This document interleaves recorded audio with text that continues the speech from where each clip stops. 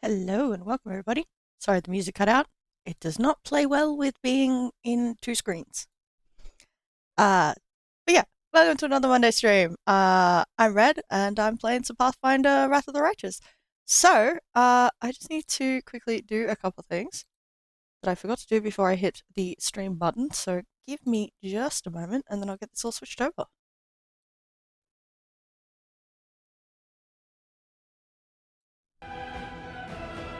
Oops, wrong button.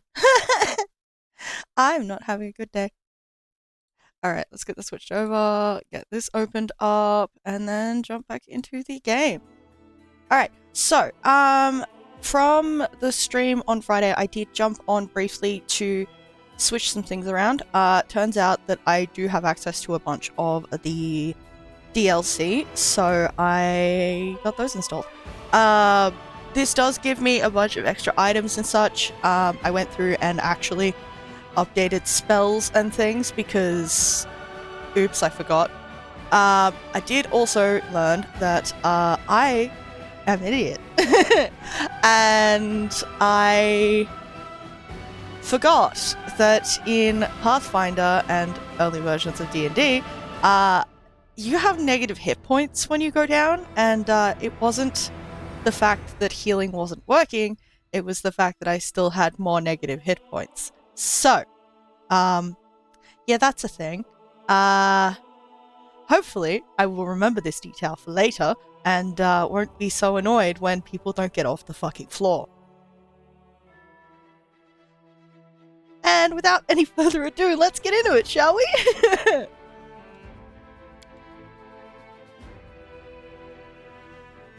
Alrighty, so where we last left off, I believe we were doing some stuff with Woljif, Woljif, sorry. And honestly, they may be my new favorite character.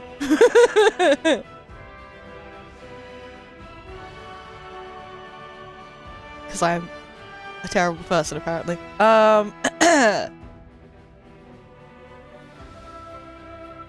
Also, thank you to the various people that followed over the weekend. I really appreciate that.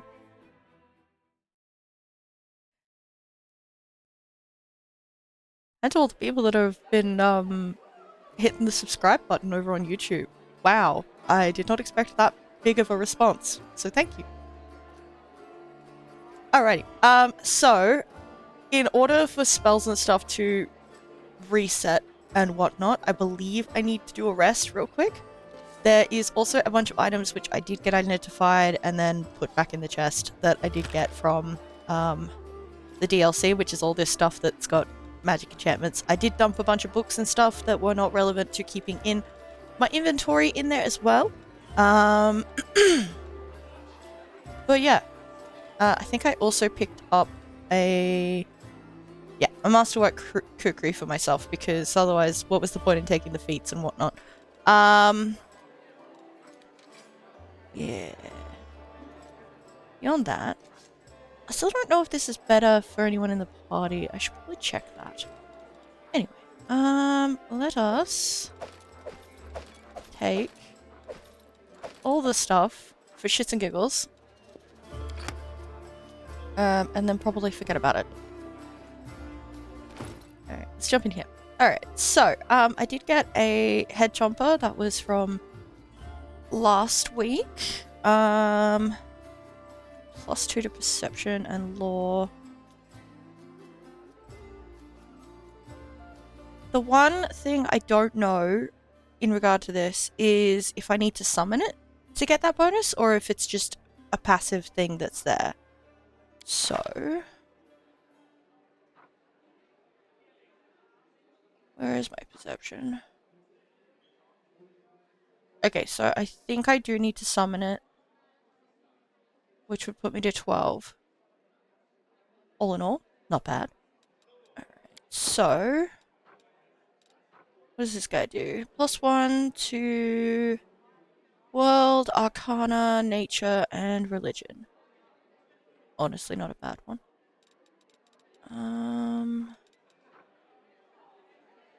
Damage rolls against swarms.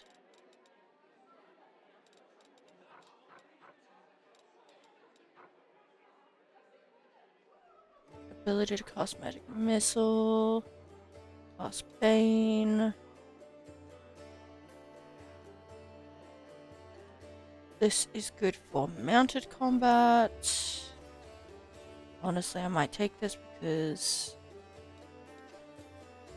I'm still the lowest hit points of the party. That's amazing. Fancy hat. Oh, my hair went away. I'm bald. What a shame.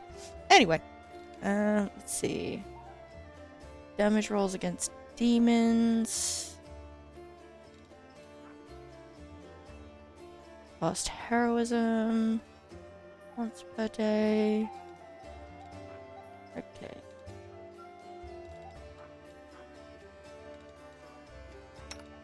You.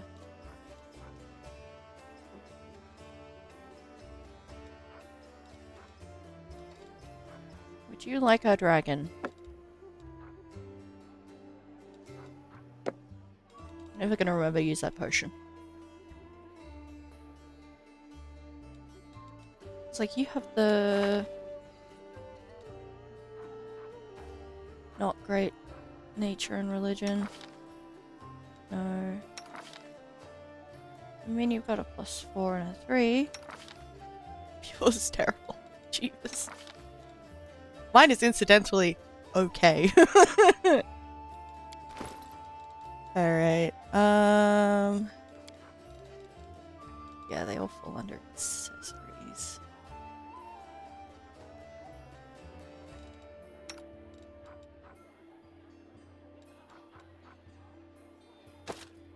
Yeah, have some braces.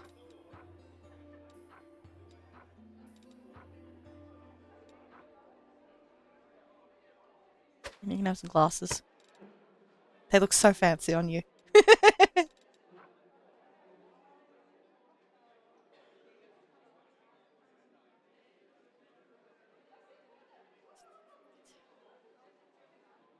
Grants its wearer fire resistance 10. Additionally, 3 times per day, the wearer can breathe out a blast of fire, dealing 3d4 fire damage in a 15-foot cone. Successful reflex saving throw DC 15 halves the damage.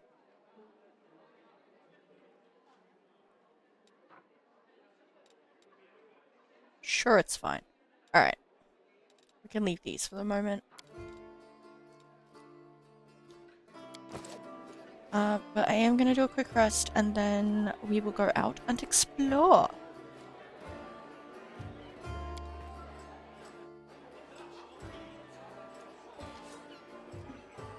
All is unavailable.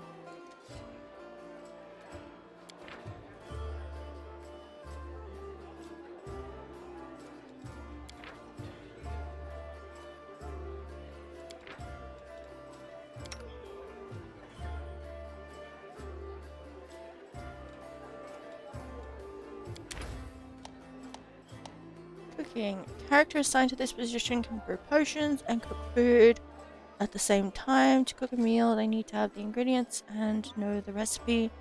Also, each character can cook a hearty meal, which doesn't require any recipes or ingredients. The effects last for 24 hours. Cool. +1 cooking bonus on all skill checks for the day. Oh, that's neat. Spicy pastry. Move speed. Woljif's favorite dish. That's amazing. Flour. That's interesting.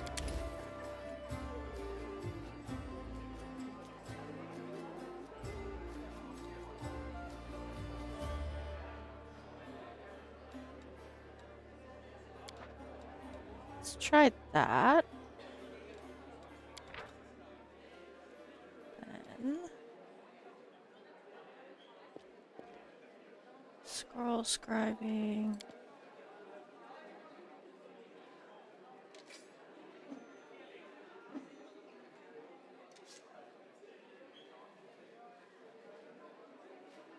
No scroll scriber's kit available. That's fine.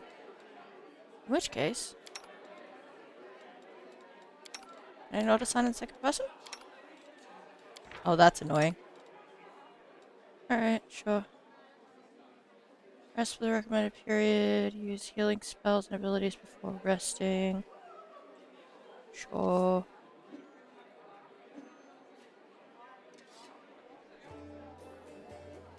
No alchemist kit available. Okay, that makes sense as to why we can't do potions. Pearls of wisdom from Brother Woljif. Thanks, When you Woljif. eat in a tavern, you don't have to pay. Just make sure to sit close to the door.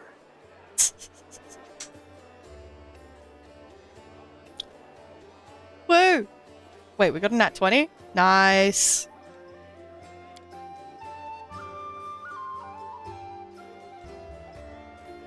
Alrighty, so.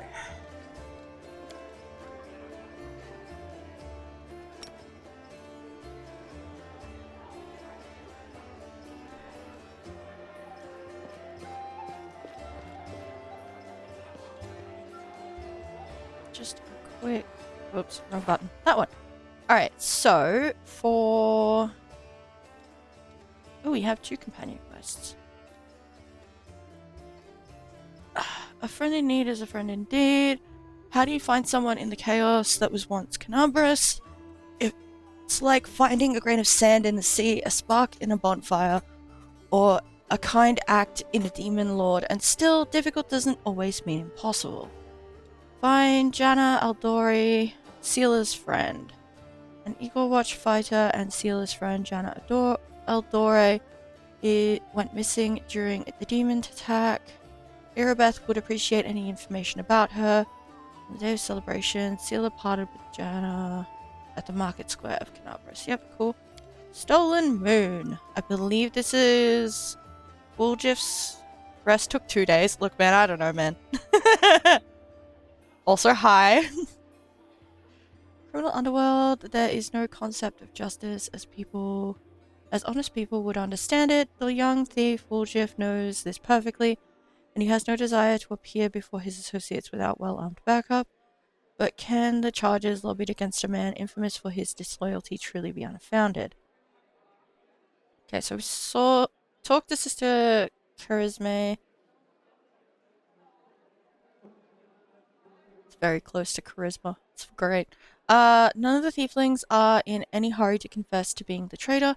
Gathering incontrovertible evidence is the only way to prove that Woljif is not the culprit and to deduce the identity of the real traitor. Irabeth is sure that the informant was a tiefling with long horns, perhaps the sentinel golem at ancient trees and wonders can offer more information. Yep, we can go talk to him.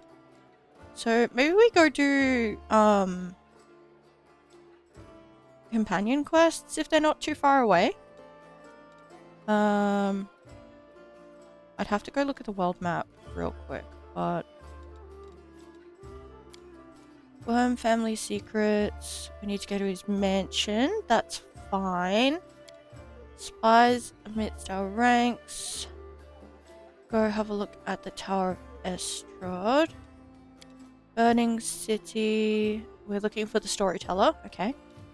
Which he was at the library.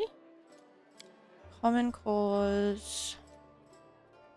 How many people are there still alive in the city who can hold a weapon or cast a spell? Potential allies can be found in the most unlikely of places.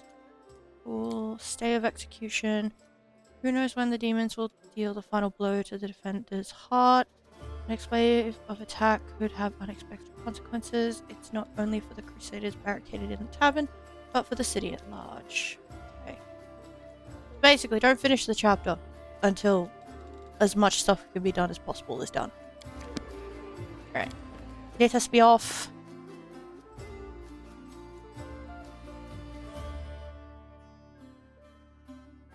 Alright, there's an area outside that I have to go off from, but still. Trying. It's not working, but I'm trying. It's raining.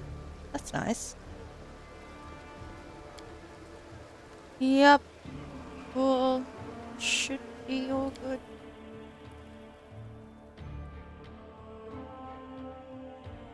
Sealer's art's great.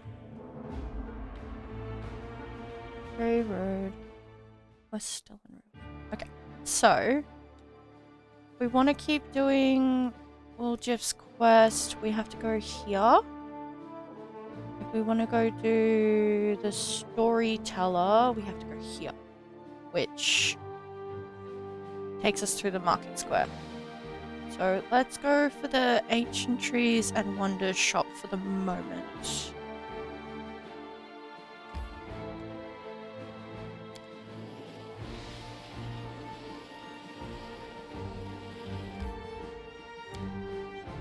Didn't get accosted on the way there, that's lovely.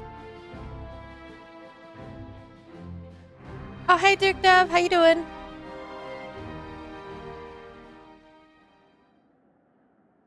Well, this place was ransacked. Right, who did I hand the owl to? Something wrong? I'll watch your back. Sorry, the dragon.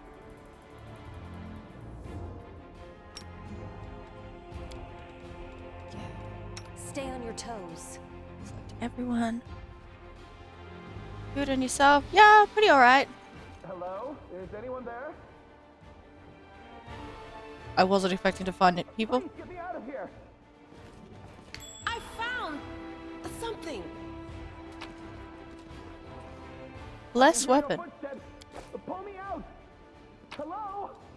Shh, you're Hello? Is fine. anyone there? Free at last. I thought I'd be flattened like a pancake under that rubble. Much obliged. Damn, I'm not in any pain, but my head is still foggy for some reason. What's with all the hubbub in the city? The name's Finian. I'm a Pathfinder. If there's anything I can do to help, I will.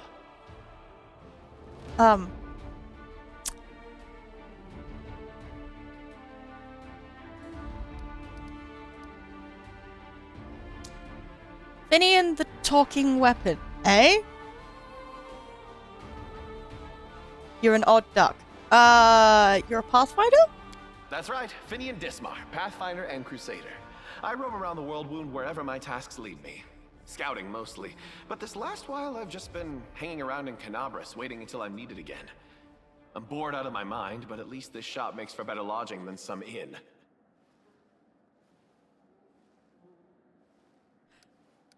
What I meant was, what are you? What's that supposed to mean? I just told you. You want to know where I hail from, is that it? Well, I'm from around here, actually. We Kelets of the Star Eye clan fled when the World Wound troubles began. But I couldn't stand by while the demons wreaked havoc, so I came back. The fuck is a Kellid? Or did you mean to ask about my weapon of choice? My best weapon is every weapon. I'm a skilled and capable fellow, if I do say so myself. I can swing a sword and poke with a spear, but what I am best at is communing with the spirits. They call folks like me Phantom Blades. You are the most polite and or friendly sentient weapon I have ever encountered, ever. I'm uncomfortable. A Phantom Blade, what's that? It's like a spiritualist, but with a twist. It means that some spirit took a liking to me at some point, and it can turn into whatever weapon I need. Handy, eh? I don't need any whetstones or enchantments. Doesn't take up space either. Although, to be fair, it's not a barrel of laughs. The spirits that bestow this kind of power don't come from happy places, and they're not exactly bright-eyed and bushy-tailed. They usually appear after great battles that leave few survivors. Aha! The city is under attack by demons, to answer your question, by the way. Wait, what? The last thing I saw was some thieves breaking in here. And then the guards came, everyone was running around. After that, it's a bit of a blur. Right when things got intense, they dropped the cabinet on me. I couldn't even help the owner. I was just lying under the shelves like a dimwit until you came along. Okay. If there are demons in Canabras, we must do something about it. The city needs every blade it can get. Hey, do you mind taking me with you? I don't think I can handle this alone. And besides, the more the merrier. Uh-huh. How'd you end up in this shop? I've been waiting here so long I don't even remember anymore. Just sitting and waiting for any word from the Pathfinders, but it looks like everyone has forgotten about me. The shop owner is an old friend of the Pathfinders, so I've taken up residence here.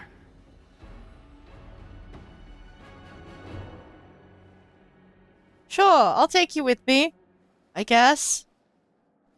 Magic talking weapon. Minion. I swear you won't regret it. I can do all sorts of things. Is there anything your party is missing? A sword, a spear, a bow? Just say the word.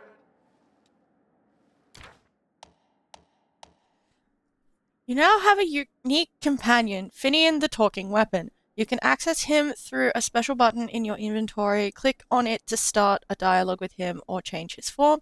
He can take the shape of any weapon, and you can then give him to one of the characters in your party.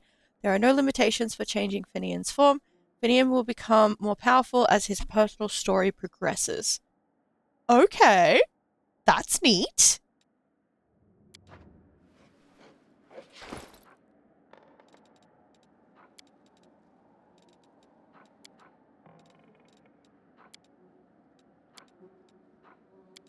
I've instantly forgotten where he would be.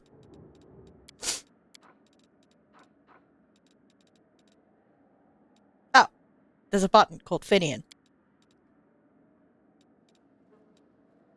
Start dialogue, I guess?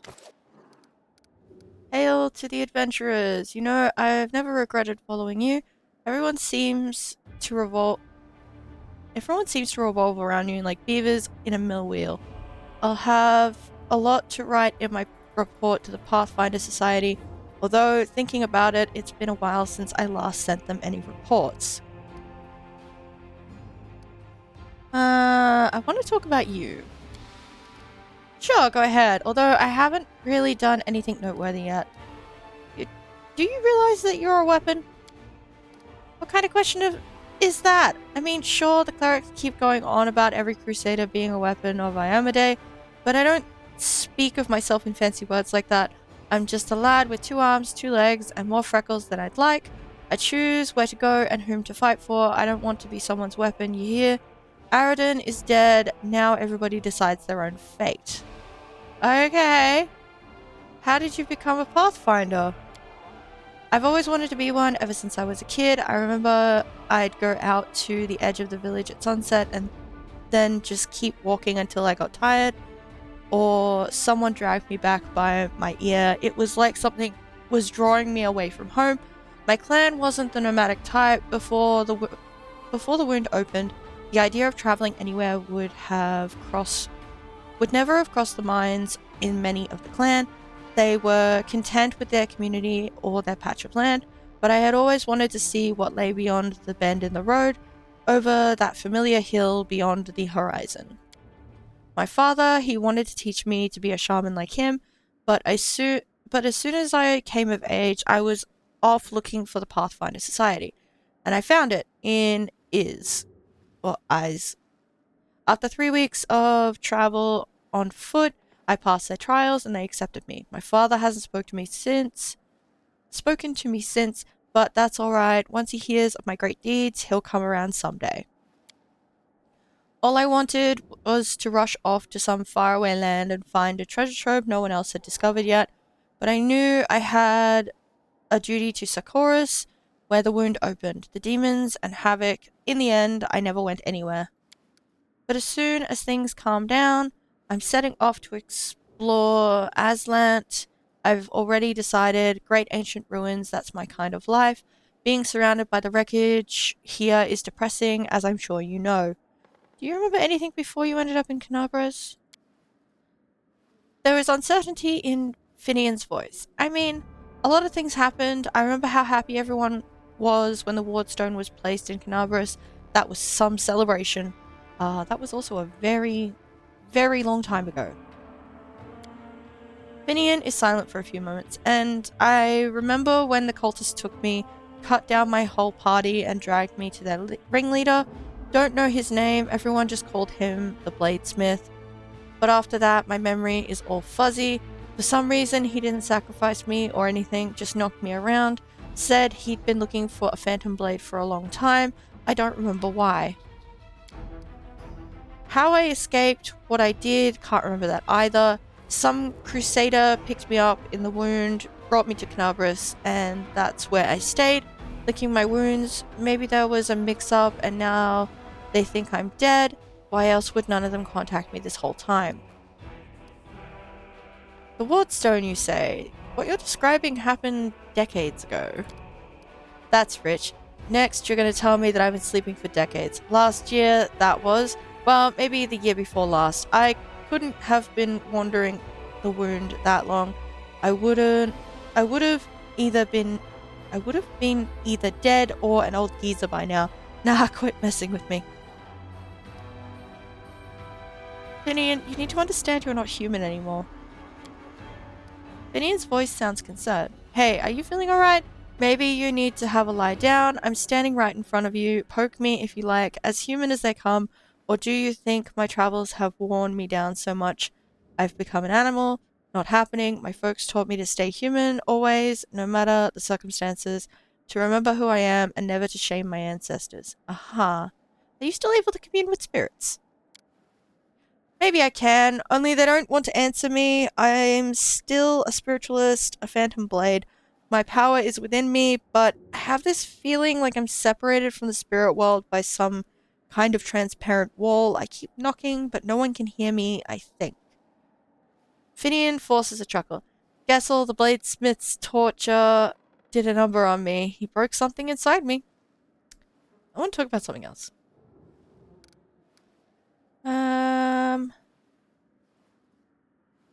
Tell me about the Pathfinder Society. Oh, well, sometimes folks curse our names, calling us opportunists who just want to line our pockets, but that's only part of it. We're travelers, explorers, solvers of mysteries, and fighters of evil. I mean, good coin hasn't hurt anybody yet, but for folks like me, it's not what matters most. We're curious to see the world, play a part in everything, stick our noses everywhere. Getting into our circle isn't easy. First, you must prove that you can endure any place you're sent to, that you won't shy away or flee. That's why you'll never catch a long line of applicants outside any society's lodge. Every lodge has a venture captain, and if they approve your application, you're in. And there are many lodges all over the world, but the main one, the Grand Lodge, is located far away in Absalom. I've never been there myself, but I've heard a lot of stories about it and about the Decemvirate that governs all Pathfinder affairs from there. I'm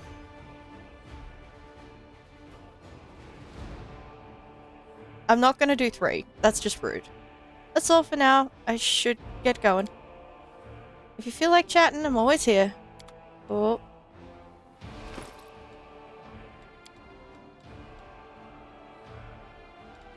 Ooh.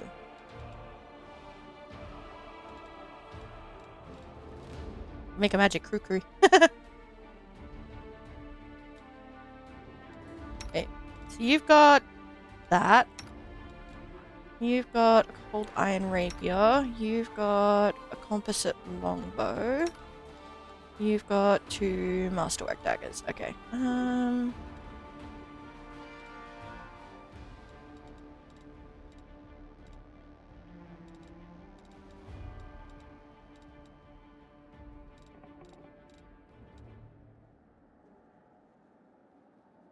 Could turn into a rapier and give Camellia an upgrade. That might be worth it.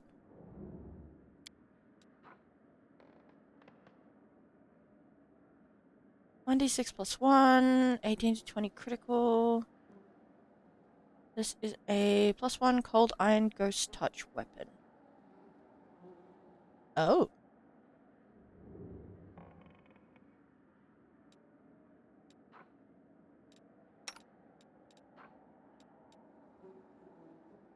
Why did it change? Come on. Oh, does it go off the proficiencies? In that case...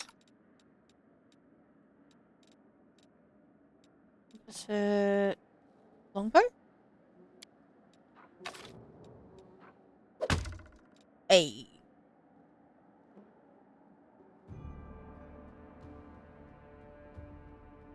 Yeah, that's looking like a pretty good upgrade.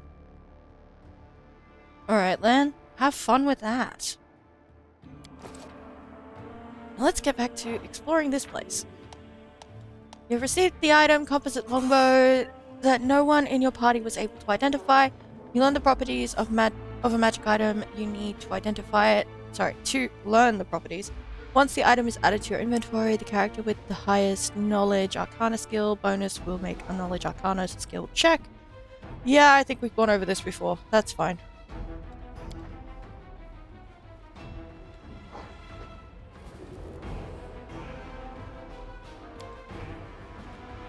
Some scrolls have been torn apart, some have been trodden on by muddy boots.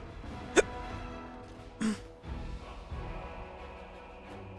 feel like that's behind the counter. Always watch your back.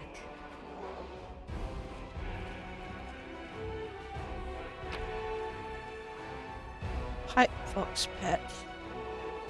Pipe Fox provides a +3 insight bonus on Knowledge Arcana and +2 insight bonus on Perception checks. Cool. Spiral Shell.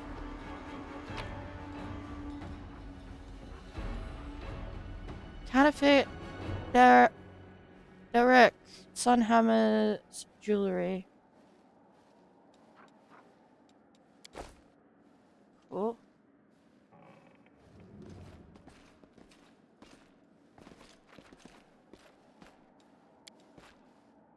Polished oak shelves once showcased magic rings and amulets. Now all that's left are the grubby handprints of the robbers. Yep, cool. Nothing else over here. This. Unique weapons and antique armor were previously displayed on these stands. It's unlikely their new owners even know their true value. Okay, let's pick this. The formerly well-appointed shop now looks a sorry state. It has gone completely ransacked. It has been completely ransacked. Lying in the corner next to a scorched wall are the soot-covered shards of a clay golem's head. The golem's eyes glow in the gloom. Master code word. Hand of Iori. Code word correct. The golem's eyes glow brighter, awaiting orders. Where did you come from? Who created you? This golem was created by Gaffrian and Son. Address 3rd building on the right. Jeweler's Alley, nearest Cyan Mendev. Model G504ENE, which stands for Experimental and Enhanced. For all inquiries, contact Mr. Gaffrian. Okay. Tell me about any suspicious people who came to the shop in the last week. The golem is silent for a moment. 56 individuals entered the shop. Human, female, old. Gnome, male, old. Human, female. He'll be reeling off customers till nightfall. We need to ask it in a different way. Were any of the suspicious people tieflings? Sorry, 1 second, I need to cough.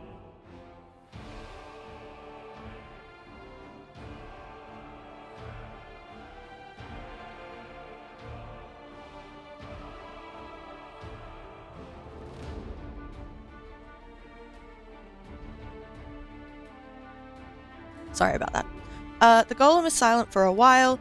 Tieflings, 3, tiefling male, middle-aged, tiefling male, young, tiefling female, young. Tell me about the young male tiefling.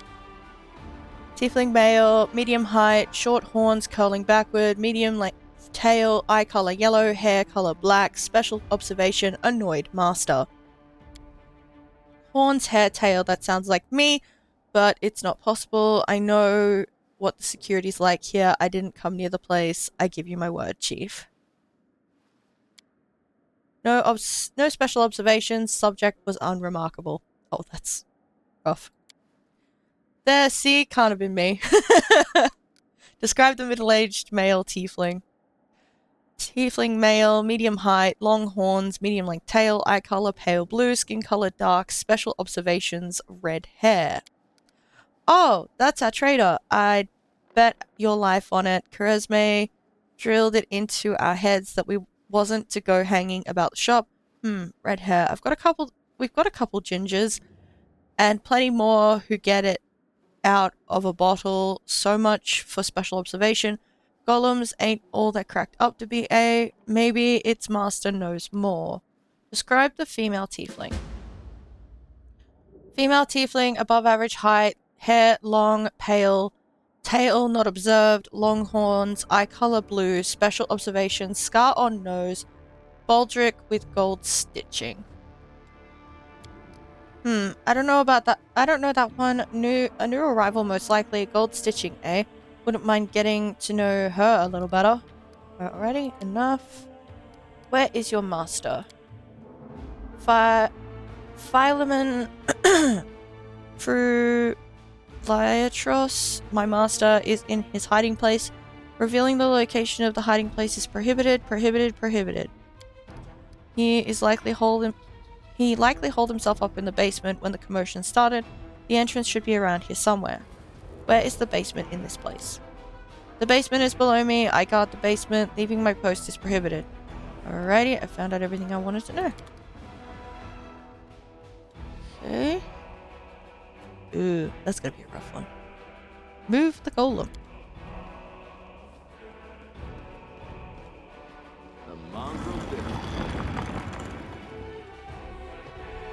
Alrighty, to the basement.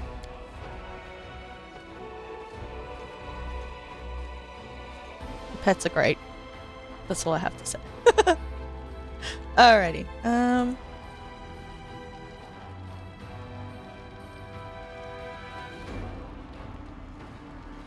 We will leave the place after. Hello! How you doing, buddy? Philemon. The elderly gnome, is so portly as to be nearly spherical, is curled up in the corner of the basement shaking. Marauders, bandits, scavengers. Yeah, makes sense. We're all of those things and much, much more. Before you report us to the authorities, mind if we have a chat. Please calm down. No one's going to rob you. The gnome peers at you. You do look better dressed than the local thieves and ragamuffins. You came here to tell me that the nightmare is over. No, it's not. You're here to steal my riches. Get back. You performed an action that was good. Woo! The gnome notices Woljif, and his rounded face turns scarlet. You, Woljif, the dirty little sneak thief. You've been sniffing around my shop for years. Finally worked up the courage to rob me, did you? Get out of here. You and your pals have taken everything already, I'm sure. The gnome seems to settle slightly. My name's Philemon. Through Liatros. I was the owner of this shop, but I'm not sure I can claim to be the owner of anything now. I hope there's at least something left of it. I didn't steal anything, it's fine. Oh, come off it, your shop's fine. It's a little bit it's a bit ransacked maybe, but nothing a bit of spit and polish can't fix. Where were you the night of the robbery? Do you think I robbed my own shop? I was here in the basement. I was told to make it look like I'd left. The watch was very keen to get their hands on those thieflings. They seem to be multiplying all over Galarian, of course. So of course I did everything they said, and I've been stuck in this basement since then. The golem wouldn't move away from the door no matter how much I yelled at it, but then I thought that it was all to the good. Somebody came by after the guards and caused a ruckus upstairs, bellowing like mad, taking advantage of my absence. Tell me about the tieflings that have visited your shop recently. Why should I tell you anything about my customers? You're not from the City Guard or the Eagle Watch. Chief, if he keeps digging his heels in, just say the word. I know how to loosen his tongue. I'm helping the Eagle Watch to catch the culprits. It's in your interest to tell me everything. Intimidate, start talking or else. Woljif, you try to persuade him. Attack. I mean, we can go with the bluff. Helping the Eagle Watch. Eagle Watch to catch the culprits. It's in your interest to tell me everything. Failed. Never mind. Is that so? How do I know you're telling the truth? And since when is the Eagle Watch in the habit of sending strangers to do their work for them?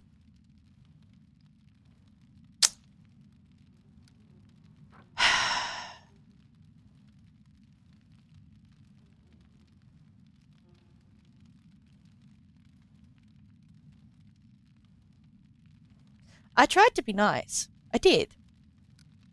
What'd I get? Yeah, that'll do it. Fucking hell. Hey Dev, if you're still around, my dice luck continues. Rolled a fucking 3. Lovely.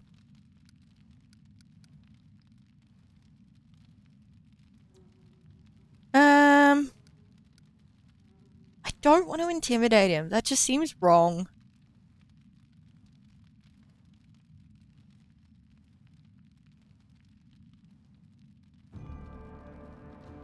Woljif, you try to persuade him. Please don't hurt him. Okay, that'll do it.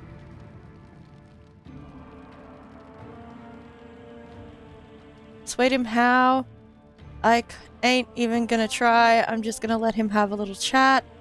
Woljif erupts in blue flame, and the shadow of a winged demon with claws grows behind him. With the devourer demon from the depths of the abyss. Oh boy! Philemon recoils in terror, covering his head with his hands. I'll tell you everything. Yes, I really did kick that pup, but I didn't know it'd go flying halfway across the yard. What? You kicked a dog? Maybe I should have intimidated this bugger. The blue flame and the shadow vanish. Pup? What pup? Tieflings. Tell us about the tieflings.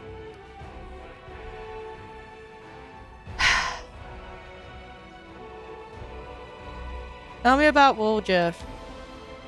Philemon's face wrinkles into stays. Woljif, Jeff Doe, right? Yes, I've known him a long time, though I'd rather not know him at all. He's been skulking around my shop for years, treating the place like a free museum. He always wanted to look at the moon of the abyss. I chase him out, but he'd just slink back in again.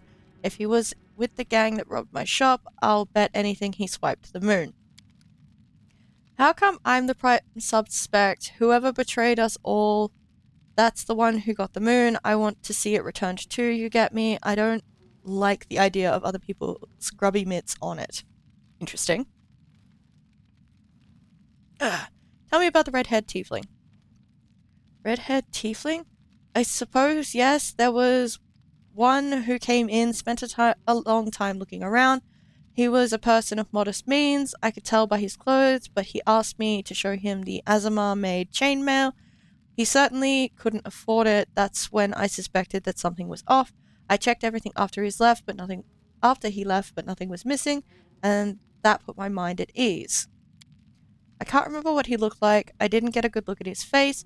All I remember is that he was wrapped in a green cloak like he was freezing, but that's all I have. That's it. With that description, we'll surely sniff him out. Come on, Chief, back to Sister Charisme. We go to have a good long shifty at all my brothers and put all these clues together. Something tells me our traitor isn't going to wriggle out of this one. Tell me about the tiefling woman. A tiefling woman. Ah, yes, I remember now. A noble lady, unlike the tiefling ruffians we have around here. She purchased magical equipment for the crusade, and she promised to come again. If only all tieflings were like that, I'd be laughing all the way to the bank. Okay. I found out everything I want to know. If that isn't enough to help you catch thieves, then I don't know what else to tell you. Now, be on your way and leave me in peace with my wreck of a shop. Should probably tell him to come to the fucking inn. Doo-doo-doo.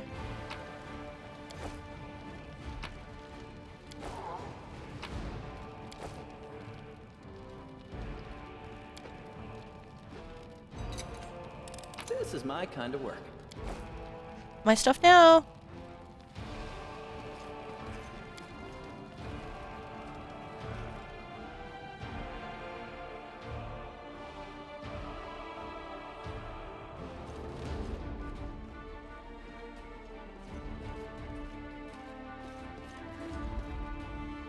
Nothing else.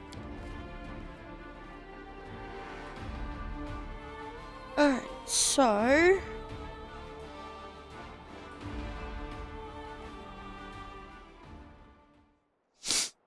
we now need to go to the Thiefling's hideout.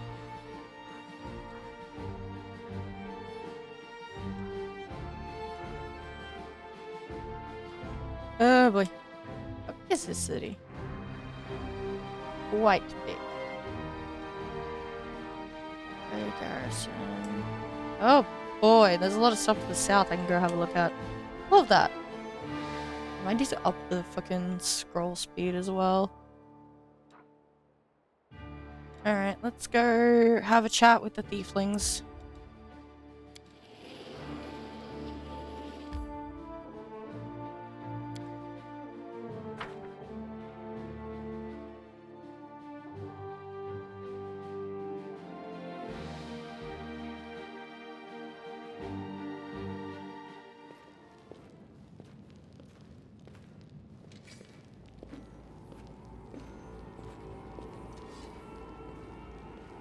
Interesting.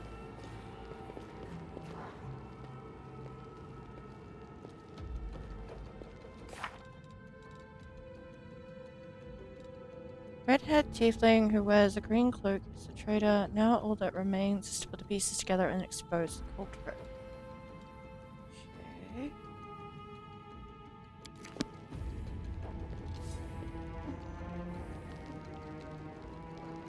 They both? Yeah, he's a redhead. I don't know what he is.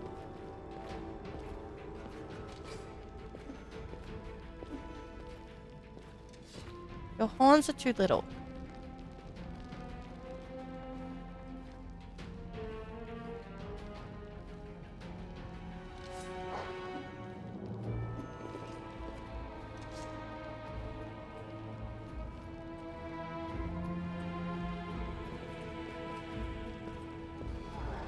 Okay.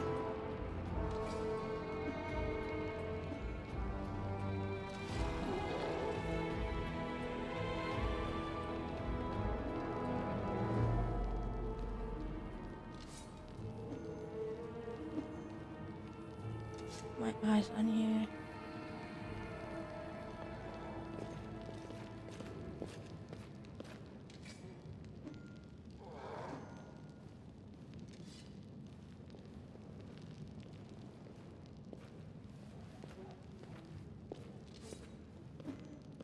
How do you know it? I know that Woljif would land us all in hot water. Okay.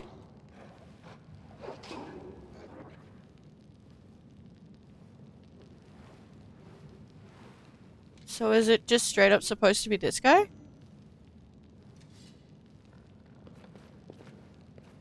Last brother Woljif has revealed his true face.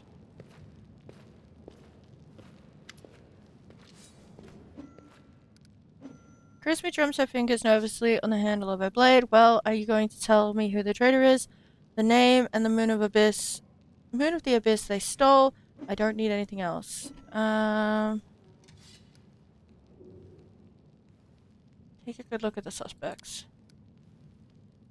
The tieflings are tense and ready to reach for their weapons. The only redheads are Melroon and Doffy. The dark-skinned tieflings are Vanya, Doffy, and Melroon. Doffy,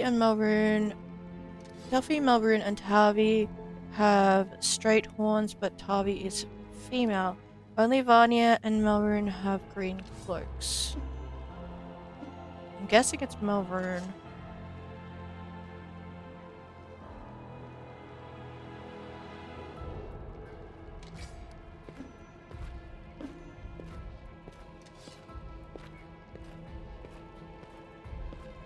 Ready to give a name. Well, go on, tell her. Trader is Malvern.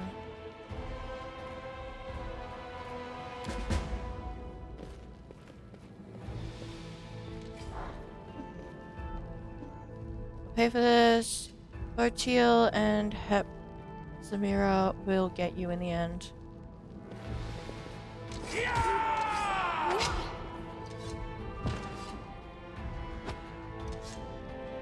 Grab him, take him away for questioning.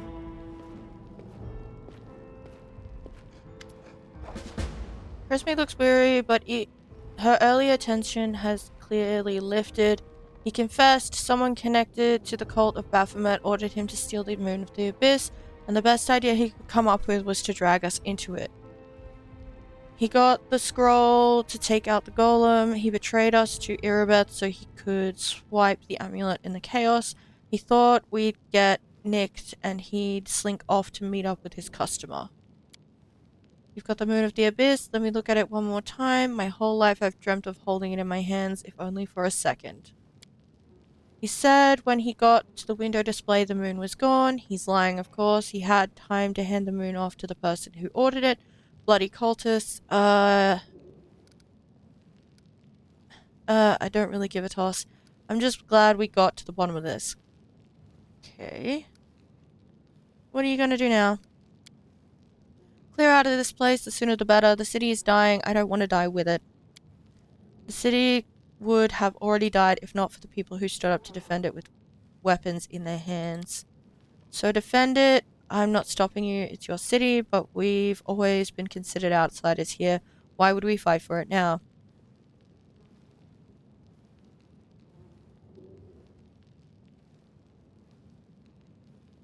Something tells me not being a tiefling is going to make it rather difficult to join the thieflings. But we can ask, can I join the family? Charisma bursts out laughing. That's all you want? You can have your pick of the non-tiefling gangs. You've no need to tread on our territory. The family is for tieflings only, no exceptions. Fair enough. What are you going to do with the traitor? Charisma nonchalantly picks at her nails with her knife tip. He'll be sent to visit his distant relatives on the farm, to think about what he did. Any more questions? Nah, I'm good. I have to go. Good decision. I don't plan to hang around long either. Sister Woljif bites his lip. Nervously bites his lip. His cheeks are flushed and his tail is swishing through the air. You forgot something? What now? You should be happy to be alive. An apology? You promised to apologize to me loudly in front of everyone. We're alone now, but I still want to hear it. Well? Ah, that. Charisma shrugs indifferently. So, sorry, I suppose, for being wrong about you this time. Don't think that just because you didn't act like a jerk this one time, that it cancels out the rest of your record. I know all about you. Till next time, Woljif. I've got a +10. Come on, please work. That was the most pathetic apology I've ever heard. Hey! Roll decent for once. Charisma's eyes harden, but then she sighs. Alright, fine. I'm sorry, Woljif. Let's part on good terms. I'm not going to intimidate her. That's fine. Say no. Okay, bye. Woljif watches her go, his tail relaxing. Better than nothing. Listen, Chief, when you've got a spare minute, come see me. I have something I want to discuss with you. But for now, let's get out of here. I don't like sitting below ground when the building above is ready to crash down on our heads. Cute. Ooh, there's a door. Shall we go have a look? You think Charisma would forget to... Did you think Charisma would forget to lock the vault with a pile of money in it? You should be so lucky. If you want to clear the cobwebs out of them pockets of yours, we're gonna have to try a bit harder. Okay. Might be trap, might be treasure. My tail is twitching. Must be a sign.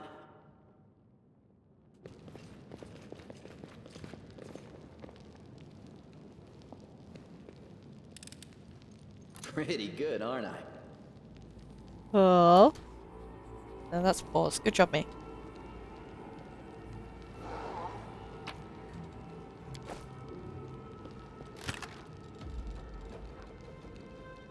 The same piece of jade. A merchant would pay well for it.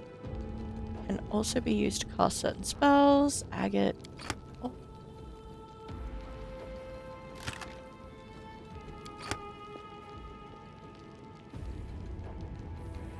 Let's turn the camera so that we can actually see what's going on here. A door.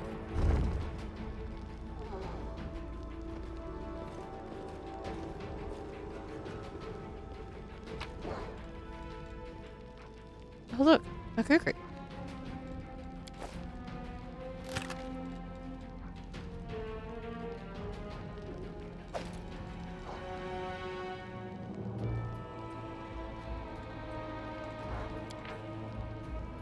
Okay. Tiefling's account book. Balance 2,500 gold. Dorothy, alchemical tools and reagents, 185 gold. Dalna, violin, antique. Needs appraisal, 10 gold taken out. Woljif, magic scrolls, 420 gold. Tavi, working the square, 15 gold. Note, I bet the swindler got 5 times the amount and pocketed the difference. I need to give that rogue a good scare next time. Charisma, 80 gold taken out. Informers, contacts, other expenses. Doffy, working the market, 25 gold. Melrune, 70 gold taken out for tool replacement. Tavi, spices, 370 gold. Karima, magic rings, 250 gold. Gort, handbound books, 180 gold. Appraiser, the violin is worth 5 gold. Note, did not send Dalna on the job do not send Dalna on a job by herself. Charisma, 400 gold taken out. Informers, contacts, other expenses, 1,000 gold taken out. Informers, contacts, and other expenses. Balance, 2,390 gold. Here the handwriting changes drastically. The letters are now small, scrawly, and hectic. Balance, 2,390 gold, but there's only 1,500 in the chest. Some shitheads got their hands on my treasury. I bet my horns it's Woljif, that rotten mug. Next time I see that bloody swine, he's going to the farm. Okay. Is that all that's in here? Yeah, that looks like it's all that's in here. That's unfortunate. Oh well. I have to leave, I guess. Probably should have looted the place before we got them to leave, but I didn't see the door when I was last in here, so probably no option to do that. Anyway. Double rogue party, let's go. Alright, so... how much stuff do we have at the moment?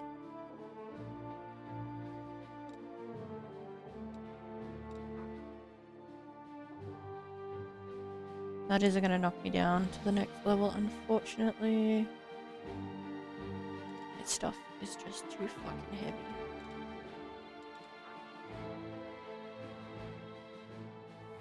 Go with that armor, but that's a terrible plan.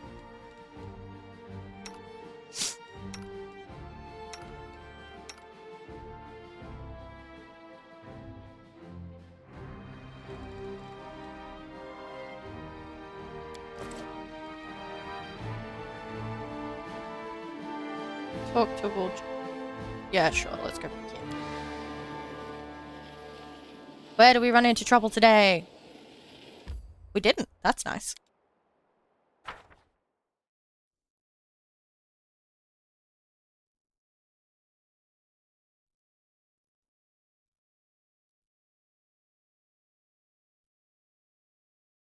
So I suppose the next place that we go after we're done here talking to Woljif is the center where the festival took place. Okay.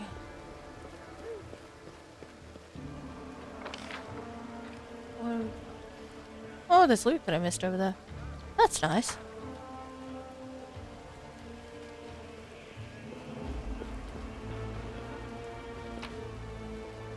Mine now.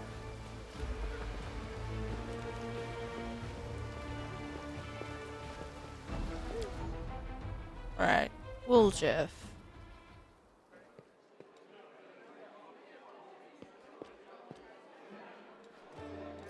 You live in the kitchen? You do live in the kitchen. Hey buddy, you wanted to chat? Psst, look, Chief, I got something to show you. Ta-da! A real beaut, isn't it?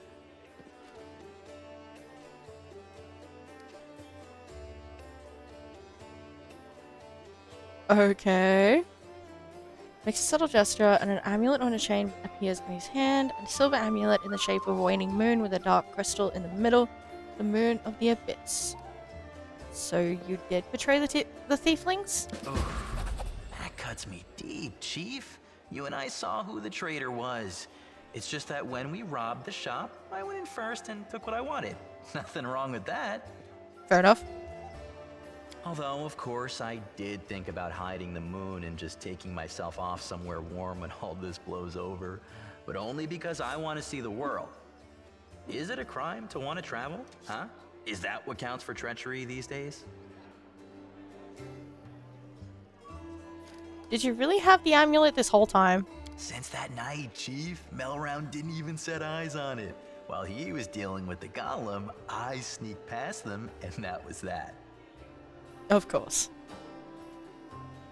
Why is this item so important? Do you really not remember it? Oh, I thought you would appreciate it. It's from the old man Fileman, the owner of the Ancient Trees and Wonders shop. It's the pride of his collection. The Moon of the Abyss, an amulet with a rare crystal crafted by an unknown maker. When I think of how much this thing is worth, it makes my head spin.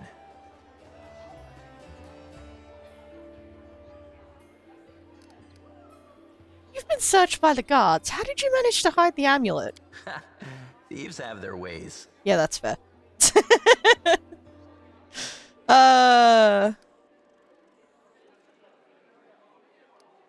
Why didn't you give the amulet to Charisma right away? What? So she would slay me right away, you mean? You saw how antsy she was over Canabras and all this. So I did it. I took the Moon of the Abyss. But I didn't go to Erebeth, and Big Sister wouldn't hear my explanations. She doesn't have the time. I even thought I'd hide the moon somewhere, and then when all the noise had died down, I'd go get it and make a run for it. I'm sick of the thieflings, and they never appreciated me anyway. Fair enough. Why did you steal the Moon of the Abyss? You wouldn't have been able to sell an item so rare anyway. Why, she asks. It's expensive, pretty. And you know, it's my amulet, actually. Not meaning I stole it, but I mean, this is my inheritance. My grandma and I were poor. All we had was a jewelry box with the moon in it.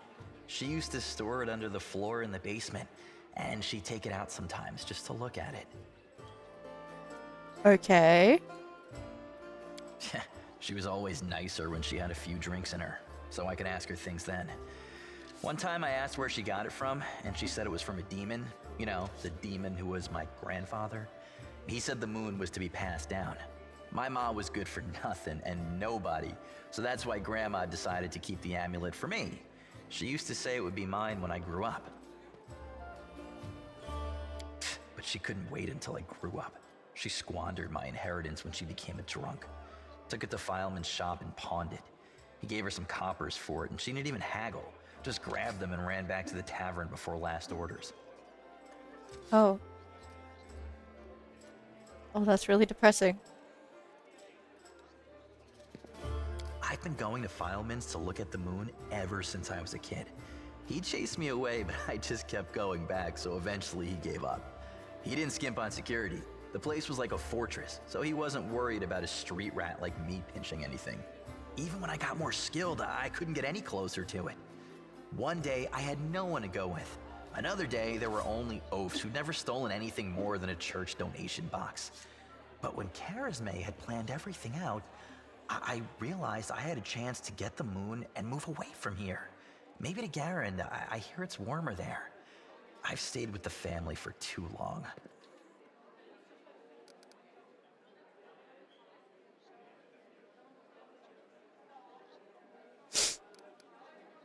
You risked everything for some shiny trinket. You deceived the people who considered you a friend. That's not the way to treat your friends. Atone for your crimes by serving the crusade. You did the right thing by not giving the amulet away. Stealing from thieves isn't even stealing. You have to put yourself first. It's not your business. It's your business, not mine.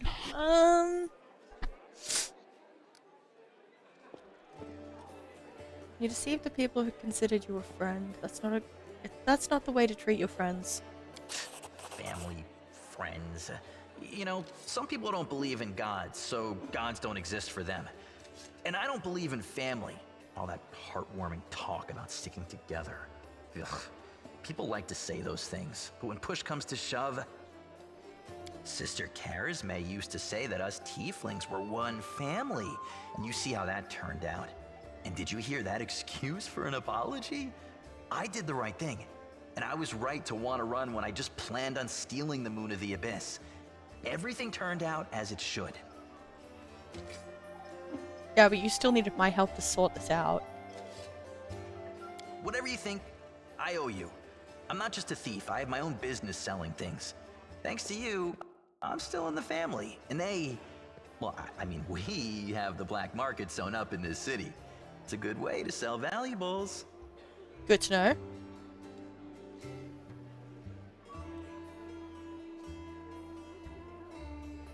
Making sure no one is going to take the amulet from him, Woljif hides it under his shirt and folds his arms on his chest. Fair enough. So, if you need anything, a scroll or something, just say the word. I have a little portal to our people in Nerosian. You put a note there, and you get what you need. I can't get you anything big, but what they do have is all high quality. Nothing's too good for you, Chief. What's mine is yours. For a price, of course. Interesting. Yep, we've done that one. Also, good to know how to say it now, because I've been calling it Neurocyan. Nerosian sounds a lot better.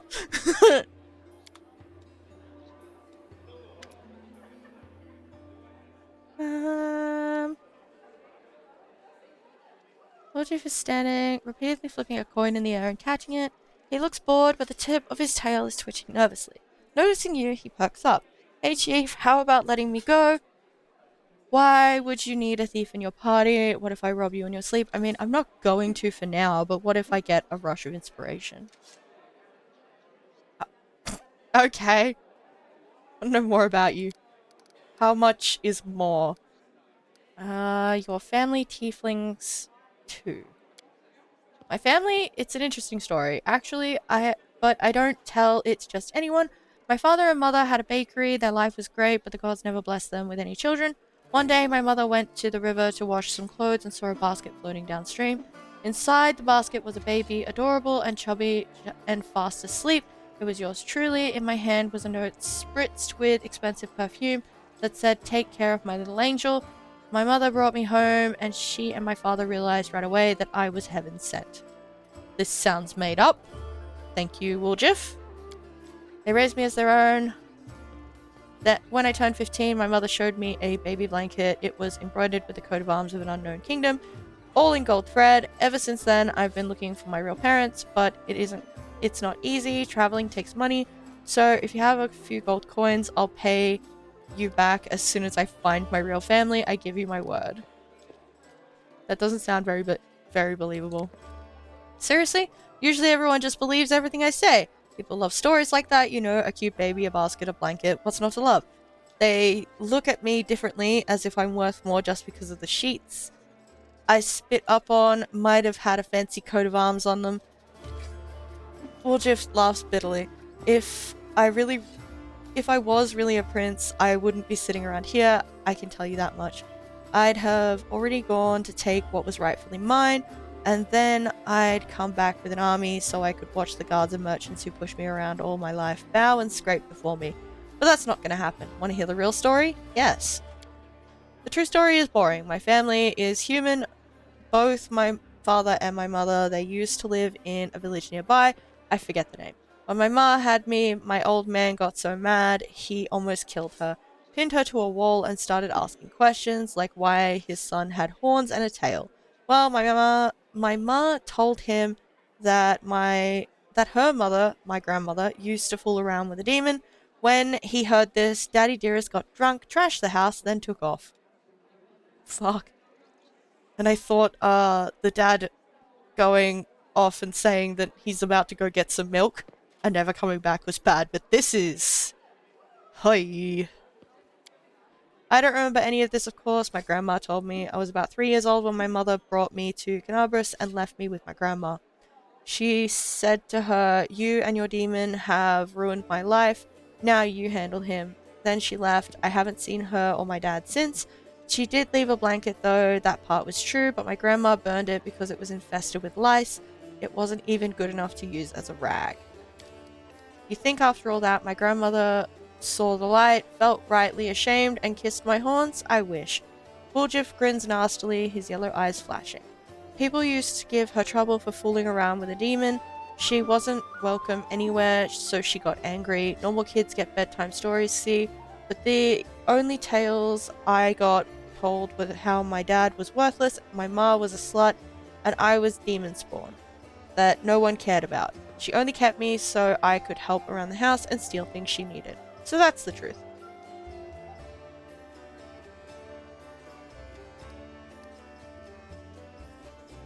Why is the tell me the real story of your family here now? Even though I just got it. I'm confused. I'm gonna click it anyway because we want to find out everything. True story is boring. Yep, cool. How did you become a tiefling? Woljif grins happily. I was already a tiefling and life had made me a thief. I've been in this business since I was a kid. My grandma used to say, if you don't work, you don't eat, and she gave me as an apprentice to Iger, or Yiger, a tiefling neighbor of ours. He was a cunning old geezer. He knew how to take a purse off somebody's belt, how to cut open bags undetected, even do some magic. I used to climb through basement windows and open doors from the inside while I was still small enough. And when I grew and stopped fitting through windows, I decided I was done with my education. I repaid my grandma for everything she'd done for me, which was absolutely nothing. Why would I feed her if she wasn't bringing me any money? If you don't work, you don't eat, so I took off. I got bored of my teacher too, but when I as much as hinted at leaving, he said I owed him for my education, so I just nodded and then I joined the Owlbears, the gang that ran our district, and told them that Yiger was working their territory. I don't know what happened to him, but I stayed with the Owlbears. Then their leader started giving me the cold shoulder. I did steal from him, but never that much, so I had to rat them out to the guards. Then I joined the Golden Hands. That was a good time, rich pickings. I would have stayed with the Golden Hands, but the Northmen promised me a bigger cut if I told them where the Golden Hands kept their loot. I'm no fool, of course, so I told them. After that, I only had one option, to join the Northmen, and then the family came. At first, no one took them seriously, calling them thieflings and all that, but I felt it right away. They had power behind them, and they had more money. I am always on the winner's side, chief. That's why I joined the tieflings. And right on time, some thugs came from the capital and made the Northmen leave. The ones who survived are in the family now. Okay. Tell me about the tieflings. Alright, I won't tell you everything, mind, but I can tell you a little. The tieflings are Mendevian thieves. The gang was started in Mendev's capital by someone or other, and soon after they'd spread all over Galarian. They're also called the family. You know why? Because us tieflings are easy to spot. Wherever we go, guards always hassle us, asking, "Are you lost or something, hornhead?" We usually say we're visiting family, and if they say, "Oh yeah, who?" you give them the name of a local tiefling who confirms everything, even if he's never seen you before in his life. That's why we're all brothers and sisters. I mean, that's a pretty good safety net. And kind of smart. I like it. There are rules, who does what, who gets what cut. I won't say it's a lot, but they make it worth your while. They'll even heal you if you take an arrow, but the biggest no-no is this. You don't steal from the family. If you don't contribute to the shared pot, you'll get the cold shoulder. You won't be treated like family no more. And then everyone will hear that you went to visit some relatives who have a farm someplace. My best guess, the farm is some underground well beneath Canabras where they breed grave worms. If Sister Charisme, our boss, looked the other way more often, I'd really be able to spread my wings.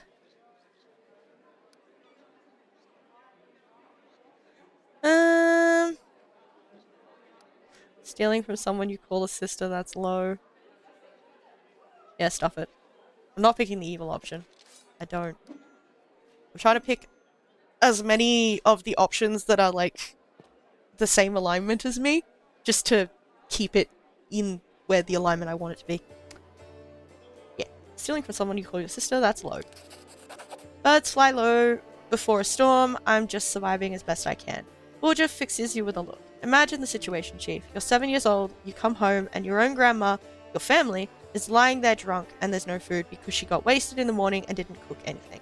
And you know that she has a stash under the 3rd floorboard.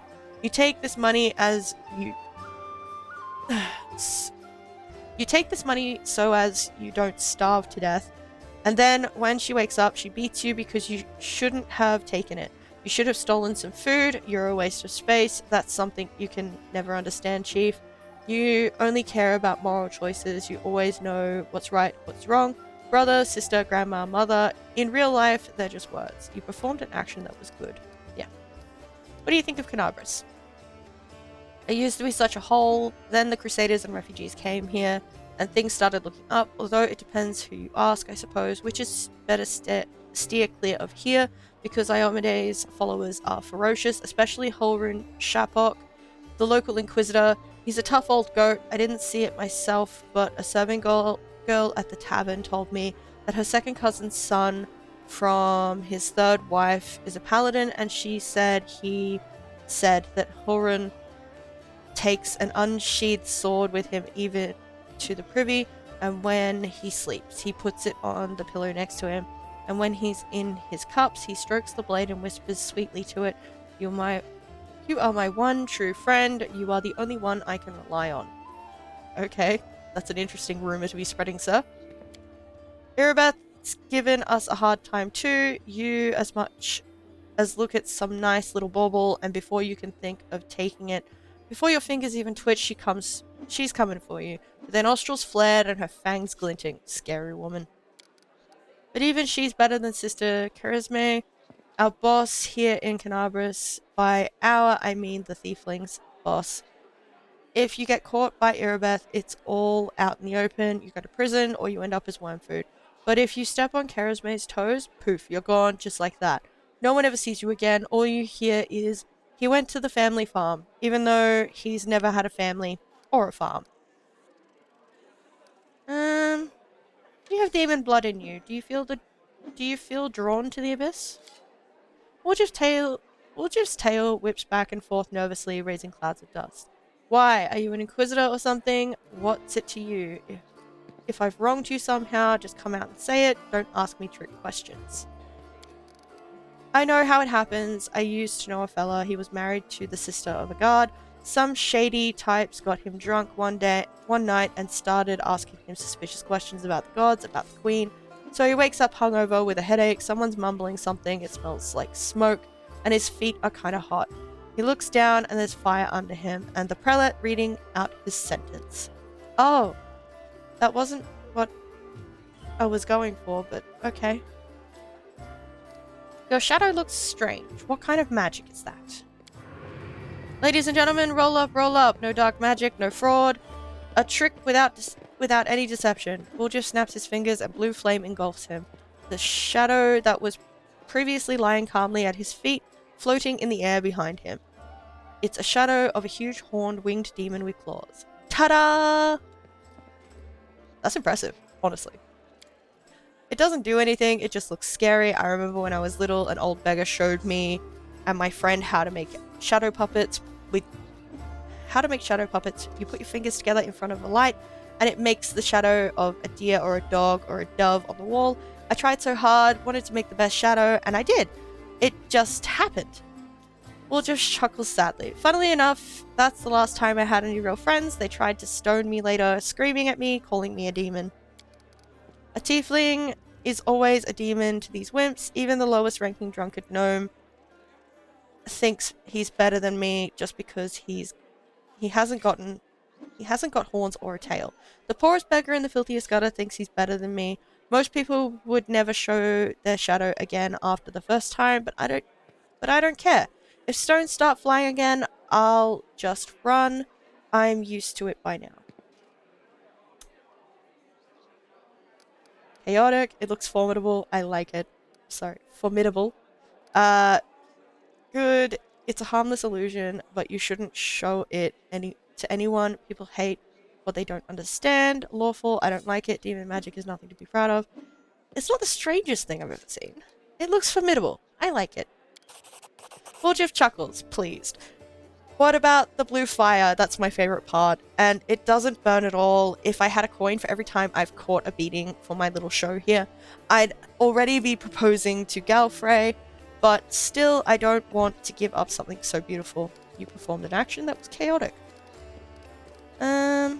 Enough. Let's talk about something else. Go ahead, Chief. Are you really staying in the party or just waiting for a chance to run off? Or just gives you a hurt look. As if I could. There are demons and dangers around every corner. The tiefling stops short. Don't you worry, Chief. I'll work off my debt. Honestly, I won't stab you in the back or go on the run with your money. And if you buy my wares, I won't have to leave it all. Okay? Show me what you can get using your tiefling connections. Woljif's face breaks into a happy grin. Look, Chief, the tieflings have all the best things. Okay. Poisonous dart. That's expensive. +1 enchantment. Confirms a critical hit on an enemy. The target must make a successful fortitude saving throw or be poisoned. Nice. Oh, it does constitution damage. Far out. That's rough. Monster Hunter. Ooh, an S-stock. Purity. Positive energy damage. Cool. Discipline. Deals +1 damage to chaotic creatures. This +1 quarterstaff grants its wielder a +1 competence bonus to AC. Cool. Cold Iron. Star Knife. Heal. Oh, it's a +1 weapon. Love that. Apprentice lockpicks. Tempted. I don't have enough money though. Wand of Snowball. Magic Missile. Heroism. The spell imbues a creature with great bravery and morale in battle. Targeting the +2 bonus on... +2 morale bonus on attack rolls, saves, and skill checks. That's a very nice wand.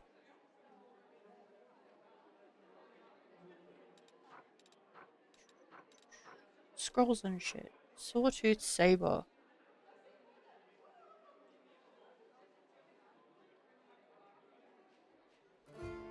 Cool.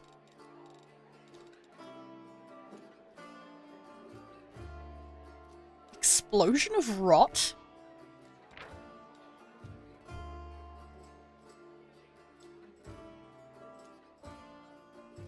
All creatures with a burst centered on target point within close range. Call forth a burst of decay that ravages all creatures in the area. Even non-living creatures such as constructs and undead crumble or wither in this malign eruption of rotting energy. Creatures in the area of effect take 1d6 points of damage per cast level, maximum 15d6, and are staggered for 1d4 rounds. A target that succeeds on the reflex saving throw takes half damage and negates the staggered effect. Plant creatures are particularly susceptible to this rotting effect. A plant creature caught in the burst suffers an x2 penalty on the saving throw and takes 1 extra point of damage per die. Wait, is this just Blight? Nice. Except it's an area effect. Love it. Alright, cool.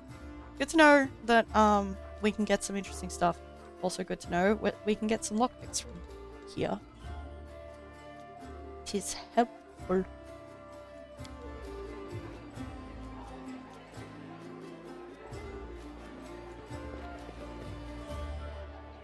Hey, Gamel.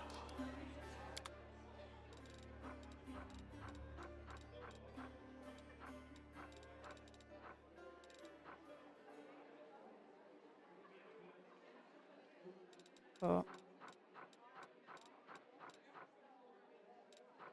You have a lot of first aid kits, and look at all the weapons that I sold him. Probably a terrible plan, but you know, here we are. Cool.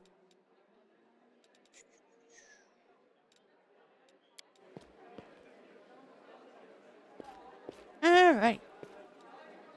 Let us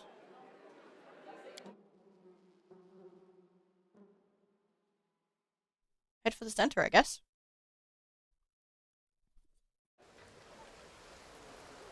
Have a drink first.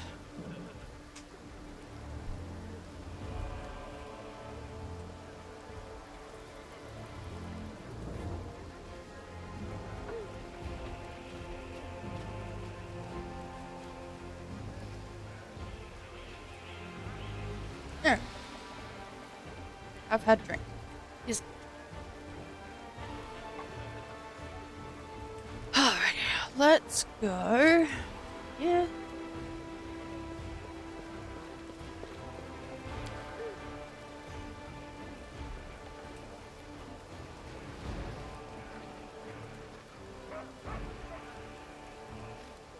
So, plenty of time on that. Ooh.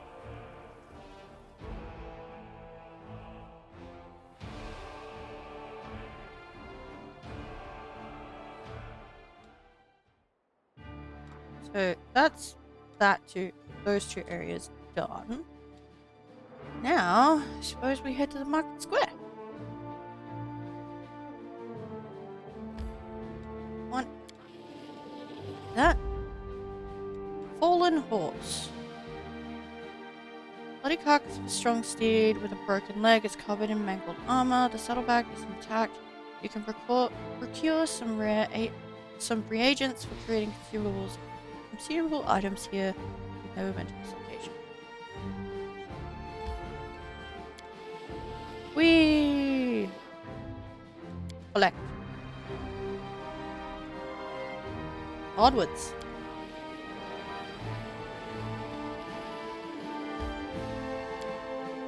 Let's go have a look at the market square.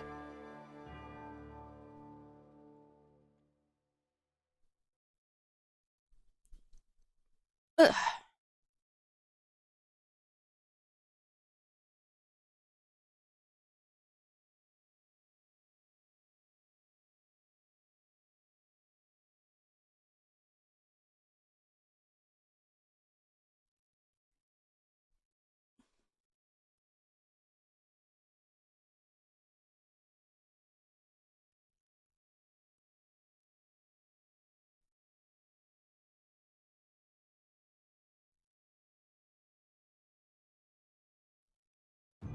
This one's taking a little bit to load.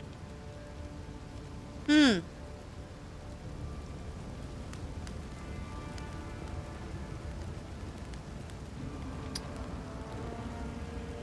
lot going on here. This is my kind of work. Enormous cracks appeared after a magically induced earthquake struck the land.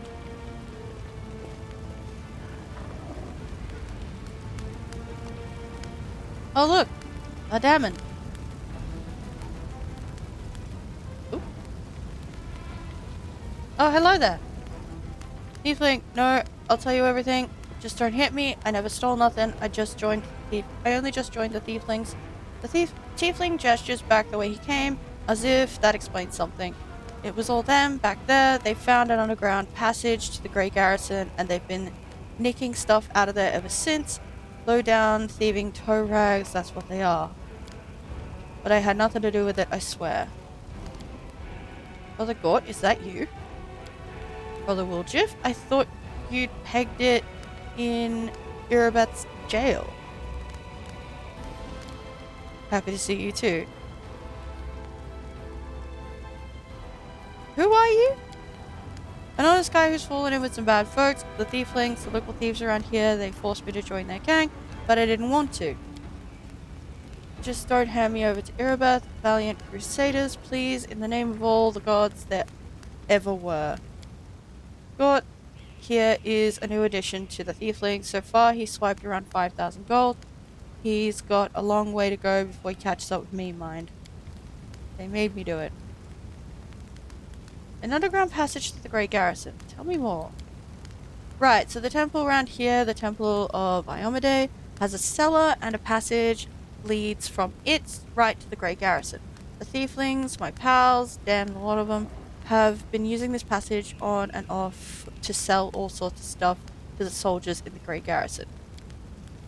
So when the demons burst into the city, we thought we'd check up on the Great Garrison to see how the soldiers were faring and to offer our assistance. Yeah, sure you were, buddy. Don't give me that look. This isn't the first time I'm hearing. This is the first time I'm hearing of this. Tieflings keep secrets from each other too, you know. Why are you afraid of me? You're one of them crusaders, aren't you? You lot hate our guts. The tieflings, I mean. You lock us up and do worse to us. The tiefling gulps loudly, but I'm not a tiefling, not really.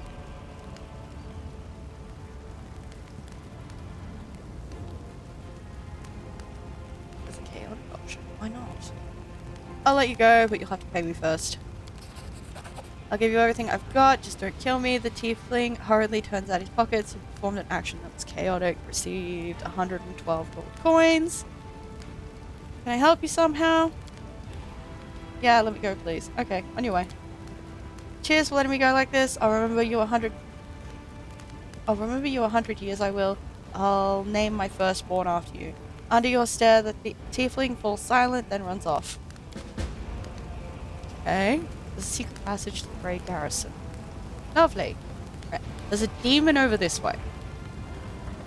How big is this? Oh, this area is quite big. Okay, cool.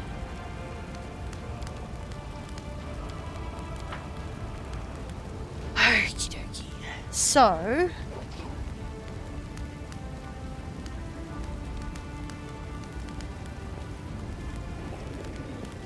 Time to rob them of their treasures. oh, this guy's gonna be hard.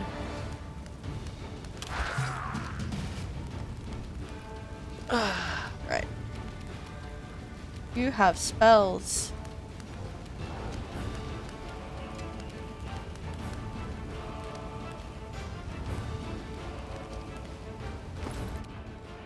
Your AC right now, you're fine.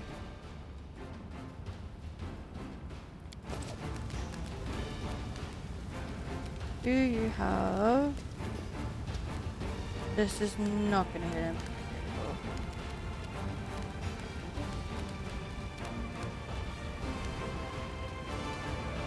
Oh, you can move quite a ways.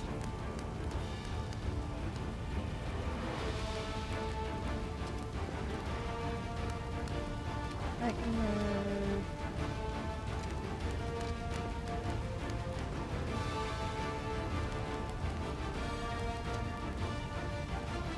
Wait.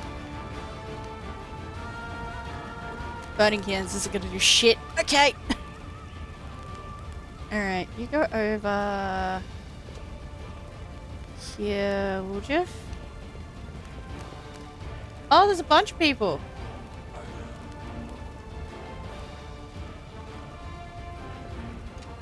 Well, shit. Crusader, citizen, Crusader. Oh.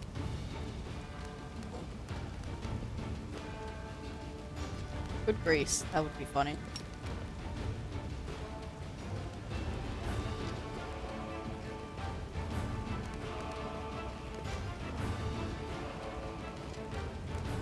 I'll do shit about the big one, but I can knock over these two, so why not? He saved. Okay, that's unfortunate.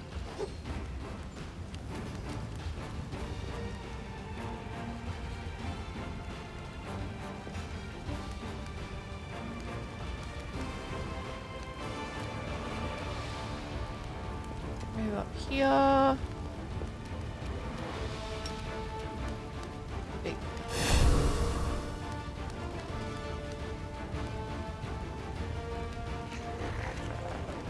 Hey, buddy. How you doing?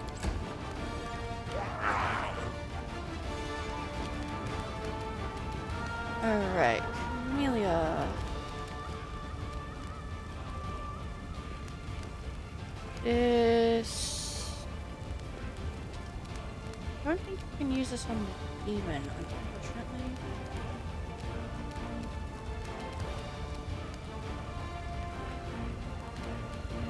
What's that? What's supposed to be fatigue.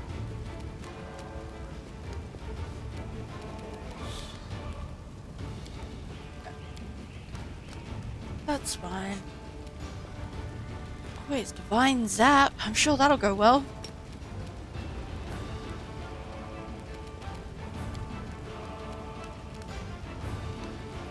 Here.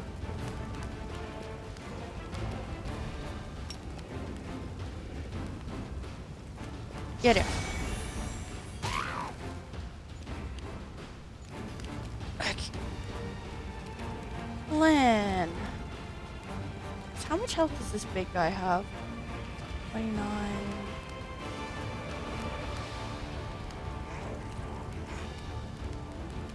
What? You moved quite far, man. Jeez.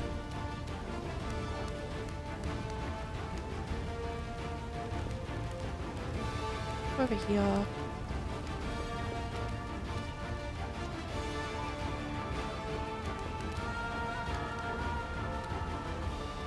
Chance of just killing him. Extra attack. Spending 1 point from his key pool as a swift action, the monk can make one additional unarmed strike at its highest base attack bonus. When making a flurry of blows attack, this bonus stacks with all bonus attacks gained from flurry of blows, as well as those from haste and similar effects. Neat. How does that work considering he's a bow using monk?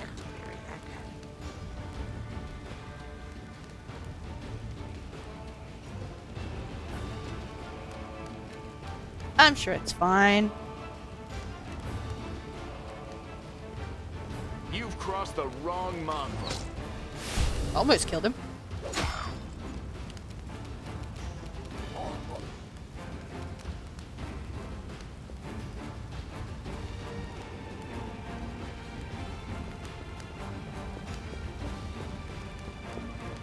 I really need to lighten my load. Oh well. Rude.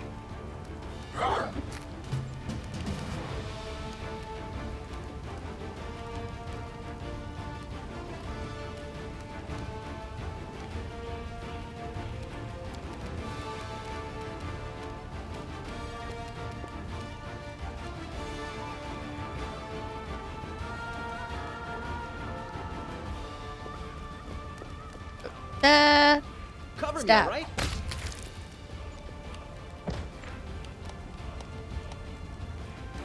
Damage reduction. You've met the enemy Dretch, who possesses damage reduction ability. Two main types of damage are physical and energy damage. Weapon attacks most frequently deal physical damage. Some creatures possess the ability called damage reduction, which lowers all physical damage the creature receives by a certain number, depending on the creature itself. In the description of the ability, it's always specified how to overcome it. It could be a specific material like cold iron or adamantine. Weapon type, slashing, piercing, or bludgeoning, or alignment, good or evil.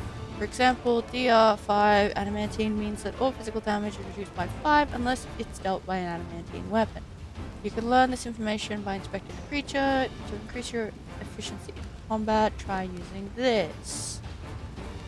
Yeah, that's fair.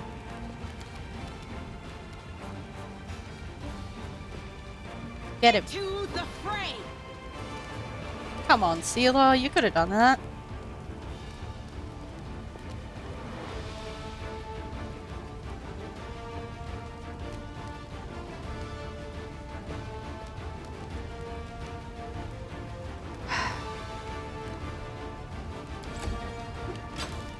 Also missed.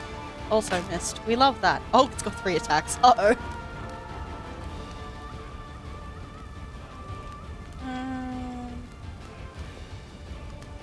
Get him. You wide open? Ah!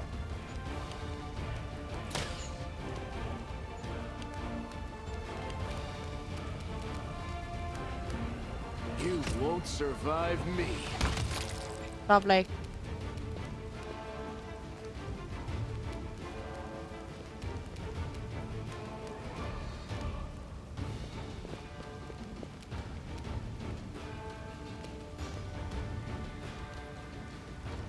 Just move around the grease, shall we?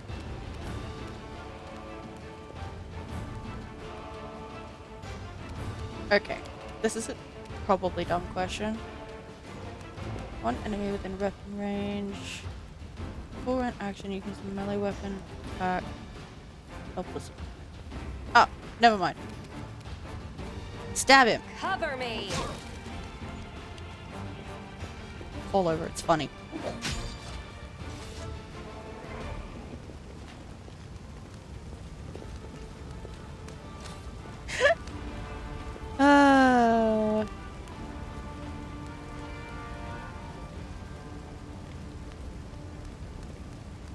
Sister's house stood there while that pile of rubble stood there where the pile of rubble is now. Good gods, there's no way she made it out, is there? Durandalev dead. How is that even possible? I can't imagine Canabras without her protection. By the order of the commander, by order of Commander Terrorblade, we are searching the city and helping the wounded. You got the same? I used up all my healing powers for today. I should have prayed harder to a day. The Eagle Watch will not abandon its post no matter what happens. Okay. Interesting.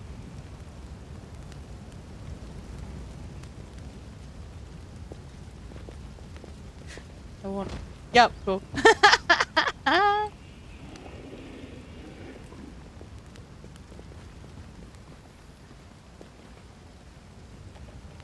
Go explore down here. Build a bridge out of the debris. Okay. Thanks, lad. You're so This awesome, errand is lad. complete. We have made a bridge. Excellent.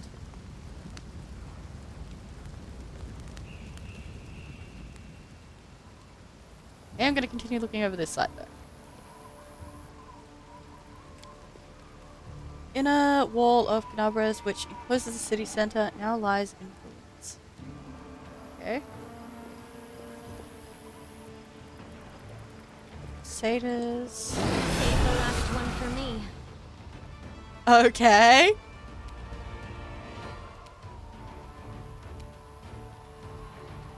The fuck is that? Marauder.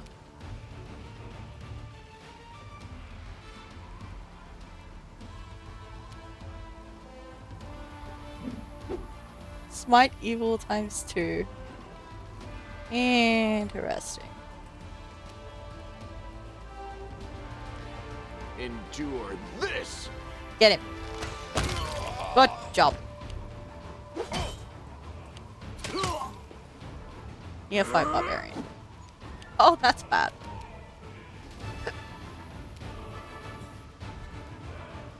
You're not even listed in this combat yet. Interesting.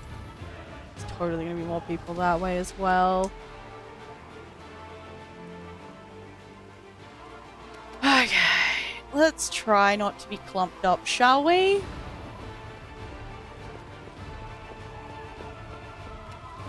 Here.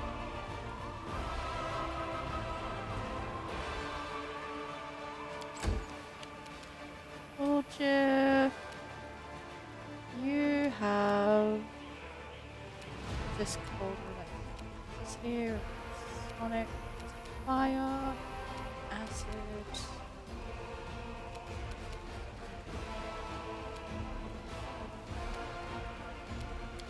So we don't want abilities. We want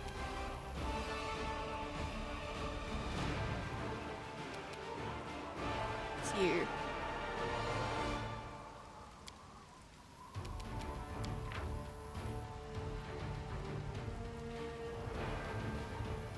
You have the not by the look of it. Oh, wow. A bit faster than I can. Various bits and pieces. Touch attack. Acid splash. Small orb of acid at the target. You must succeed on a ranged touch attack to hit the target. Not on your first level slots. That's the stuff that we can't actually use right this second. Cool.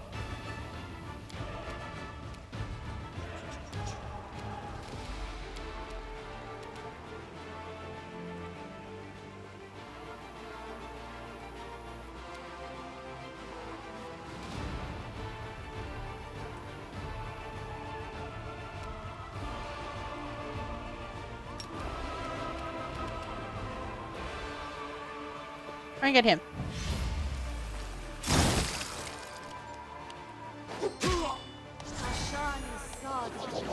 Shooting into melee, your character will just shoot at enemies engaged in melee combat, which makes them miss a lot. It's hard to hit a target that is fighting in the melee.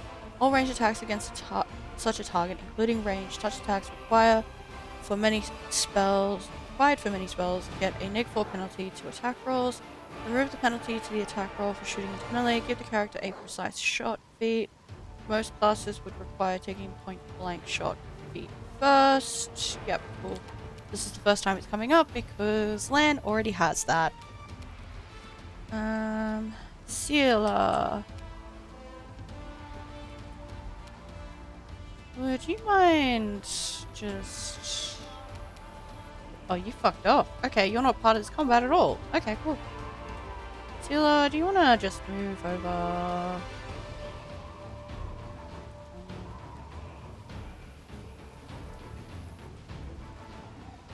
There.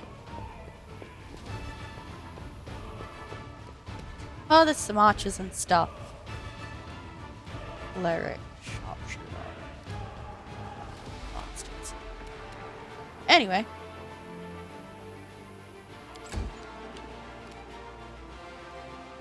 Amelia.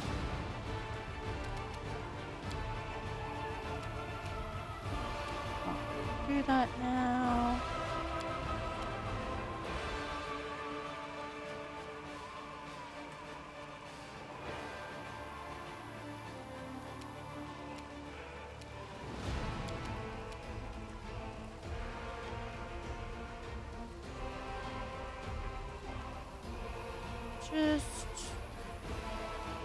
I know it's not great. Just move up there.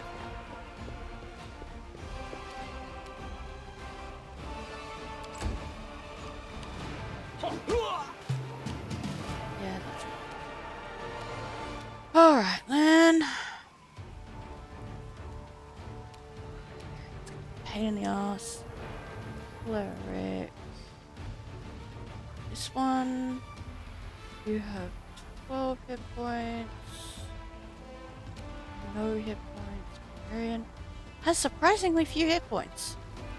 Interesting.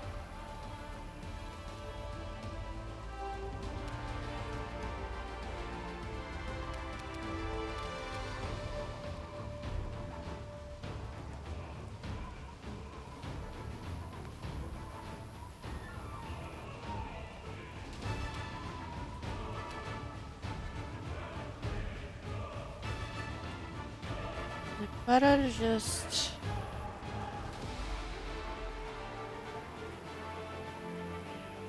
Make every strike count.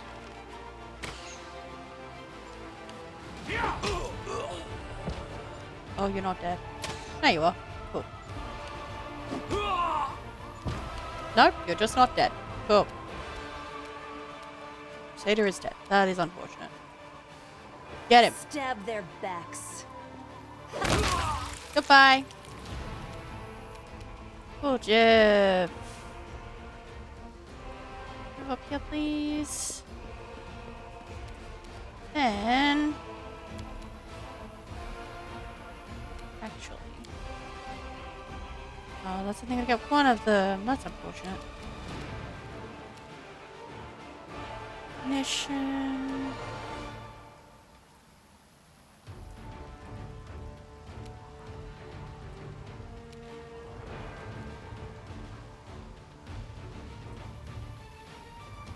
Touch is 11.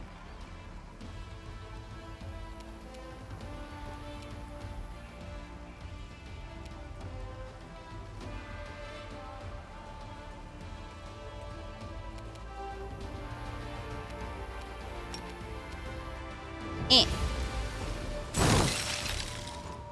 Yeah, that worked out.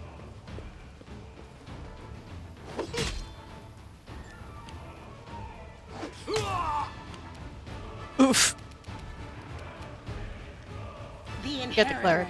Guide my blade.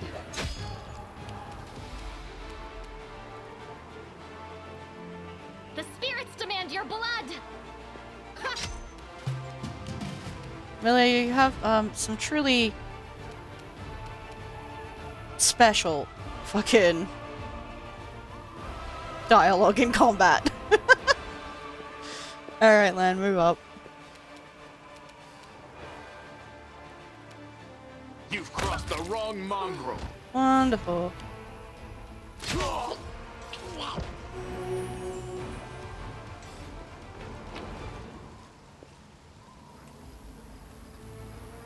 Honestly, probably not worth taking any armor. Hide armor. Glove. Ooh, inflict wounds. Scroll of Pain.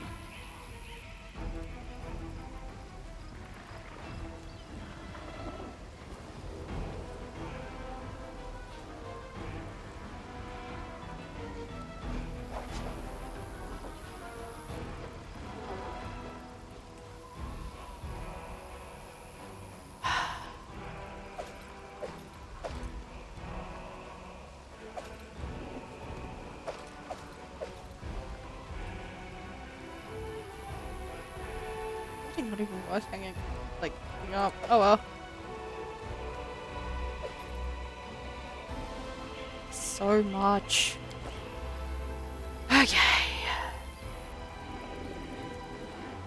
What are the commander? Okay, we are searching the city. Yeah. That'd be a marauder.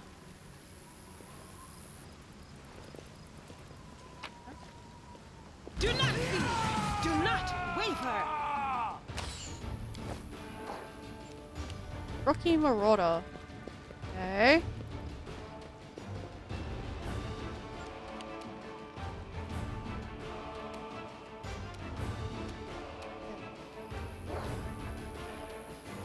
This is a bad position? Probably. Stab. I'll loot your corpse. Damn it. I'm about to be shanked. No! Interesting!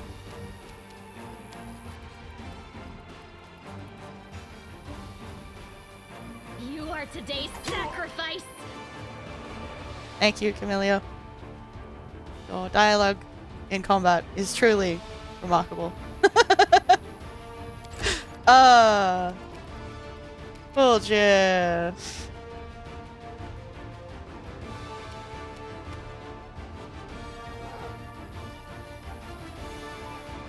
Can I magic pixel this? No. No, I cannot. Just stab this man. Thank you. This guy is gonna be a problem. You won't survive me. Bye-bye. Oh, Lan. Very good at killing things. Love that. No glory without risk.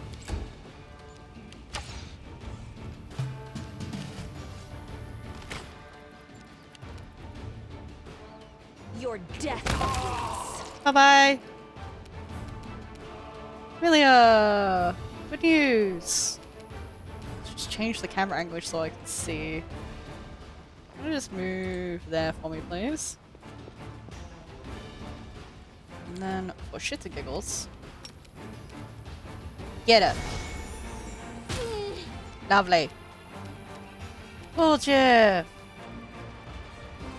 Also Distract get them him. from me. Lovely. And then, could you move up here, please, and show the archers how it's done?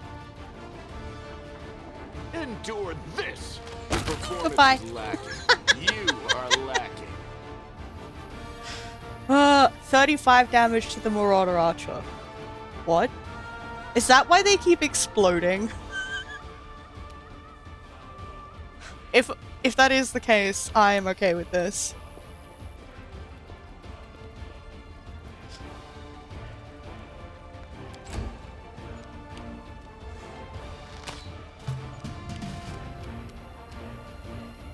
I can't hit you. Cover me. Let's hit you. Bye-bye.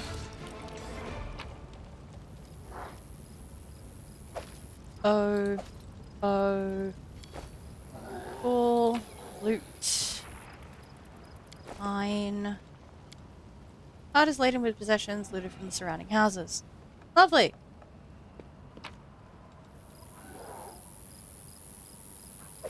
Money.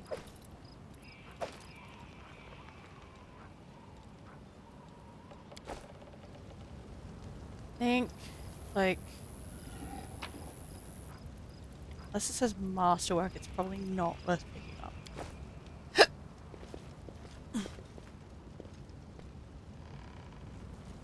Memory, there should be a demon here somewhere. So let's go poke the demon.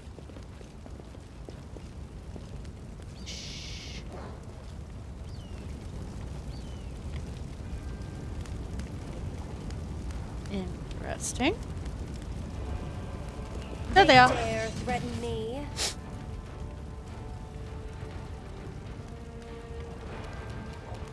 Okay. Are just the two of them?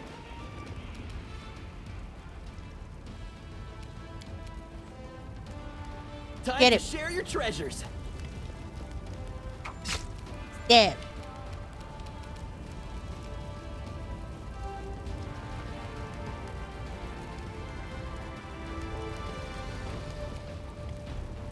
Make every strike count.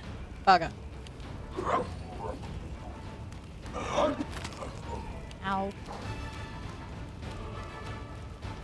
Fuck am I at the back? Just move up. Need to, like, organize the formation. Haven't done that yet because I'm stupid. Just out of range. Not just out of range. Take you. Lovely.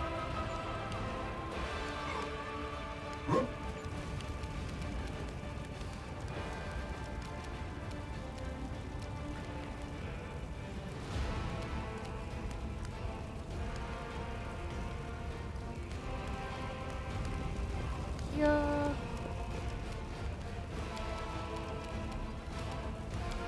I don't think you have any ranged. Eh. Really, just put that spell on like the action bar. Okay. Can you pop around the back of him, please? Cover me, Get it. alright? Thank you.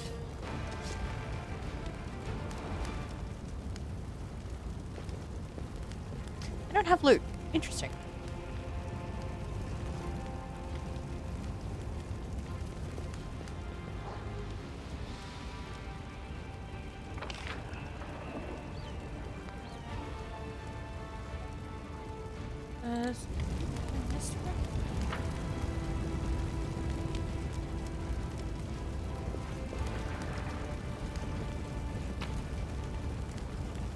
Golden signet.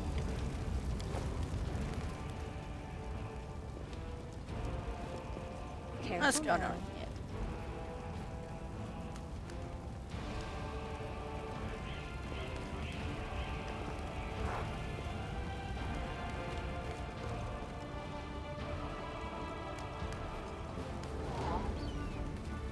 Nothing.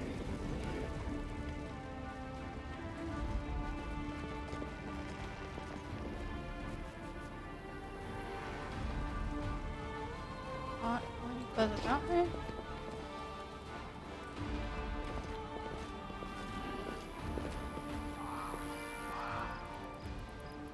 Broader illusionist, you say?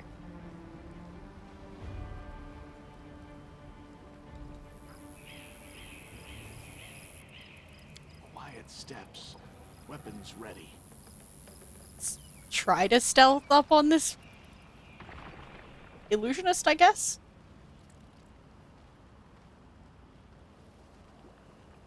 They will break against We got a lot our closer than I resolve. expected to. They spotted Lan. Oh, they spotted all of us. Cool. Okay. On.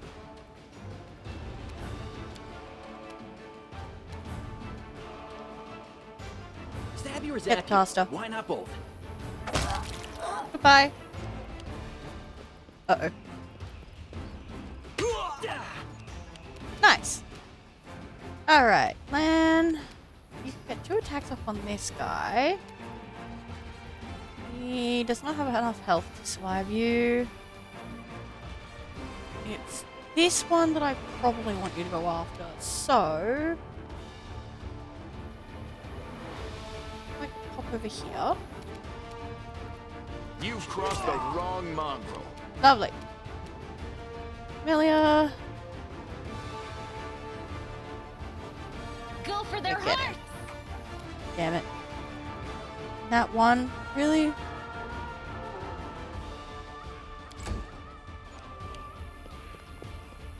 Oh.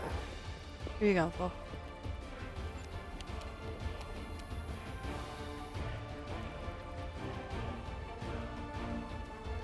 Bye. Don't mind me.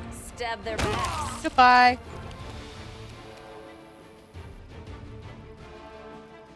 Into the fray. Oh, come on. Critical. Ah, my dice luck. It continues to be terrible. Here comes the Marauder. Please don't go after Woljif. Oh, that's unfortunate. Distract them from me. Alrighty. Take that. That. Scroll of Doom. Interesting.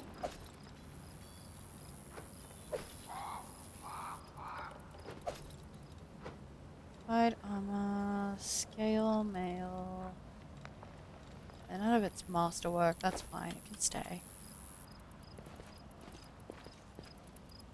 It's also not like I can't just come back later and pick all this stuff up slowly and take it back. Don't think there's anything else up there. No. Cool. Map. Yeah, it's literally the edge of the map there. That's fine.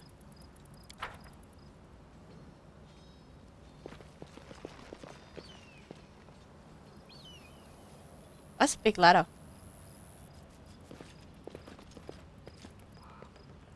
Exit area or loot this chest. This is my kind of work.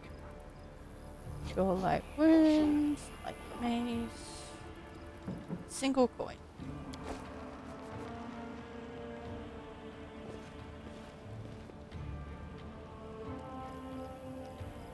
I will admit, there's a lot of fucking dead people.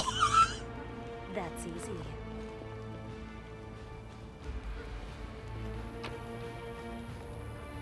We like booze. How are we doing on... Oh, we got heaps of fucking carry capacity. Cool. I'm into a medium mode. What can I offload? I want to get rid of the light crossbow. So good resistance. It's real fucking heavy apparently.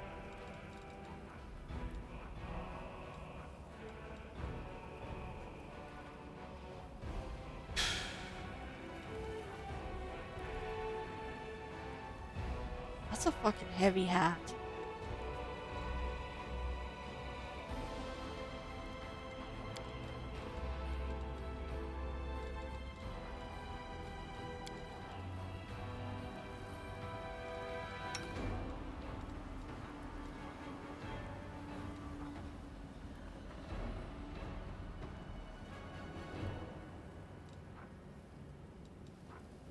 Just take the heavy crossbow off her.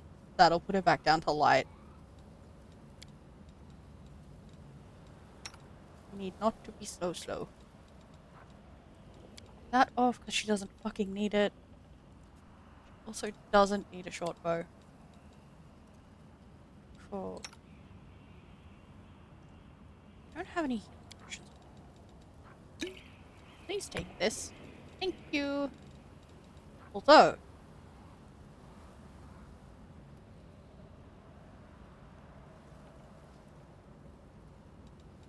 how is your perception? +7. +16 to mobility? Hell yeah. +5 cooking bonus to mobility skill checks and speed. Nice. Alrighty. Gonna have to make you like write down a bunch of scrolls that we have, because you can actually learn them, which is neat.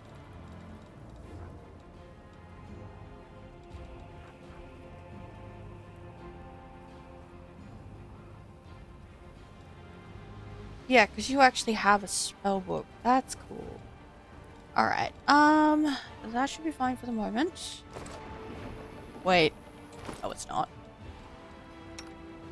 What do you got? You have the ended mail, which is +7. +6. There's only a check penalty of -3.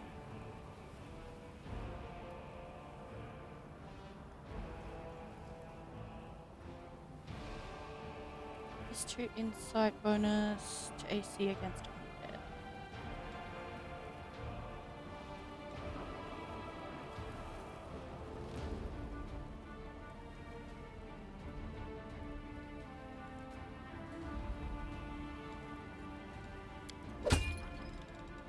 Yeah, your armor is gonna go down, but why not?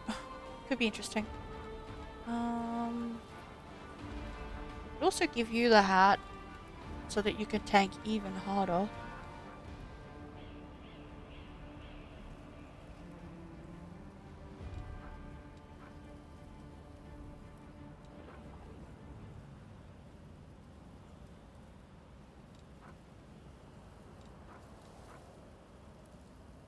Fuck it, have a fancy hat. You look glorious.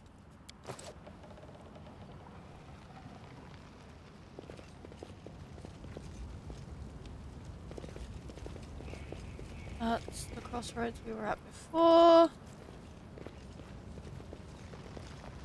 That's where we bought those Chucklefucks. This way.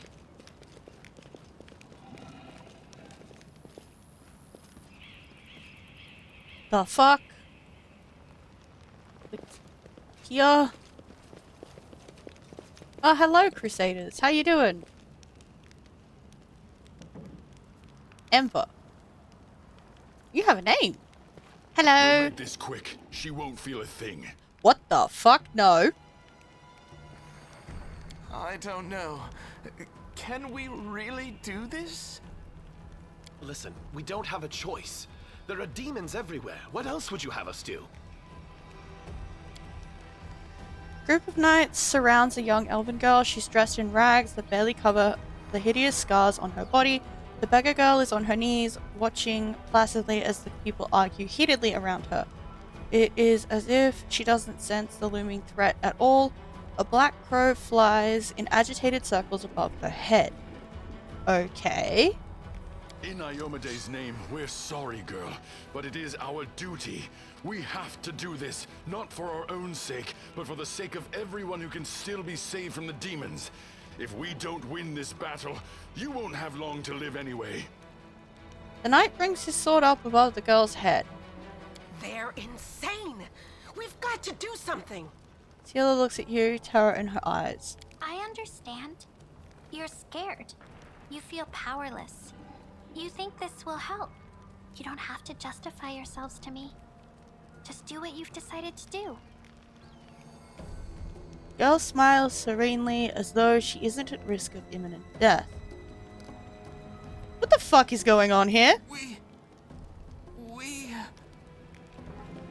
Our weapons barely scratch the demon's hides. We're sacrificing this girl to Iomade so we can consecrate our weapons with her innocent blood and gain the power to destroy the spawn of the abyss. Are you fucking insane? That sounds like demon shit! Why would a god of good want you to sacrifice an innocent person in order to bless your... Oh my god, what is wrong with you? It's extreme, but we have no other choice. We have to defend this city somehow, or else we'll all perish, including her.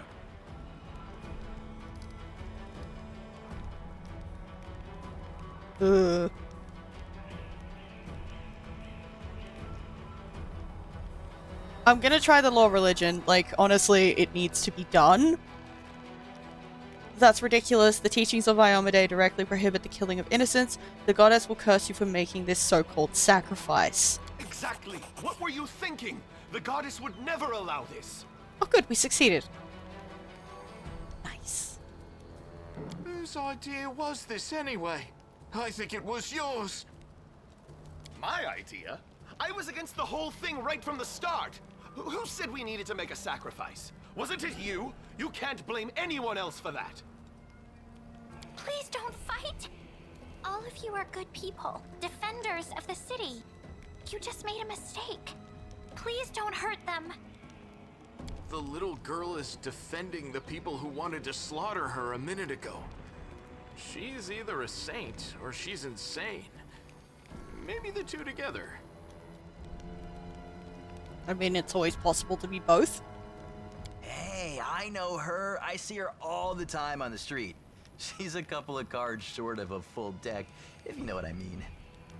Ah, okay. Thanks, Woljif. Hi. Remember when we used to play together when we were little? But then you went and got all big. And I stayed the same for some reason. The girl waves at Woljif with a bright smile. I like this kid. She's just the right level of creepy. Huh? I played with you? Pull the other one. You did. We played tag and hide and seek. Then you and the bigger boys came up with the game where you all threw stones at me. You laughed so hard, it made me happy too. But then you grew up and went away to do grown-up things. Wanna play with me now? Sure.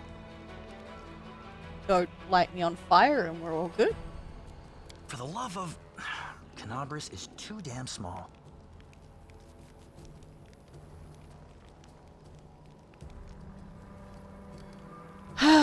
Go to the Defender's Heart Tavern, that's where the survivors are gathering, and don't even think of doing anything so disgusting ever again. Thank you. Tonight's hurry away before you can change your mind. They're gone. And they all lived. I was sure that someone would die today. So many people have died here already. But we are still alive for some reason. Strange, isn't it? The elf girl smiles at you, the crow alight on her shoulder, and looks at you with eyes that are much too intelligent for an ordinary bird. Kid, you have the most style points. You have a crow as a friend. This is the best day. You could be a party member, this will be even better. But you shouldn't listen to me. I don't know what I'm talking about. I'm just a silly girl, really. Who are you? Call me Ember. I live here, on the streets, for many years now. But there's nothing to say about me. I don't think you're an ordinary girl, and that crow you have there, it's not ordinary either. No, don't be silly. I'm very ordinary. Well, I know different types of tricks, but Soot taught me those. The elf girl strokes the crow's beak, its eyes narrow in satisfaction, and it makes a cooing sound. The bird's name is Soot. This is the best. A brilliant name for a crow. Now, Soot here, she truly is unusual. She's clever and she can talk, but only to me. She teaches me magic tricks and lots of other stuff. I don't know what I'd do without her.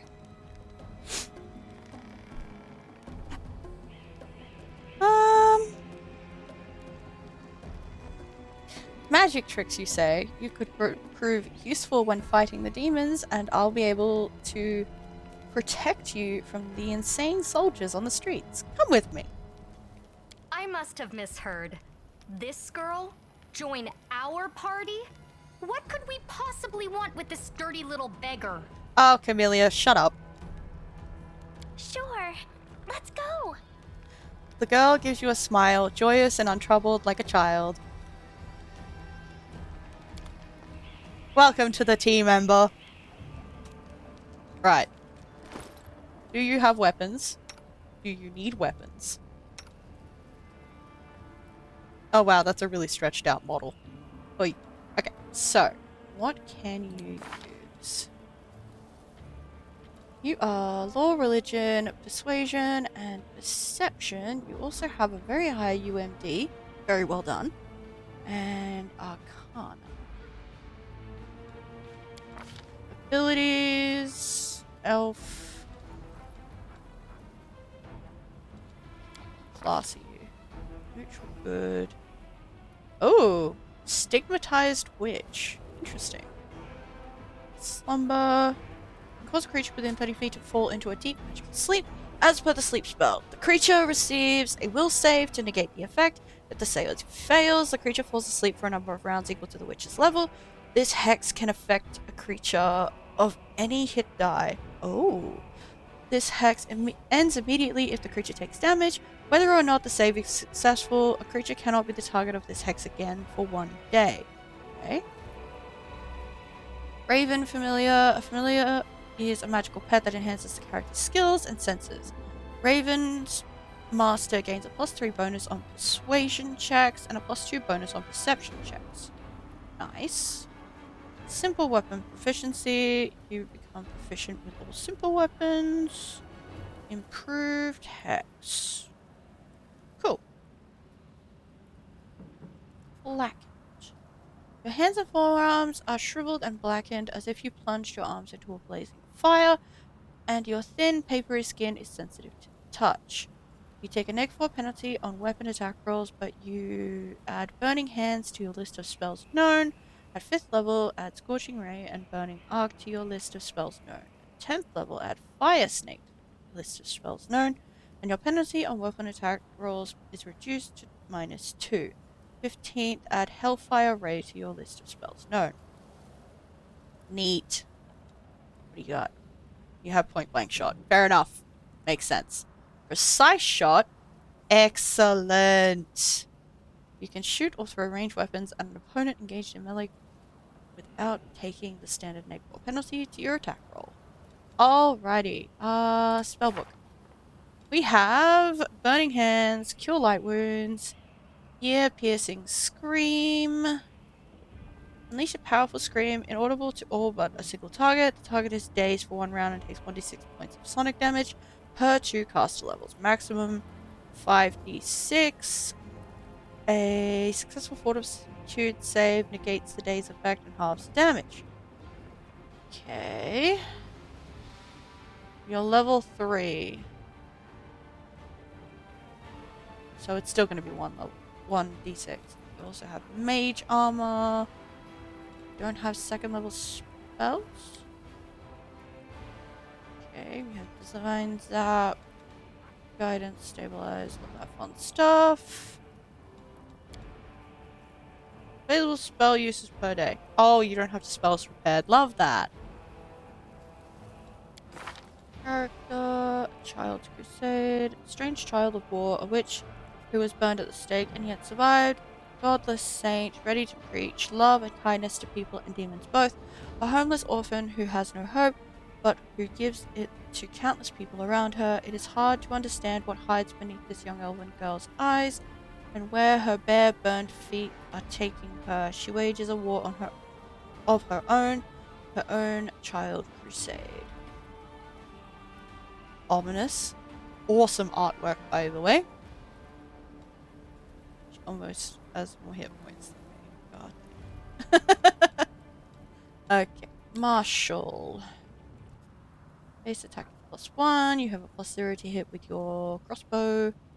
That's fine. If we can, we'll be just using spells for you because it'll be easier in the long run. Inventory. Right. Your armor is pretty terrible, if I tell the truth. You have a scroll of mage armor.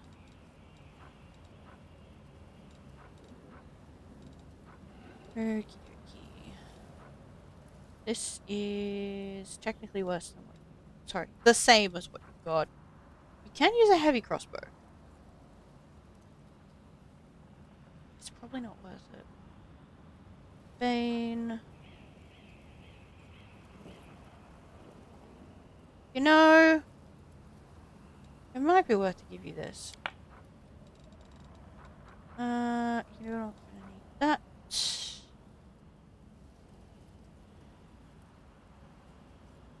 You're a charisma caster. Got it.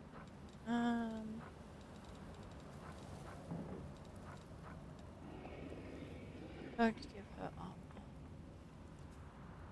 It's probably the best takeaway from this. Can give you a ring that gives you magic missile at the very least. Oh, right. So, into the house. Get army on the map right now. Yeah, I've only done like not even a quarter of this place yet. Let's go in the building. Why not? Precisely. The heartbeat quickens. Ah! To engage the hostile swarm, rat swarm, against such enemies, regular weapons are ineffective or even completely useless. However, any swarm is vulnerable to attacks that hit an area.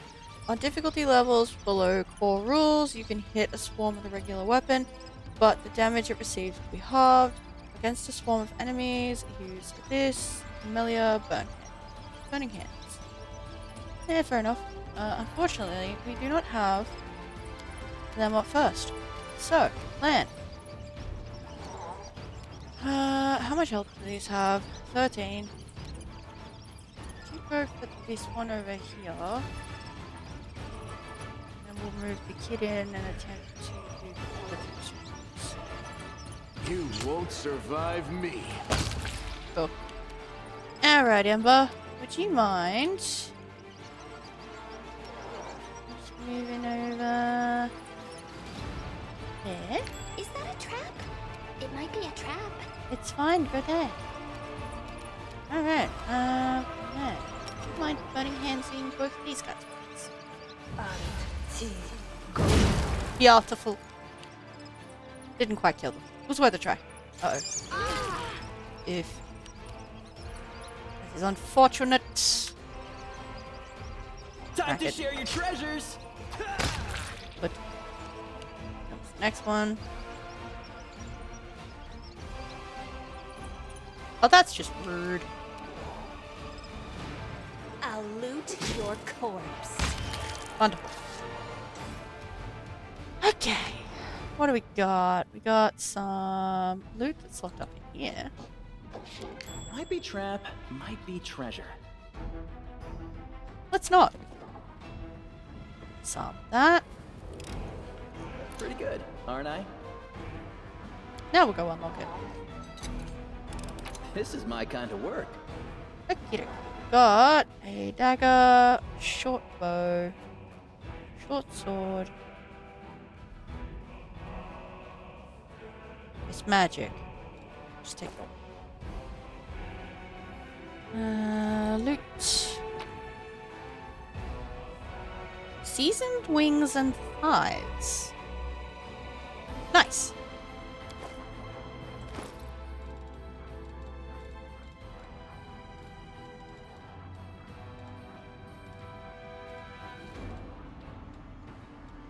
Recipe.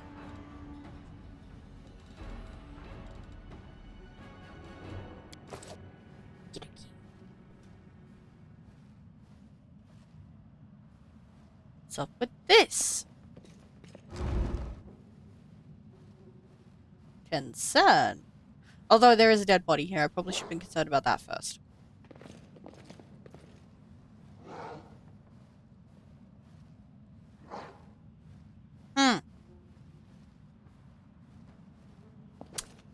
Well, something fucky's been going on in here. Complete magic circle for a summoning ritual. Finish the summoning ritual. That sounds like a terrible plan.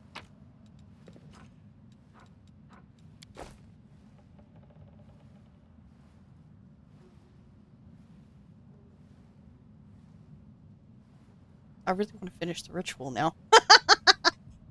I'm a terrible person. How about...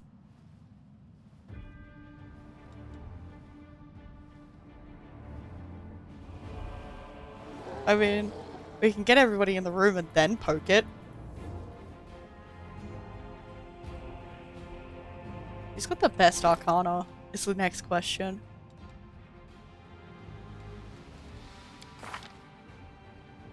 Sure as fuck ain't me. It's also not you. You have +1 arcana, that's nice. +0. +4.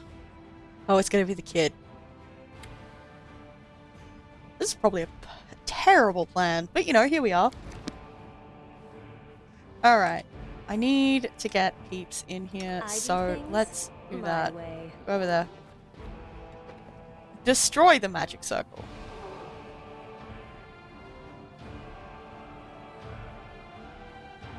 Destroy the magic circle. Let's not have active, usable magic circles. That sounds like a terrible plan. Right, that's done.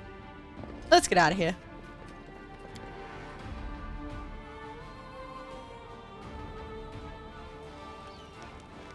Okie dokie. Now. Over here.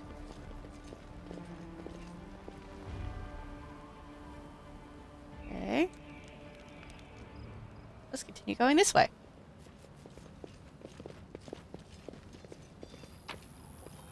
Mine. That's the exit. Never mind.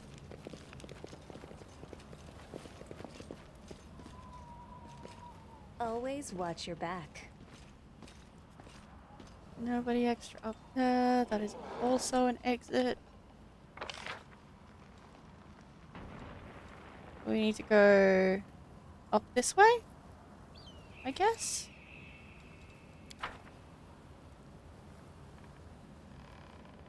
Back over this way, please. Shall wait for people to come. Pets are already there. They know what's up. Alright, so... Is there any point to going this way?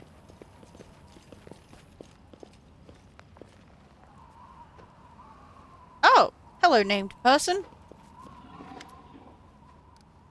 Kaylessa, the elf hunched up next to you is clutching a small but deep puncture wound. Her appearance is quite remarkable. Her skin is blacker than any Garundi's. Her teeth are fanged and her hair is as grey as a crone's. Her crimson eyes glare at you with a gleam of malice. What are you looking at? Soldier, like what you see? Who are you?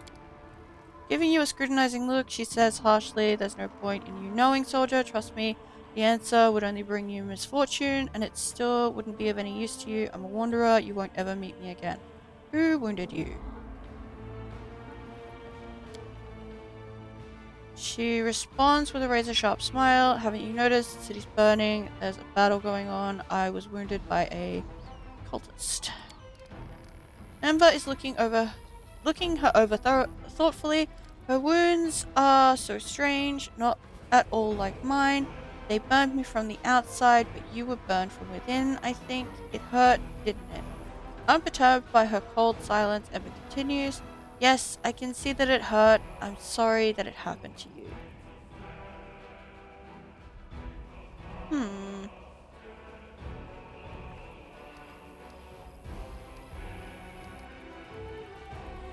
I can give the knowledge world a try. Why not? Take a closer look at her strange appearance. Failed. The elf may have fallen victim to some wicked magic, a curse maybe, or did her long service to the forces of darkness twist her appearance in such a gruesome way? Damn, failed by 1. That's unfortunate. Heal you? With a resolute shake of her head, she barks, "Don't, I can handle it myself. I don't like it when strangers cast spells on me."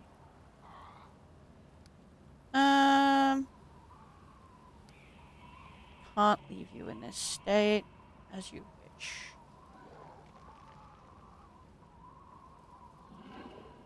As you wish.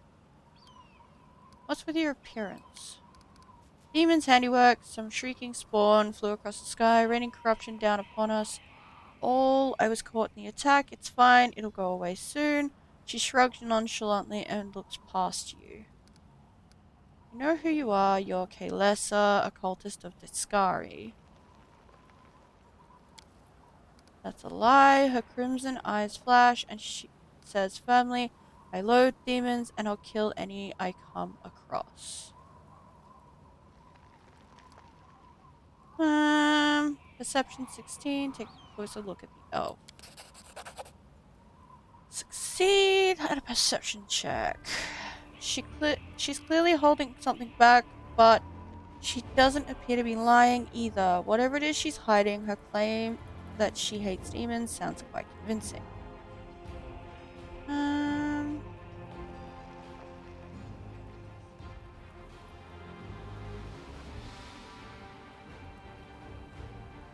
That was a really low roll. Alright. You're not lying, but you're not telling me the whole truth.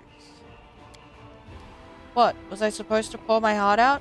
She looks at you defiantly. You have your war soldier, I have mine. You're fighting chaos and madness, and I'm fighting lies and hypocrisy, but we are both willing to die for our causes, aren't we? Why would Fawn slander you? Melissa's grim expression hardens further, as bleak and unflinching as the words on a tombstone. You're asking questions that are dangerous in and of themselves. I urge you to stop. The more you know about me, the higher the chances that a traitor's dagger will find its way into your back. Alright, I believe you. Fawn is at the defender's heart. You should keep clear of that place. It was never my intention to set foot in there. Farewell, soldier, and thank you for believing me. And dialogue. And she's away. Is there anything else this way, or was it an exit? That's fine. Onwards! To that bridge we made. I guess.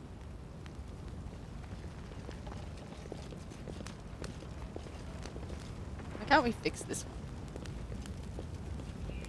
So everything skits out. Glorious. Love watching games break. Get across the rubble. Why not? Give it a go. Thanks, Len. You're so awesome. Oh look, combat. The darkness. This way. We've got you. Big guy. Endure this. 1, 2. Lovely. Can I get...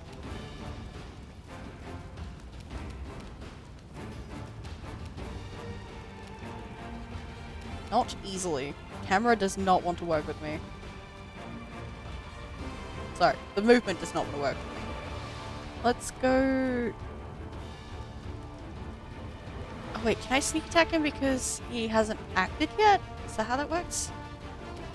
So if that's how that works, I'm just gonna go here and stab him. Your death awaits. Yes, wonderful. Alrighty. Could you move up to... here, please? Then...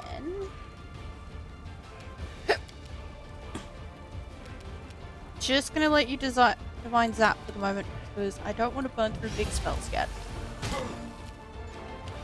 Okay, Woljif. Cover me, all right? Lovely. These guys don't have any loot. This is fine. That gets us back across. That is a flying thing. Oh no. This way. Fiendish giant fly. Wonderful. Just what we need.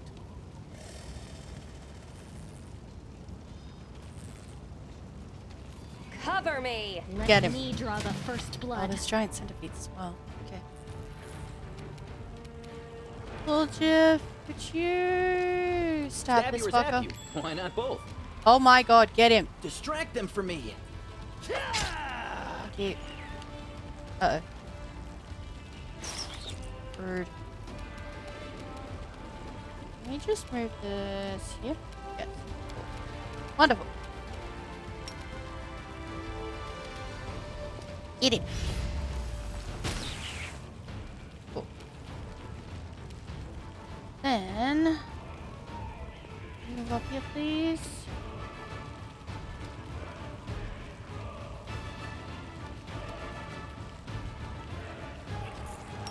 That should be good. Rude.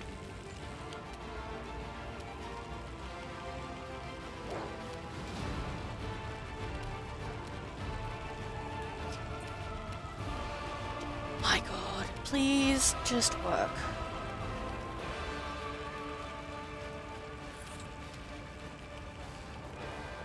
Over there. Stab their backs. Thank you.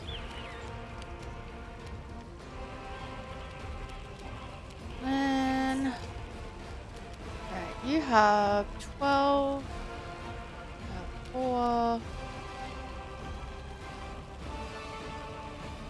No introduction, 0 exceptions. Good. Oh, you have spell resistance. Interesting. Probably should have checked that. In that case...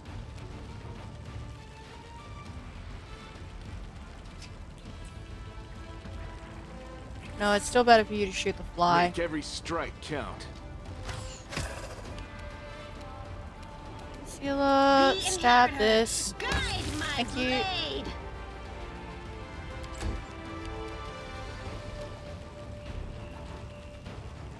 Stab that guy. Open. The world in crimson. Lovely.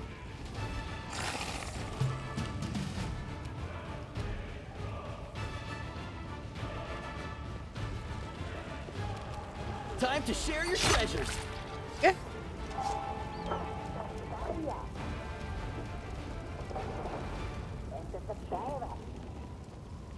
Loot. Loot. Learning spells from scrolls. Yeah, I know. It's fine.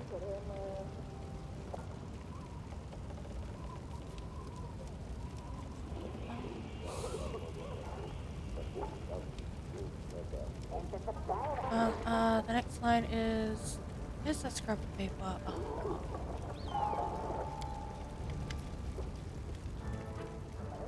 Rumbledum the actor.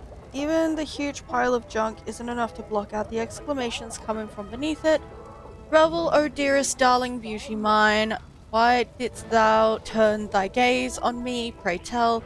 Thy husband I called friend a time, but love, 'tis like an ocean, friendship a well. Interesting. But Willas, how are we to live, my sweet? Booms a deep masculine voice in response from beneath the same pile. Indistinct rustling follows. Pass me the ale, will you? Him, the sound master.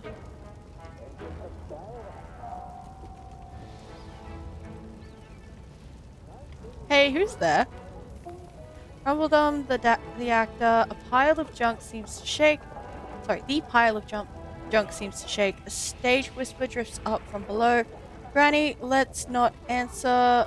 Methinks those be demons calling down and trying to trick us. In that case, there is nothing for us to do but accept our fate. Madam Demon or not, we are actors from the finest theatre in Canabres, the next door theatre. We are trapped in this cellar. We were trapped in this cellar during our rehearsal. Oh, okay. Grandma Gretlin, the director. Interesting. Cam, the soundmaster. Wait, what? We're trapped in here? I thought we'd barricaded ourselves in here away from the demons deliberately. Grandma Gretlin, if you didn't nap through the start of every rehearsal, Master Cam, you would be better informed. The ensuing exchange degenerates into a stream of unintelligible bickering. Athletics 13, move the pile of junk. Lovely.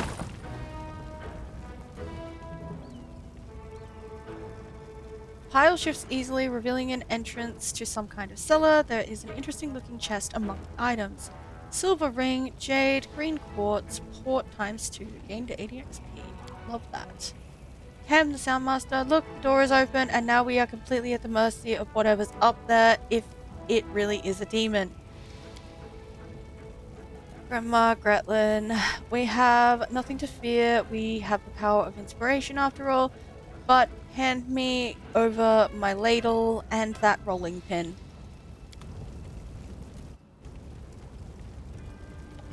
Hi, how you doing? Careful now. It's just... Now look, it's not a demon at all. Greetings, kind friend and rescuer. I am Grandma Gretlin, theatre director, and these are the members of my company.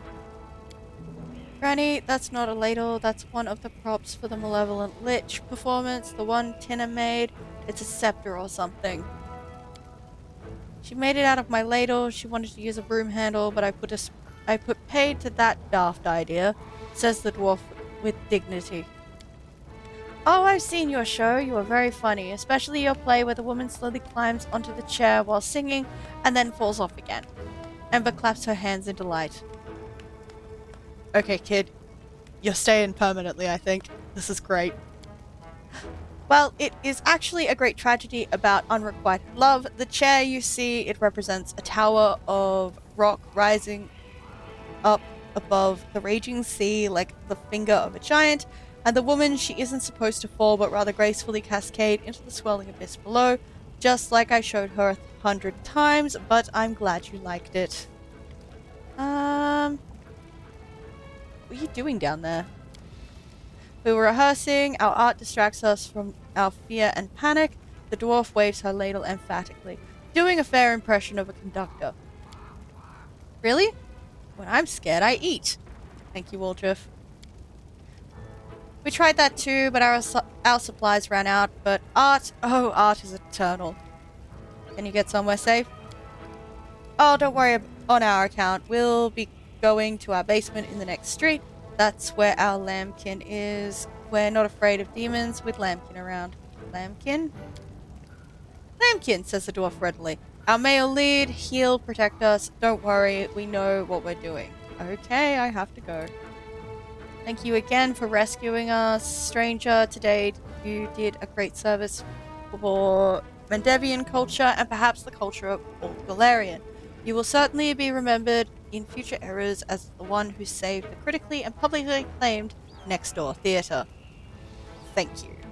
I look forward to this having consequences later.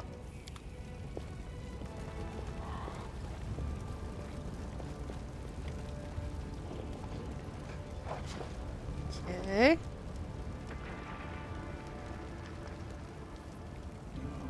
That's easy. Nothing.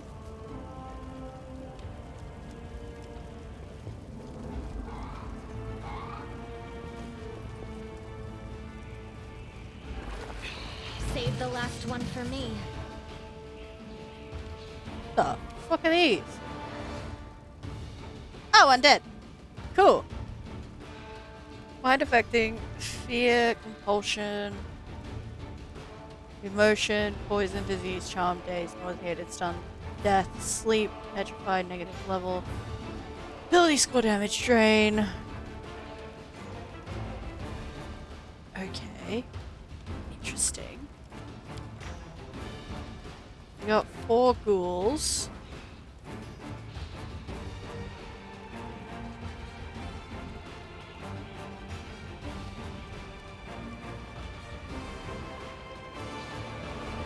No constitution score. Undead use their charisma score in place of the constitution score when calculating hit points. Fortitude saves and any special ability that relies on constitution, such as when calculating breath weapons DC. Immunity to bleed, petrification, death effects, disease, paralysis, poison, sleep effects, and stunning. Okay.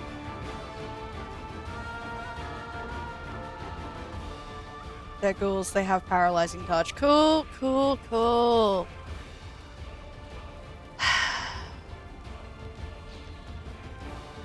Don't get hit. Got it.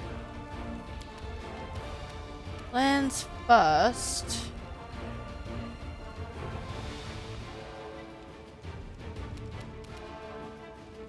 Alright, how many hit points do they have? 15. Cool. Alright, where's the 4th? Oh, there.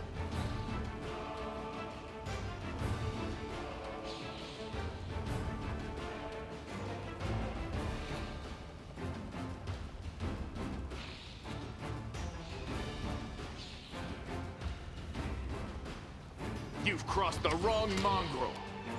Oh. Woljif.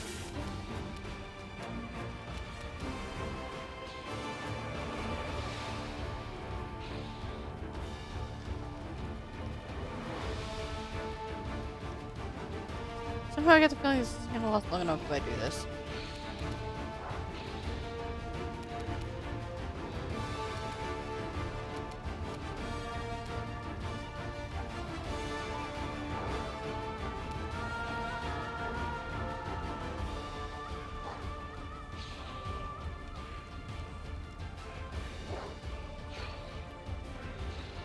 These ghouls do not look okay. I need to go where you'll actually be able to hit them.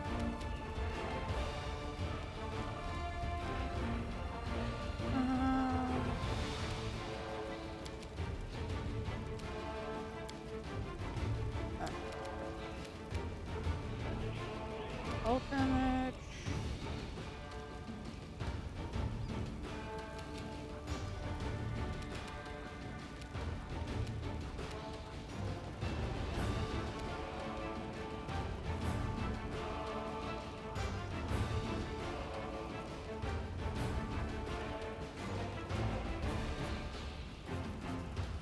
Range touch attack.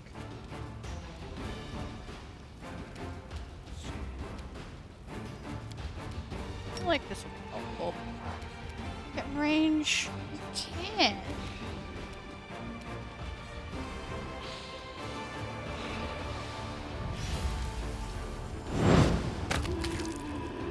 Lovely.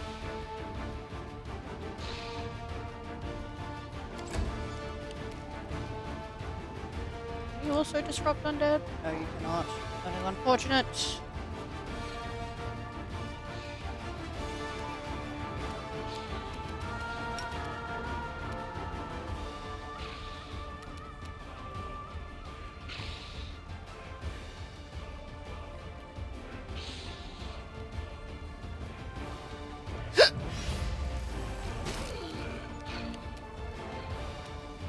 Kind of hoping that would do more. Oh well.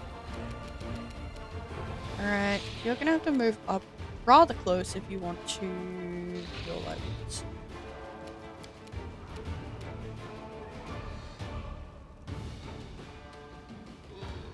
Another half if used to damage. Okay. I prefer to save spell slots where possible.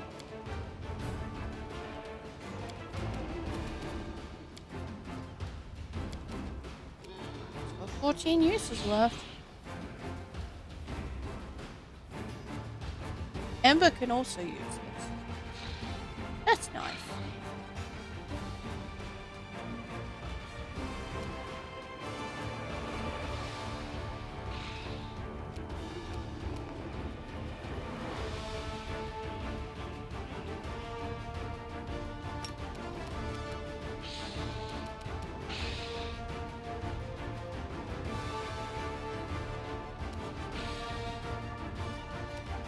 How about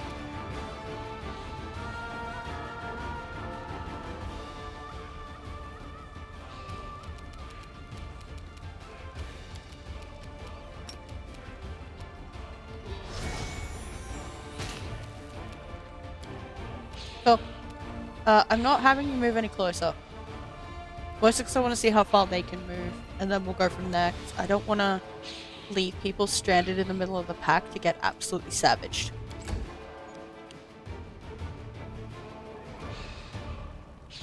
I should have moved you back. Sealer! Good news! Kill him. The light take you! That's pretty close if I'm being completely honest. Means that they can move relatively far, which is slightly terrifying. Next.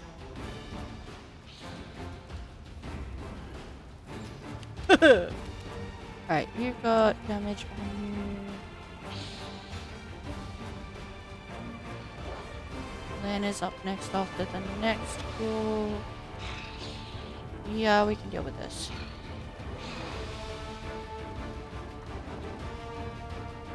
For this guy. Corpse. Oh, I got to kill both of them! Lovely! Your arm is a blade.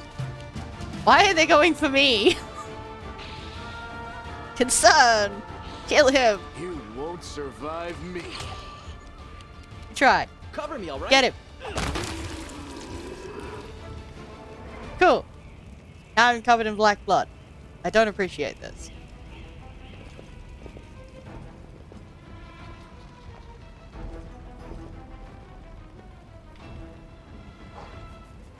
That's the cliff. Okay. What's going on down here? Nothing good by the look of it.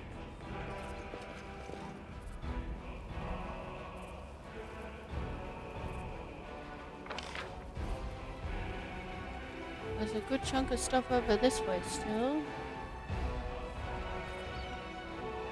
There's stuff to loot.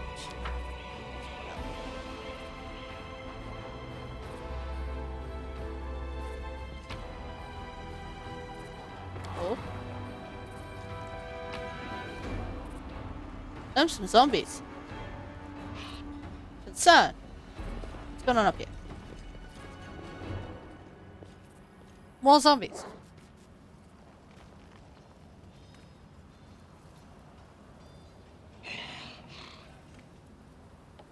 Well, shit. Do we go this way first, or do we do the graveyardy area? Stuff. Let's go this way. Yet another obstacle. Okay. What do you have? Staggered. Only take a single move or standard action each round, but not both, nor can he take full round actions. A staggered creature can still take free, swift, and immediate actions. Okay. Oh, and you're permanently flat-footed? Is that what's going on here?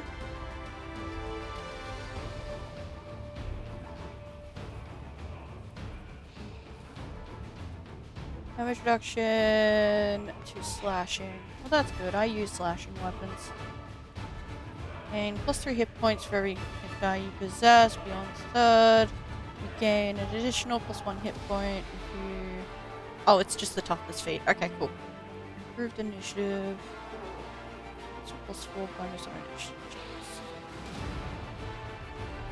You have 9 hit points. Don't like that. Okay. Woljif. Sorry, Woljif.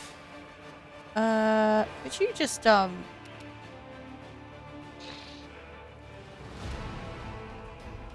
Oh, this is the... Where are you?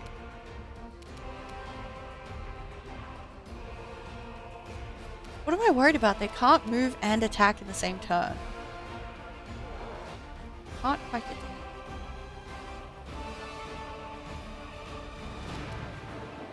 Go for Stab this you guy. or zap you? Why not both? Lovely. There's another zombie. Okay, cool. Why, hello there. You are not fast either. Lovely. Melia!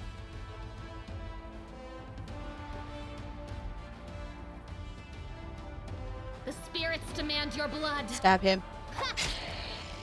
Yeah, that's fair.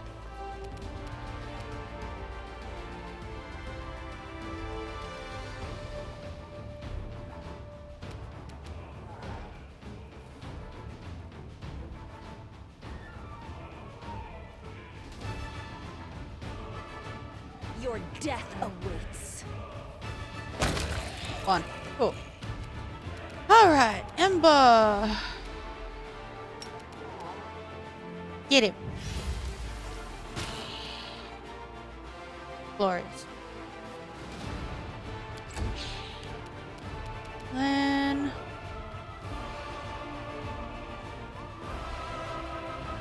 basically just don't want to leave people in melee.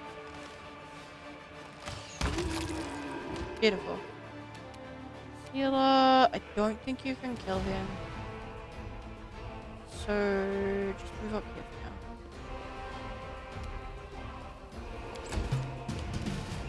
for now. Woljif. Distract them for me. Get him. What the fuck? It's a shadow? No, that's not okay.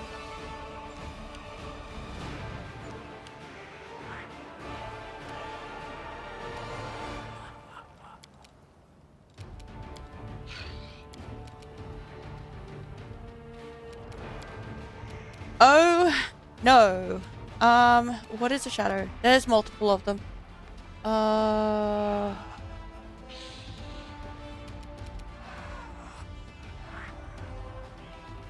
Spirit Hunter. Ghost Touch, special ability and weapon.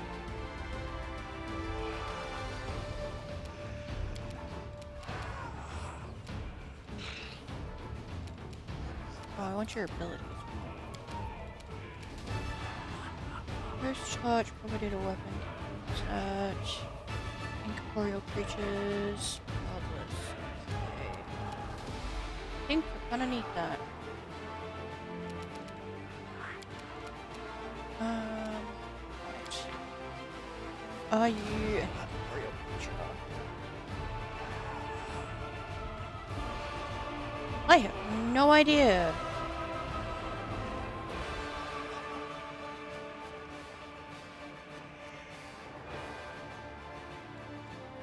Alright, Melia, can you use this one, please?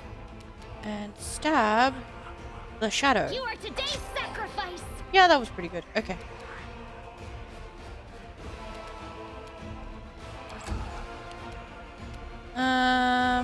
You are flat-footed.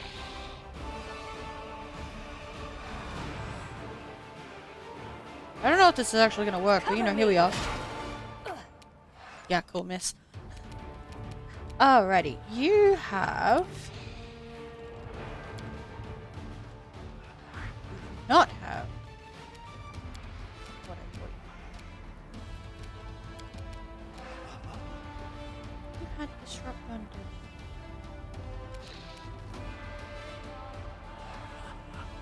Vulnerable to energy... number of rounds which is not...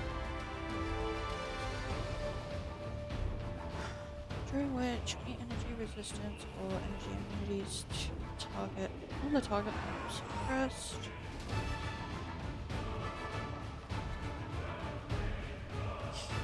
Okay. Immune to fire.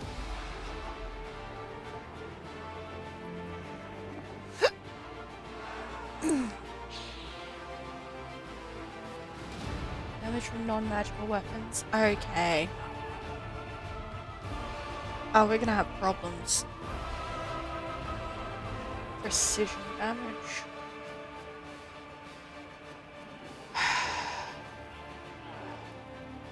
You're going to be annoying.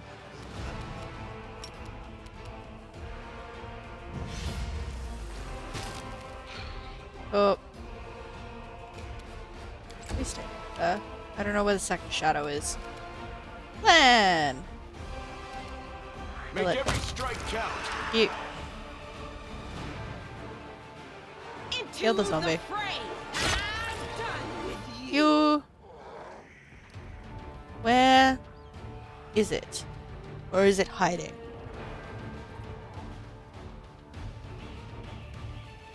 I mean, the other one came up over the roof.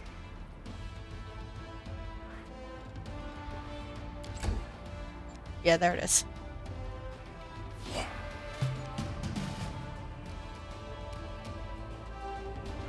You don't have magic weapons. This is going to go poorly. You have the Disrupt Undead.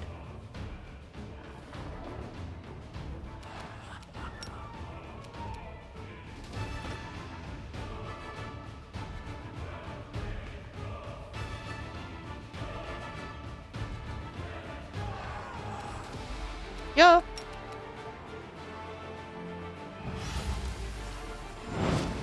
Damn. It was worth a try.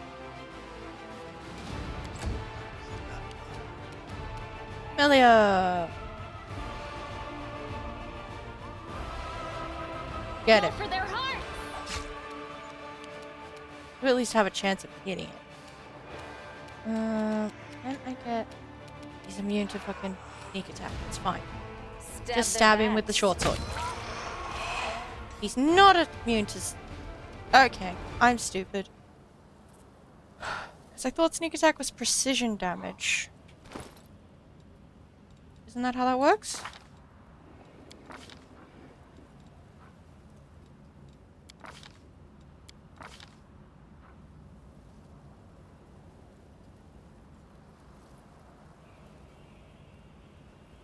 No. Apparently not.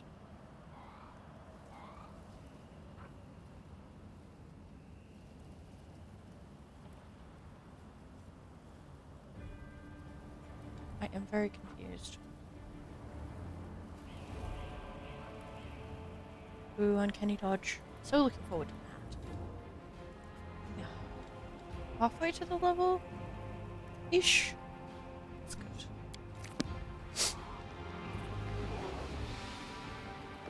Boot. Mine. Also mine.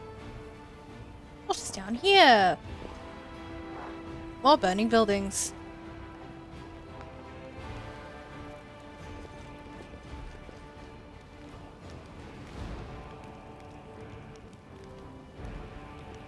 Precisely. Oh, cutscene. City has fallen at last. How glorious. Now I can stop pretending to be a shopkeeper and spend all my time on my true passion, reanimating the dead. You fucking bastards.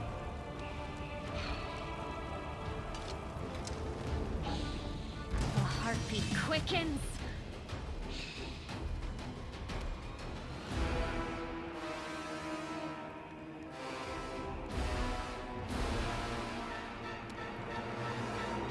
Cultist Necroman. Oh, you're level 6.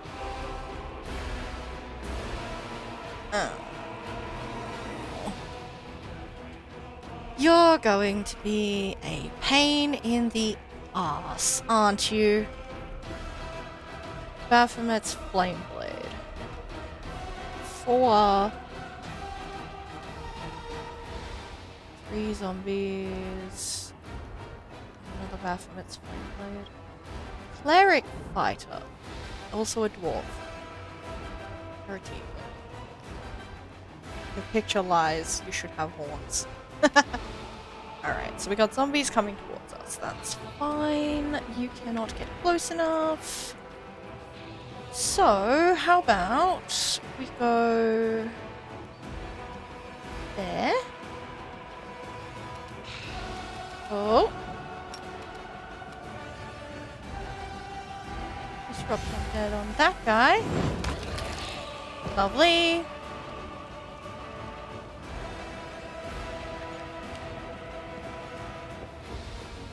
Look at him go.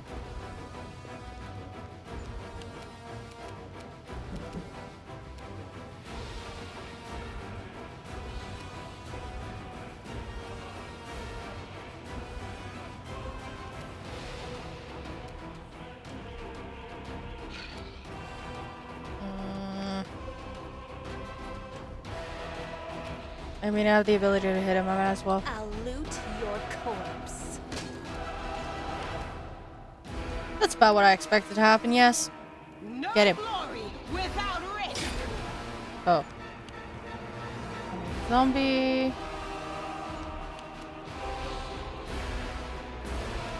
Alrighty. Amelia. Do anything to necromancer.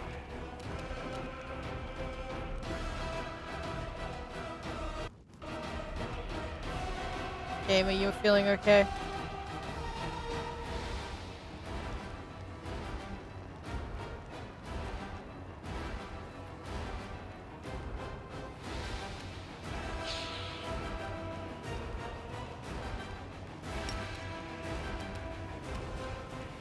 He's gonna have a decent fucking save, isn't he?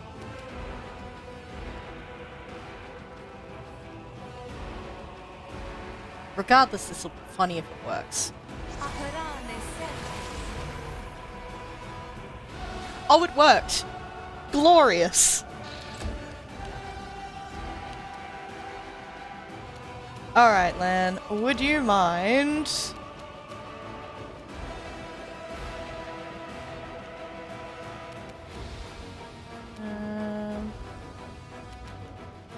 taking out You this got guy. the wrong mongrel. Okay.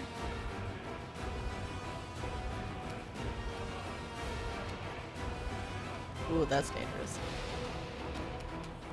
Can you move up here, please?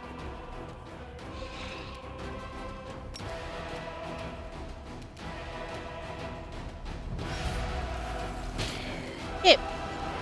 Comes this guy.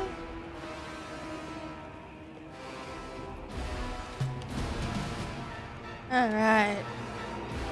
These guys are not always flat-footed, but...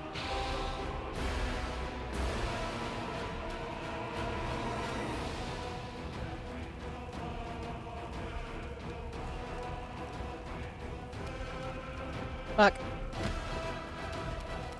Time to share your treasures! Misclick. It's great. Healing in combat, Woljif's HP has dropped below 50%. Ow! The fuck hit you? Oh, did he somehow hit himself?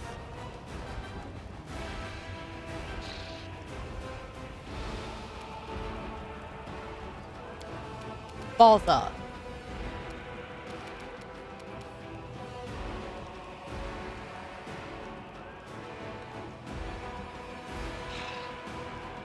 Your Stab him. death awaits.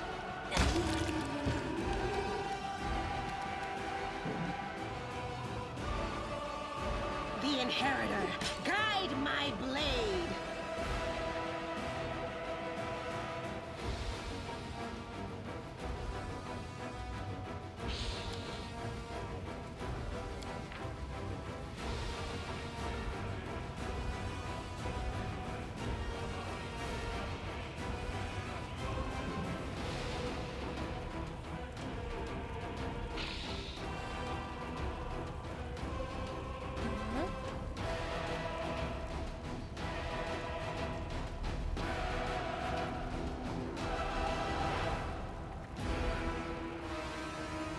Gonna have to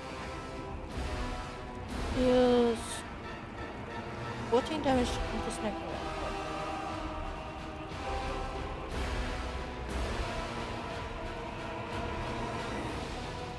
Oh, okay, so he took damage from the zombie.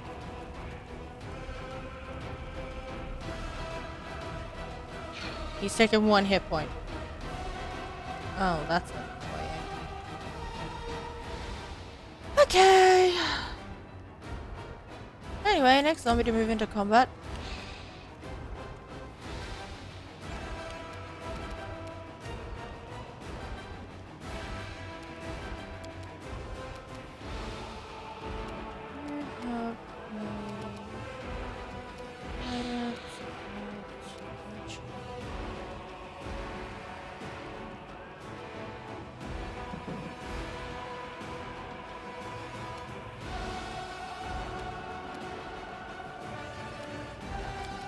No, it's we are going to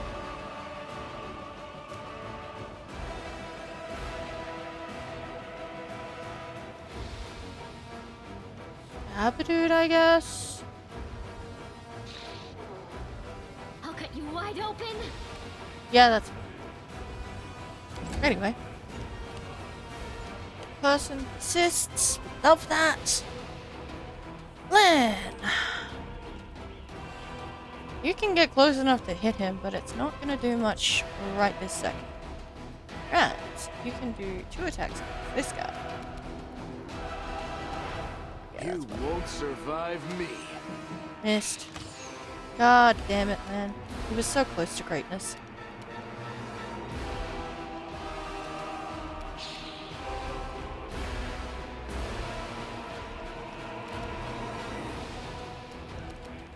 What is your chance?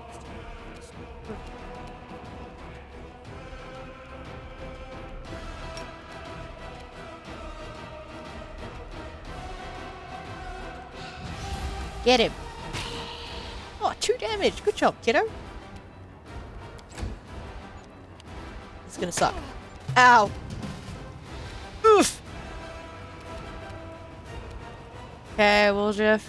You got this, right? Right. Cover me, alright?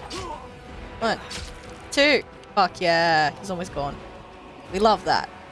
Kill the zombie. Cover me. Thank you. Stab him. Take you.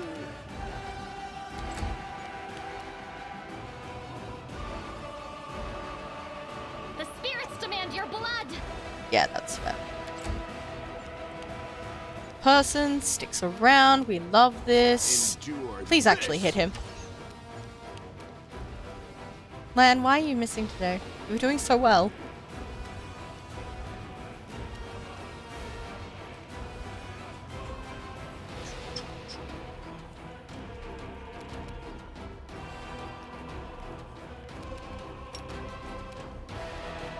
Zap.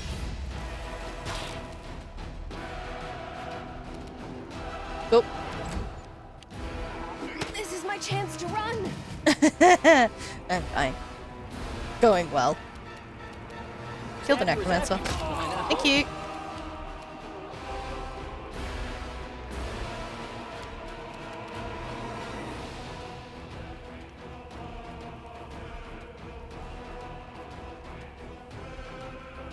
Yeah, this is probably worth it. Oh, fuck yeah. Good healing potion. Pay no attention to the fact that it is not, in fact, a healing potion. Stab their backs. Thank you. Scrolls! You have a scroll of Cure Light Wounds. Nyx can read it to heal it. Sorry, to heal the wounded ally Woljif. Yep, cool, I got that. It's fine. Everyone group back up, please. And...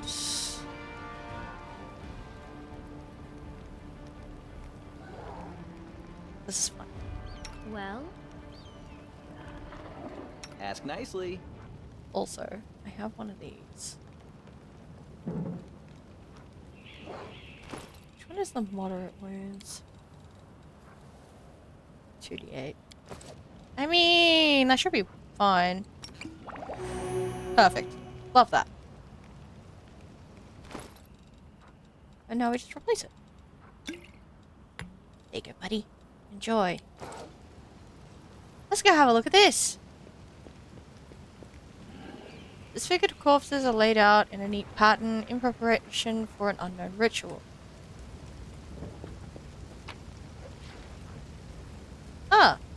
The necromancer had a glaive.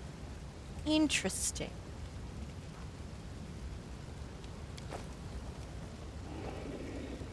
Anything else I can see?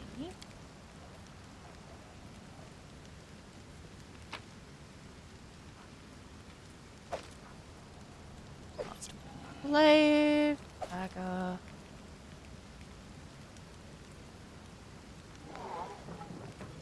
Breastplate isn't too bad for weight to value. We'll take daggers because why not? Masterwork glaive. Scroll of protection from Law Communal. All allies within 30-foot burst centered on caster. 1 minute.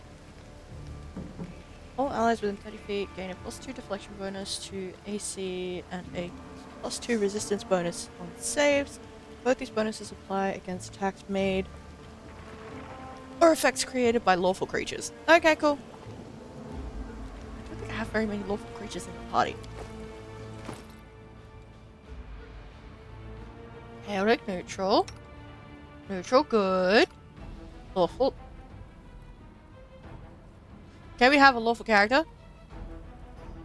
Definitely not evil, we swear. Lawful good. Chaotic good. How is my alignment looking? Yeah, pretty good still. Dead in the middle. Okay. So, I don't think there's anything else that we can find around here. Head. Yeah, whoops. Anything else? Surely no.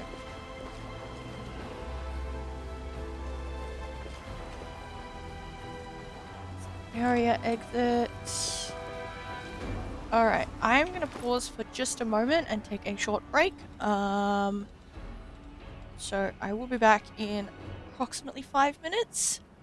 Until then, I'm going to switch the screen over and let the music play, and I might run an ad. So, I'll see you in like 5 minutes or so. Wait, did I start the stream with "We'll be right back"? Oh my goodness, I'm a goose. Right, back in a moment.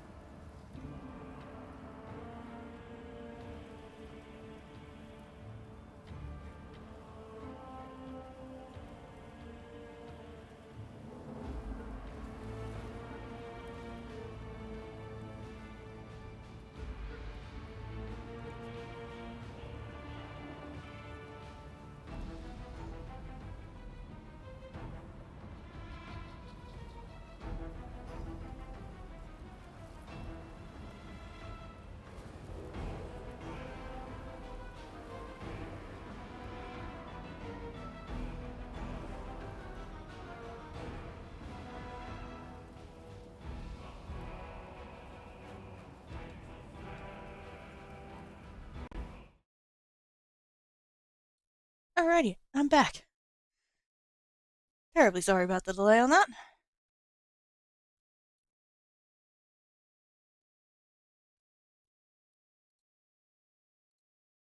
Okay, that's open. Let's chop this back up. Actually, open that. Because I'm not stupid at all, not at all. Open that. Open this. There we go. Now I can actually see the chat. Alright, right. Let's go. They're out of graveyard, I guess.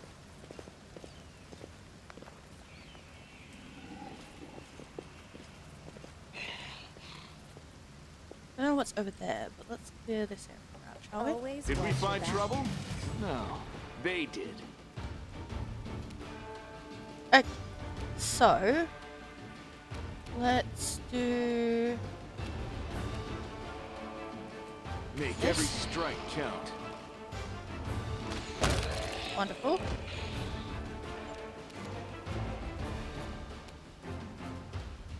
Can't quite get him. So let's go here.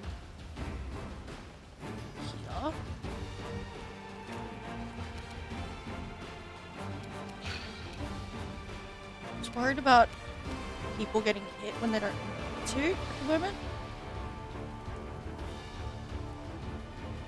There's a zombie over there.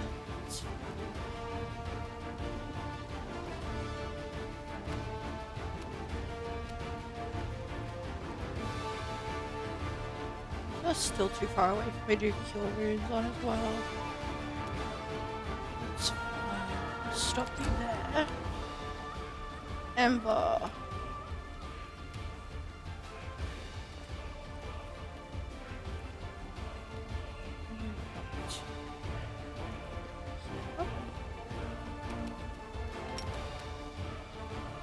Get it. Wait, how much you jump?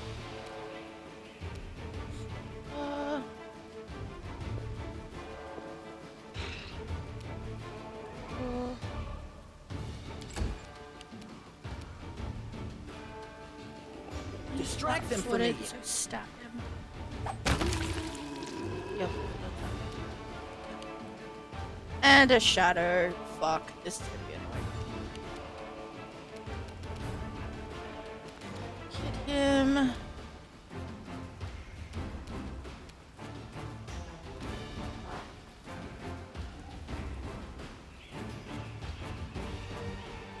Can't get in range for the zombie next time. Let's do it.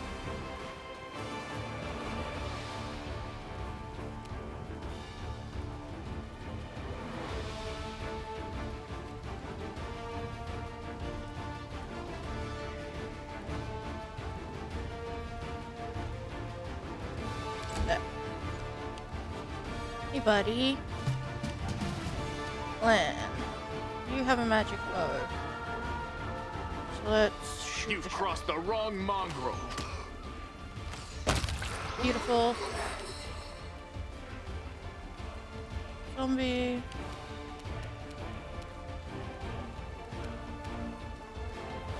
You are today's sacrifice. And,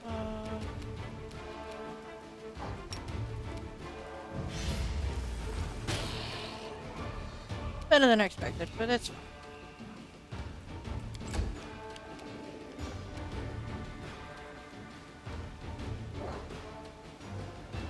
Into the fray!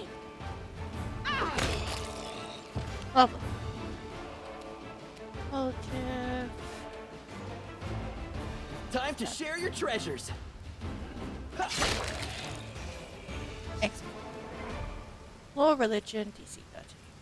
What's going on here? Did I fail? Even death couldn't save the people from demonic enslavement. Failed. Yep. Huh? I heed the voice of the spirits. Okay. What?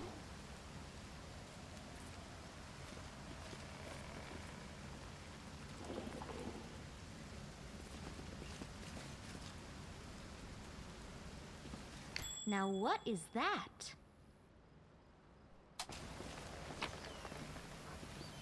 Throwing axe. Sure.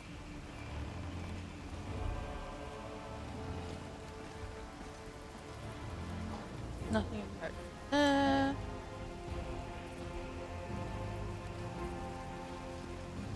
Oh.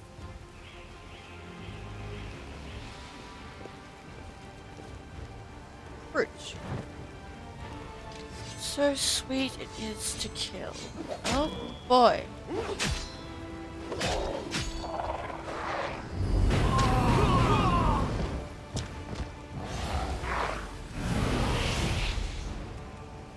Huh. Oh, that's not good.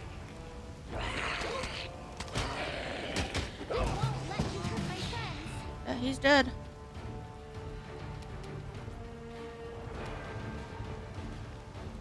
Oh, it's cool. They can move and attack.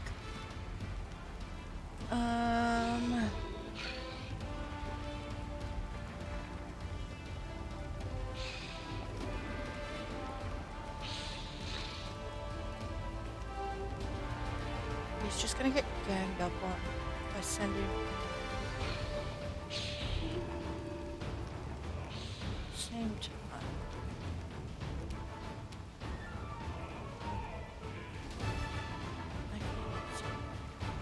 Should be fine, right?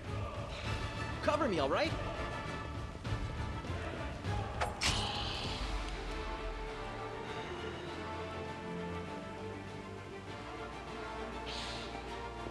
Oh.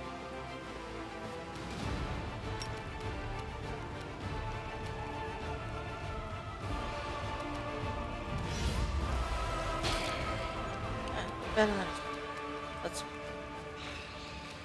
Can't quite get in there. That's so unfortunate.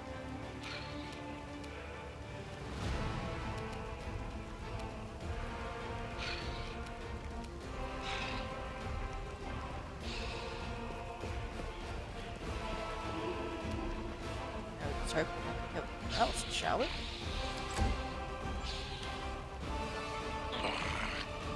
Good.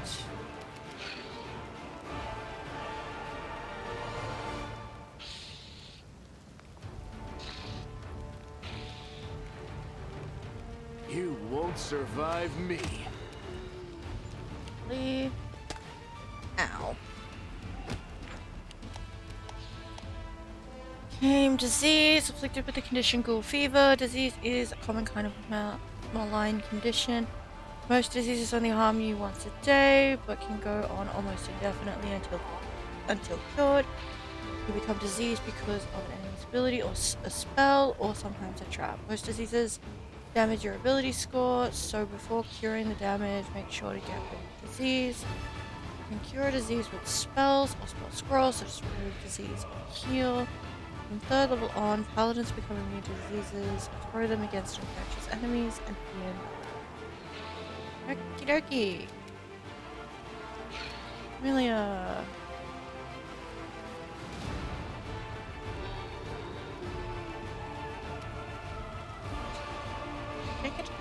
Go for their hearts!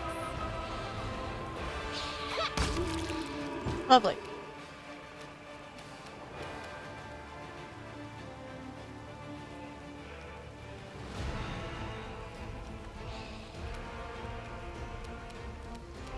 How about...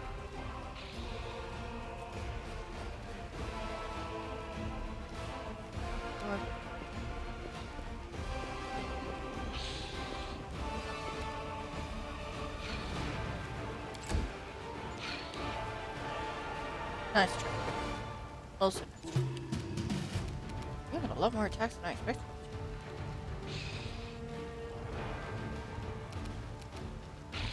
Stab you or zap you? Why not both?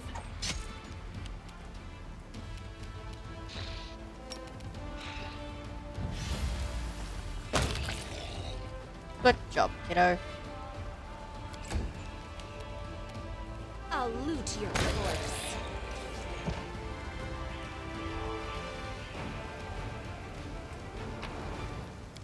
Okay.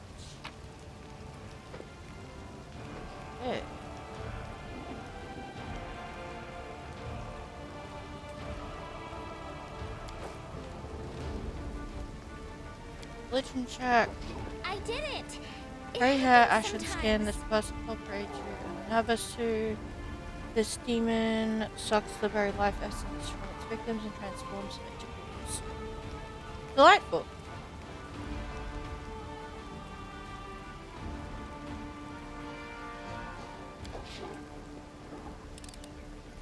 You asked me. This is my kind of work.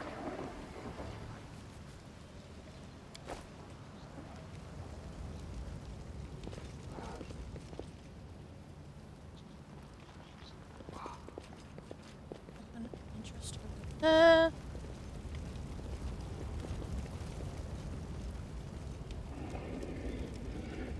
Oh, interesting.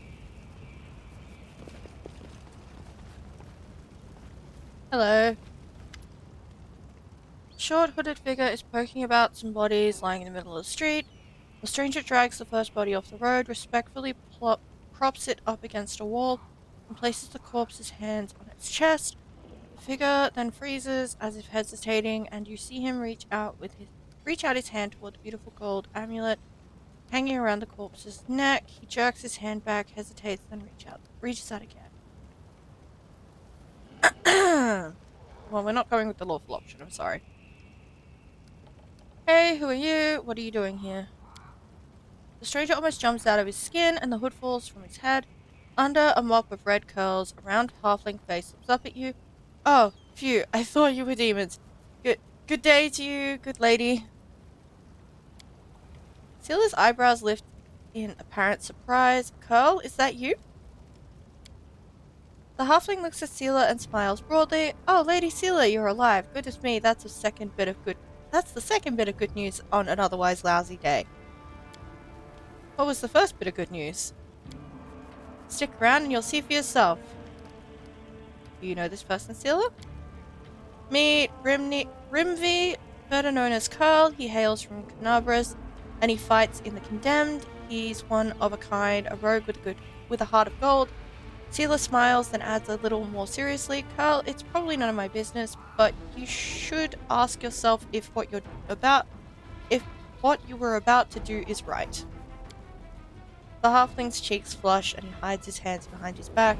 I didn't, I just thought, oh, it doesn't matter. Can you tell me anything useful about what's going on in the city? I'm afraid not, good lady. I just left the Defender's Heart before that. I was holed up in there too scared to leave, although spending all that time under Commander Irabeth's nose sure was something. She's a strict one, phew. And when she gets antsy... Don't even start. I've had enough of her breathing down my neck to last me a lifetime. So what are you doing here? Robbing corpses? No, the halfling protests. Rimvi Curl may be a rogue, but he doesn't loot corpses. I just need to get these poor lads' bodies off the road. My friends and I are on a terribly important mission, and we need to get through. Okay, what's going on?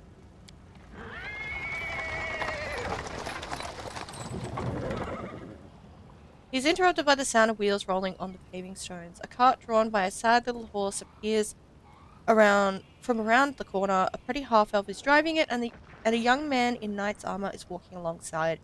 Even from a distance, you can see his tanned face and his blue eyes shining brightly. The halfling straightens up. See, a terribly important and heroic mission. My friends and I are saving a beer cart from the demons. A noble goal, yes. Save the beer.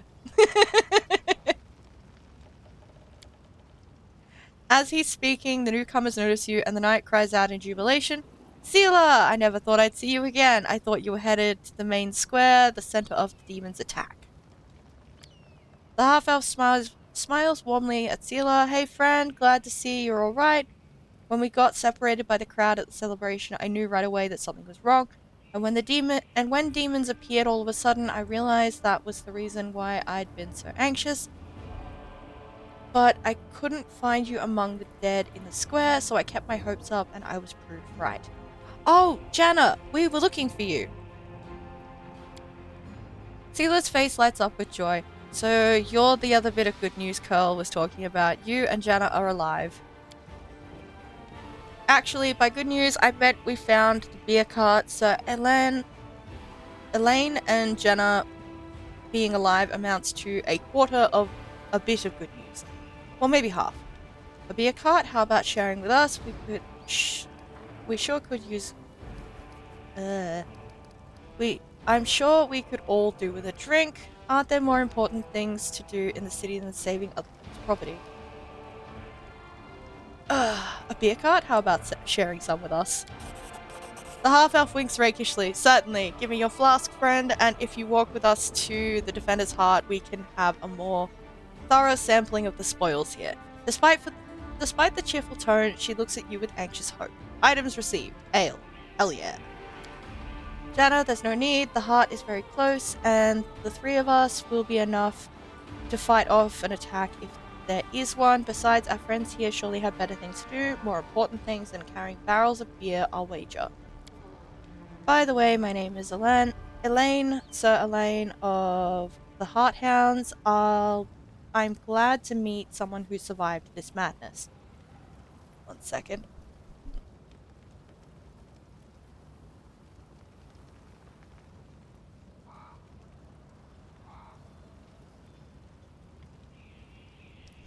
Sorry about that. Had to cough. You haven't told me how you know Seela. Are you aware, Sir Knight, that your friend Curl is trying to rob a corpse? I have to go. You haven't told me how you know Seela. I'll save that story till we're back at the Defender's Heart. You're going back there, aren't you? We'll have a reason to toast our spoils. Fair enough. I'm not going to sell the halfling out. No, I'm not doing it. Alright, I have to head out. So long, we're sure to meet again, either in the city or at the Defender's Heart. Sure you will. Come to the tavern, we'll celebrate the valiant rescue of this barrel together. Oh, righty. See, the halfling wasn't going to loot the corpse. But I am. Bloodshot eye, citrine necklace. Mine now. Alrighty, so there's something this way. Yep, cool, more undead. Step on their toes as I don't like that.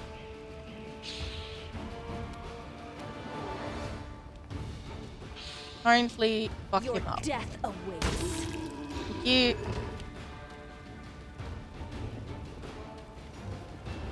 No. Woljif. Distract them from me. You. Glenn. Thank you. I love damage dealers.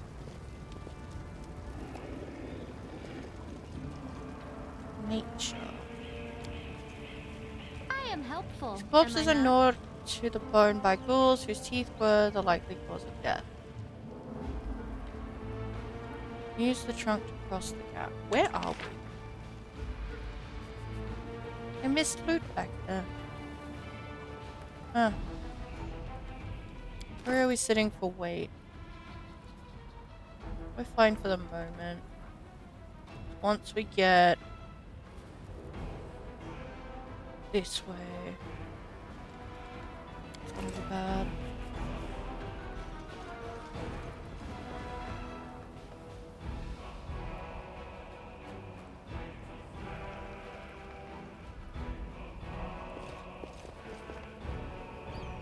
Oldest Evoker. Get him. Do not waver. Huh. An Evoker and 2 fucking barbarians. Neophyte wizard? Make Goodbye. every strike count. Thank you. I'll cut you wide open.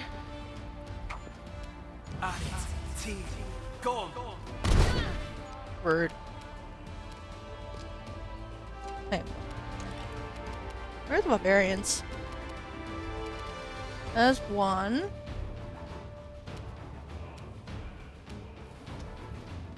Over here.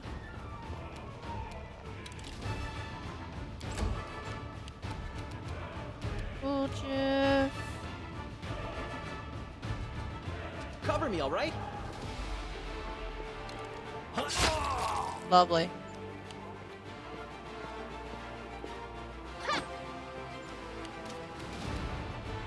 Ember. Can you move up, please?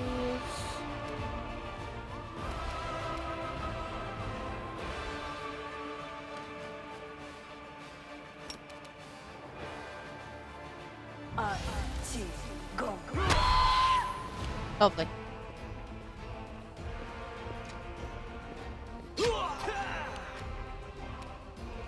Didn't do damage.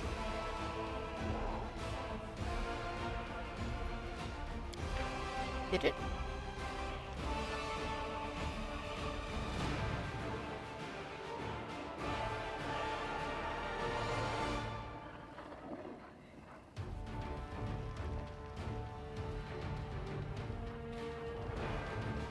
Okay. Should have done a d6 of damage. That's fine, I guess. The Inheritor, This guy. guide my blade.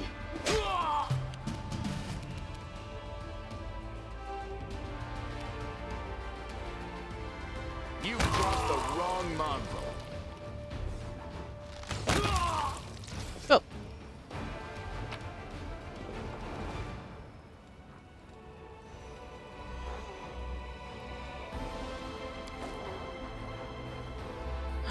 Alrighty.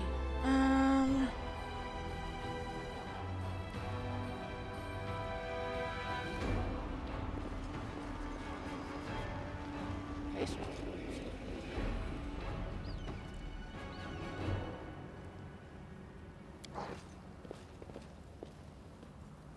there's also a chest out here that I just missed.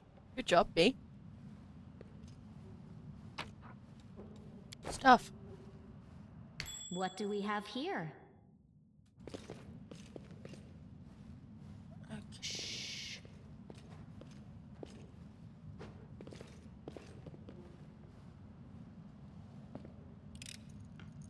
Pretty good, aren't I? Whoop. Journal about an experiment.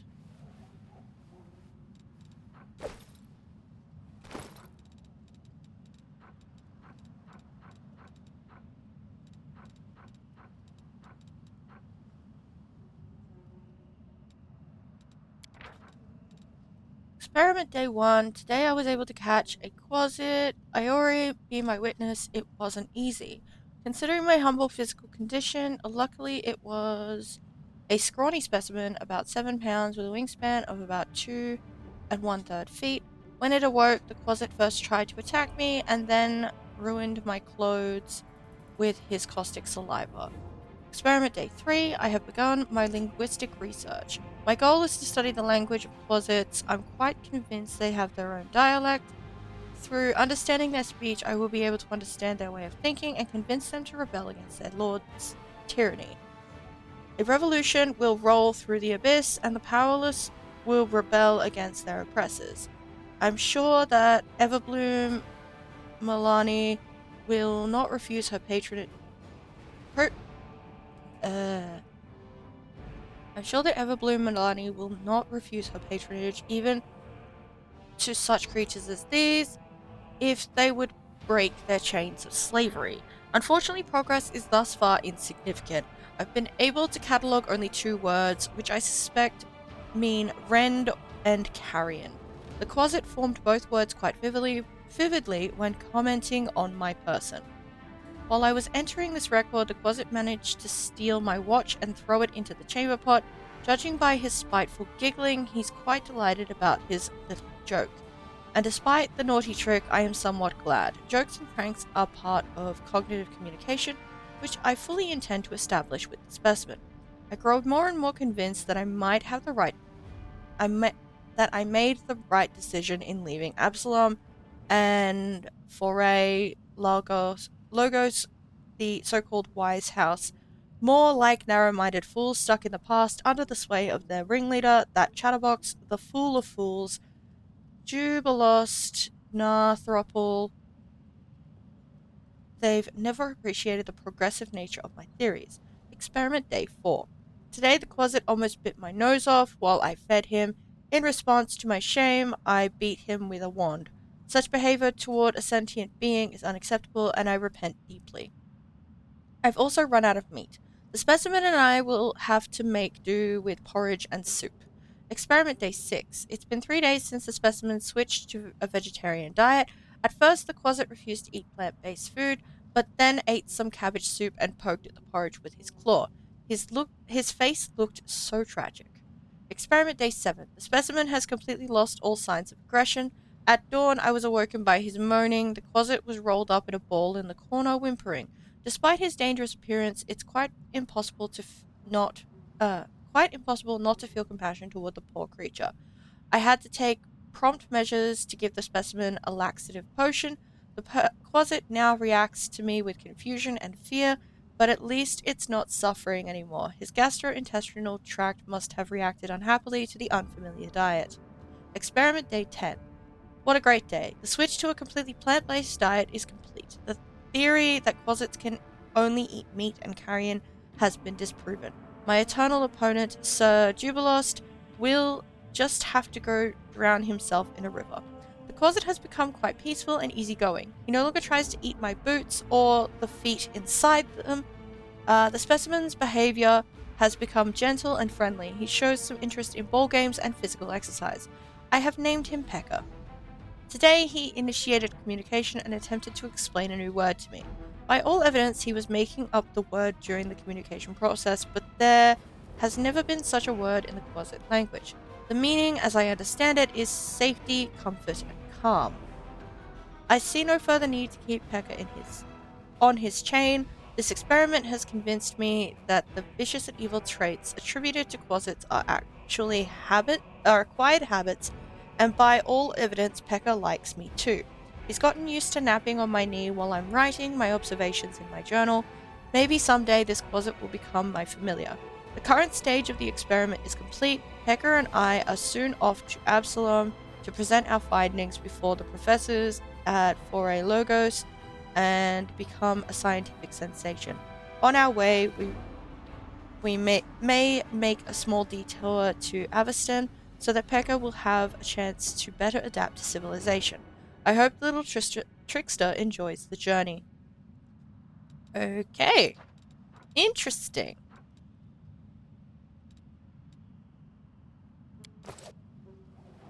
That's an odd one. Loot. Protection from chaos. Stories told us by spirits. The Knights with Harrowed Hands. Canobras Medium Alliance Publishing. Okay. 3 gold coins. Alrighty, where do you end up? There you are.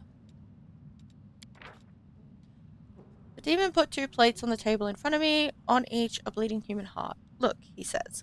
The right one belongs to a noble and righteous man, a loyal servant of Iomade. The left one is the heart of a murderer and a scoundrel, but something tells me they taste exactly the same. I remain silent and don't move. I couldn't if I tried. One of my hands is pinned to the wide armrest with a knife thrust to the hilt. The other similarly pinned helpless on the table. The demon circles and carefully brushes away a strand of hair that's stuck to my forehead. Your silence saddens me. Don't waste your time on this performance monster, I say, though I have scarcely the energy to breathe. If you wish to torture me, go ahead. If you want to kill me, then kill me. My life is in your hands, but my soul is not and never will be. The hearts on the plates in front of me continue oozing blood. They've only just been ripped from their owners' bodies. The right one apparently belonged to my partner, the left to the criminal we were escorting. But the demon who'd set his lair in the old mill killed without discrimination. He walks around the armchair and stops behind my back, placing a clawed hand on my shoulder. This is not a performance at all. It's a feast, and I will be sated. No, not with this. He can see my eyes still on the hearts. With you. It's your heart that's in front of me right now. So helpless. The claws on my shoulder tighten a bit. Goddess, help me endure. After a moment, the demon continues. You know what you don't understand, you zealous servants of law and good? He seems to like the sound of his own voice.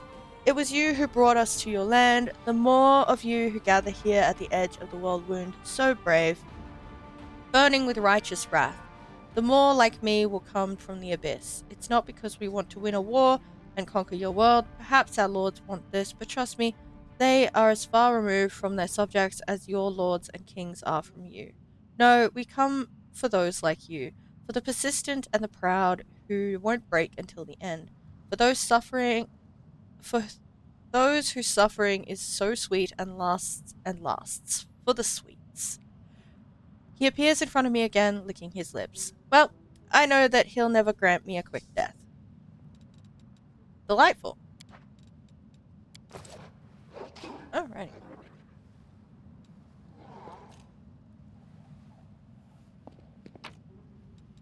Stuff.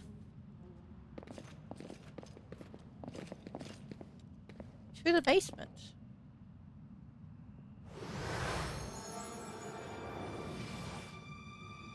Well, this sounds ominous.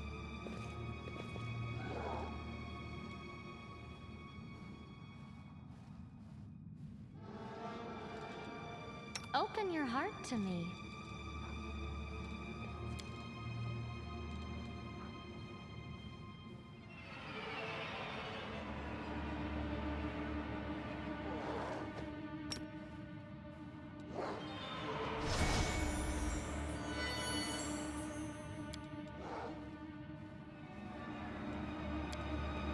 These fighters must have been caught off guard. They died before they could even draw their weapons.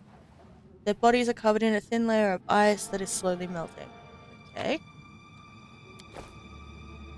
The spirits guide me. Clear the blockage. They should have known better. Huh. Helps if I'd had the entire party wander in.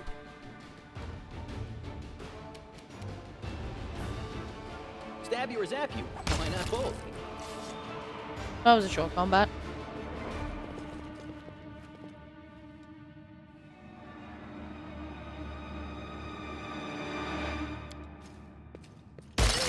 Why is it doing that?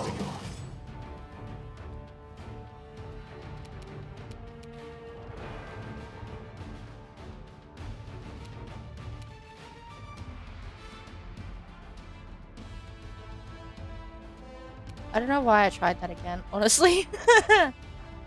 Is dismiss spell. No. Oh, stab him. Demand your blood. Distract them for me.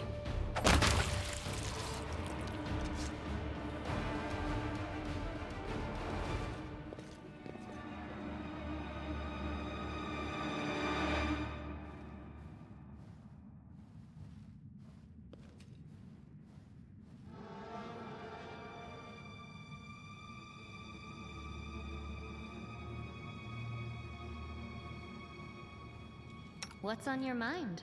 I wonder. As much as I want to figure out what the fuck is going on there. Get me 2 HP. That's annoying.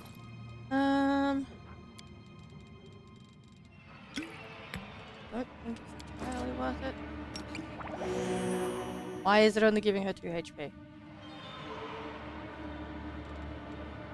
Drink the big one.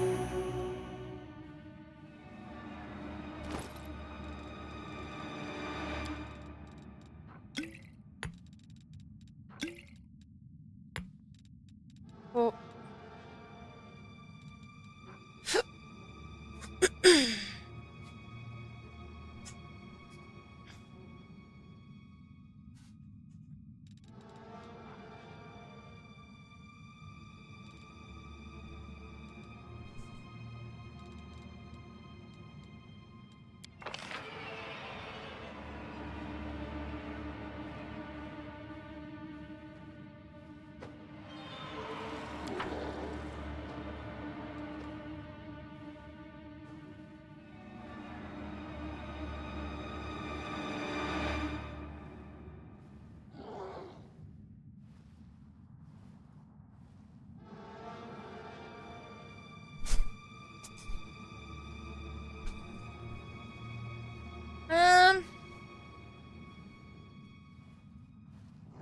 fucking fruit fly or something in here, and it keeps hitting me in the face. Fucking annoying.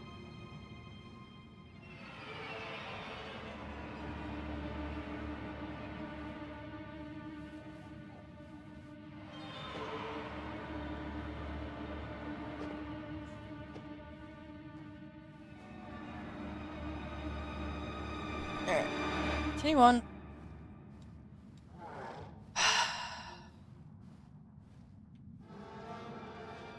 I really want to keep poking it, if I'm being completely honest, because I want to know what's in here.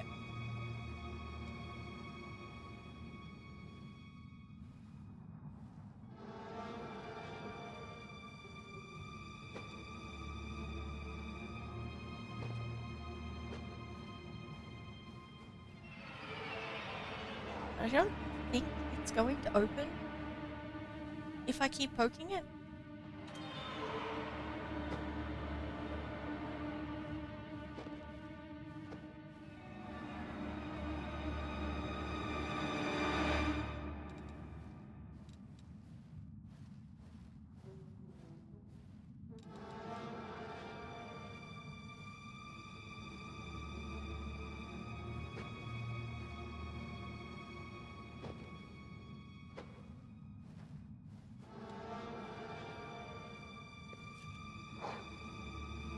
I have anything that removes disease.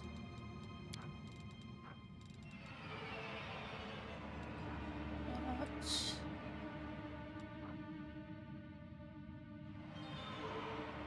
Spells any temporary magical effects. Does not remove permanent effects such as curses or diseases. Never mind. Resist fire. Removes sickness.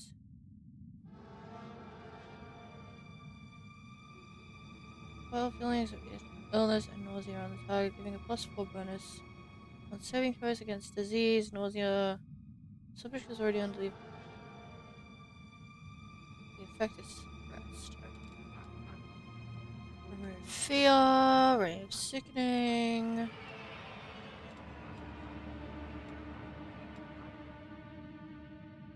Nope. So.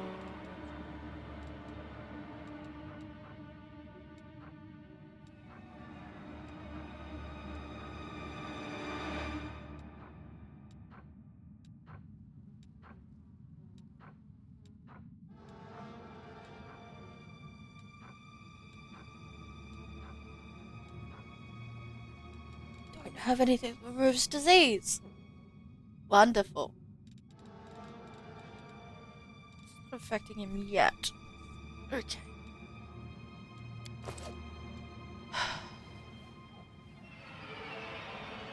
What are the chances it works if we just keep working? I feel like it's.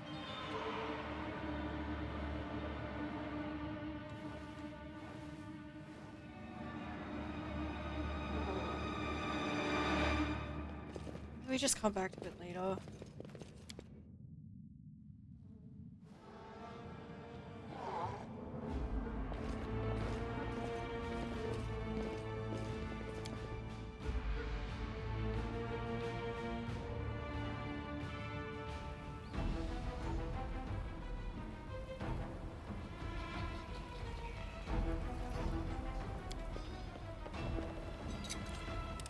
This is my kind of work. Alright. Careful now. Tiger. We can adopt a pet. People were not killed by demons, their mortal wounds were inflicted by weapons.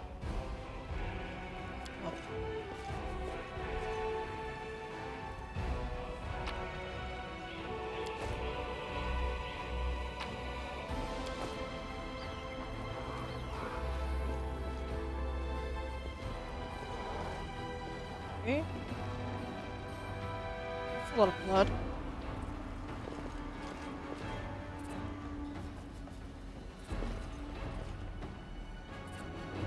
Got a cutscene. Hear me, take heed. The hordes of the abyss march on Canabras. The wards turn into their target. They must not be allowed to capture it. The consequences purposes will be disastrous.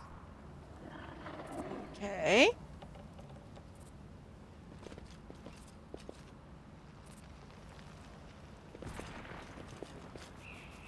Temple of Desna.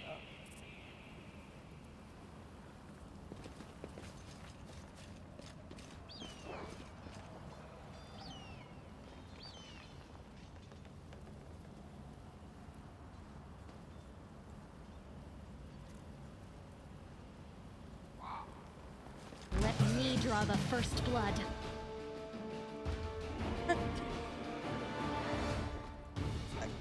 That's unfortunate.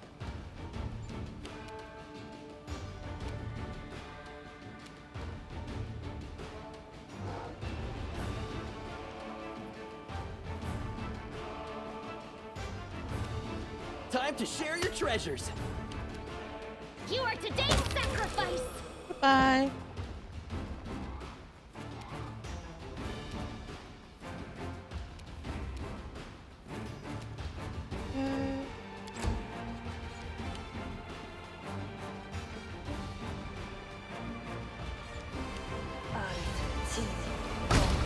Pain is excruciating. Ah, process.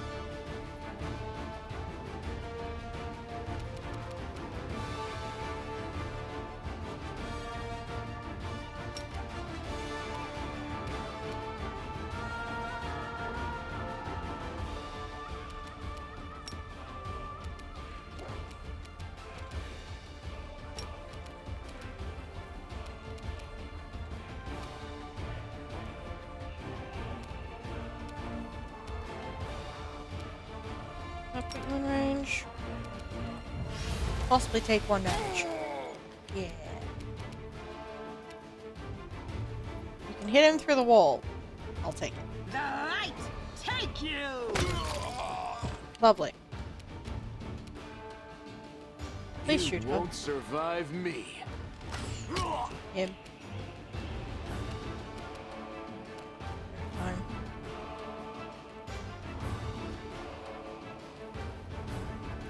So I don't have a healing potion to use on Camellia.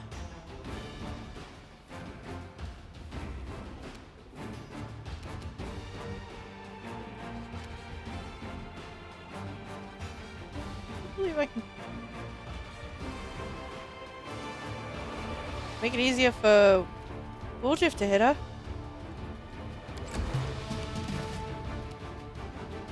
Cover me, all right?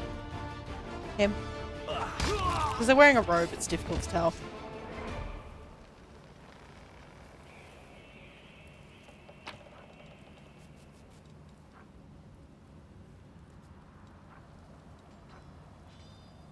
Eight.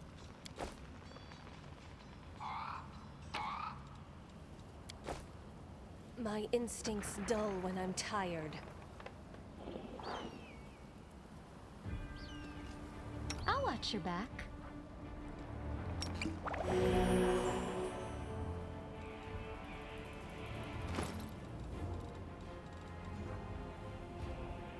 Natural instincts provide a plus 2 morale bonus on perception and law knowledge. Nice.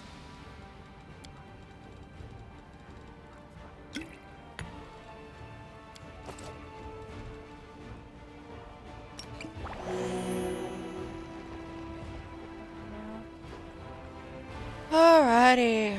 Let's go check inside this building.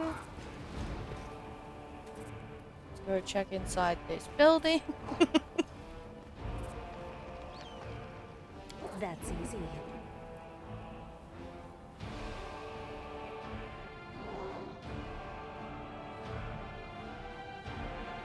Going by the blood, this has not been a good day for whoever is still here.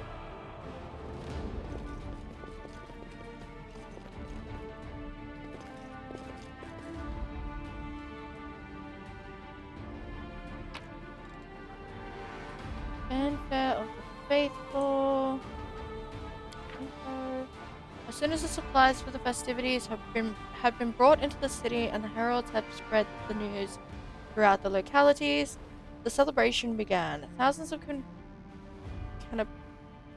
Canabrasians took to the streets to hail their stalwart defenders. Trumpeters and drummers opened the procession, with the orders following behind, the Crusader brethren with their gleaming steel and their banners flying high. The first to come here were the ever-bright Crusaders, the most virtuous and righteous of all Canabra's defenders. So deep was their devotion that when confronted with the shouted greetings and the glinting of adoration, adoring eyes, many of the knights began to pray as though attempting to ward off sinful pride. Leading the contingent and flanked by higher-ranking crusaders was the Order's commander, the esteemed Siar Kobelen, who is a father to his soldiers and a mentor to his recruits. Next came the Order of the Flaming Lance, those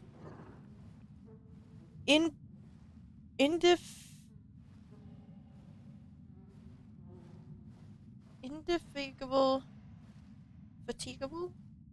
persecutors of evil and vice, renowned for their doggedness and fortitude. A heavy shadow veiled the faces of those crusaders who too often have witnessed the monstrous nightmares of the world wound and who daily risk their very souls in service of the the vulnerable and defenseless. Commander Myanmar, famed for her scholarship and sagacity, marched with the Order's rank and file. The procession continued with the Crusaders of the Order of the Sunrise Sword. At the sight of their banners, many in the crowd began singing songs and ballads composed long ago by the valiant souls of this order.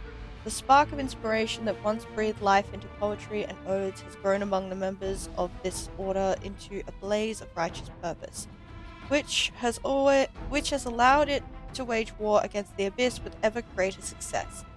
Asher Striga led his order, nodding to the welcoming crowds. Also in evidence among the pennants of the orders were those of the Inquisitors, the followers of Prelate Holrun, relentless witch hunters who devote their days and nights to punishing traitors and heretics. Bringing up the rear of the parade under the command of Irabeth Tirablade was the unassuming Eagle Watch, who apply their talents to sniffing out enemy spies in the city. The Eagle Watch was the humblest of all the orders in attendance, surpassed by all the rest in both size and splendor. Proceeding past the gates, the cavalcade made its way through the city streets to the guard of honor waiting to greet the noble heroes, along with Terendelev herself in propria persona. Oh. Fine now. An altar of Desna, goddess of luck, patron deity of travelers and dreamers. Anything else in here? No? Oh, time to leave.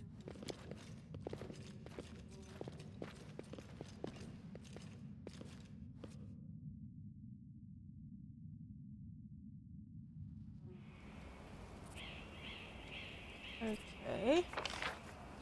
So we can go off this way a little bit.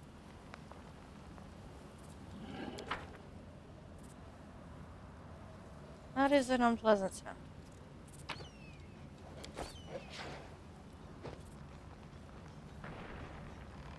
Let's go this way a bit.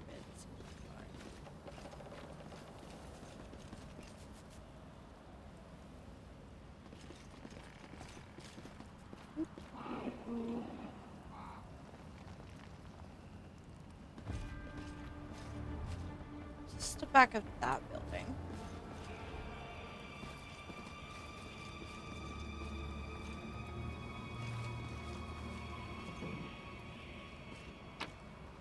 Time to rob them of their treasures. That scared the crap out of me. Oh, that hurt. Sneak attack. Oh, that's unfortunate. That's undead. Damn it.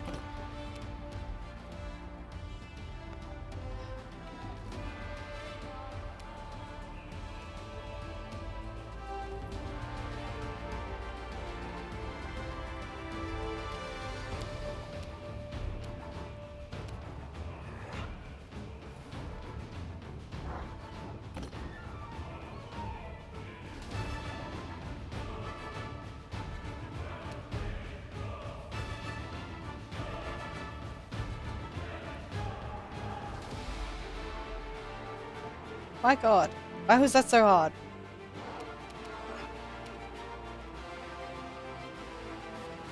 Your enemy Babao has dealt increased damage to your character Camellia with a sneak attack. Sneak attack is a special power, blah blah blah. Yeah, I know.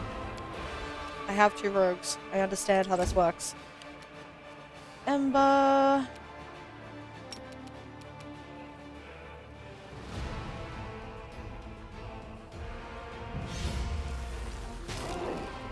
Wonderful.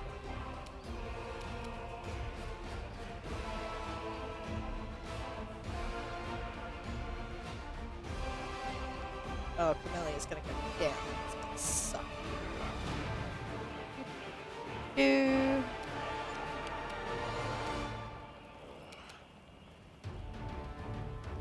Endure this! Healer. There.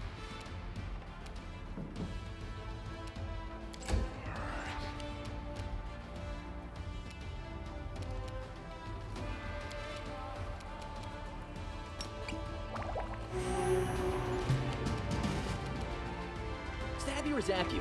Why not both?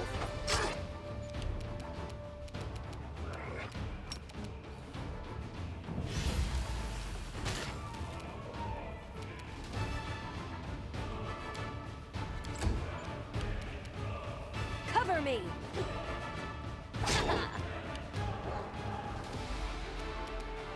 Make every strike count. Get him.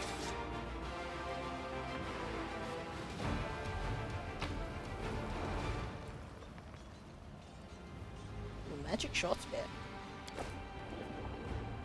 Alrighty. Precisely.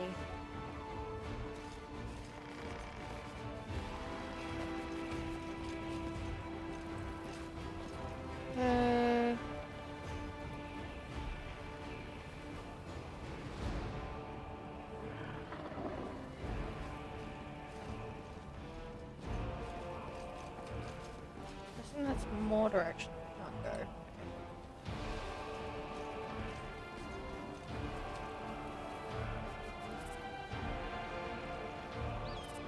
Here.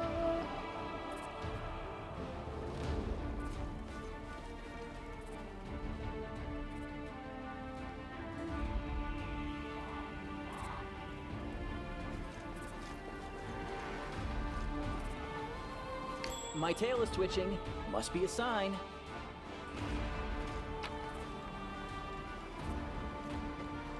Stash of booze. Oh, that's great.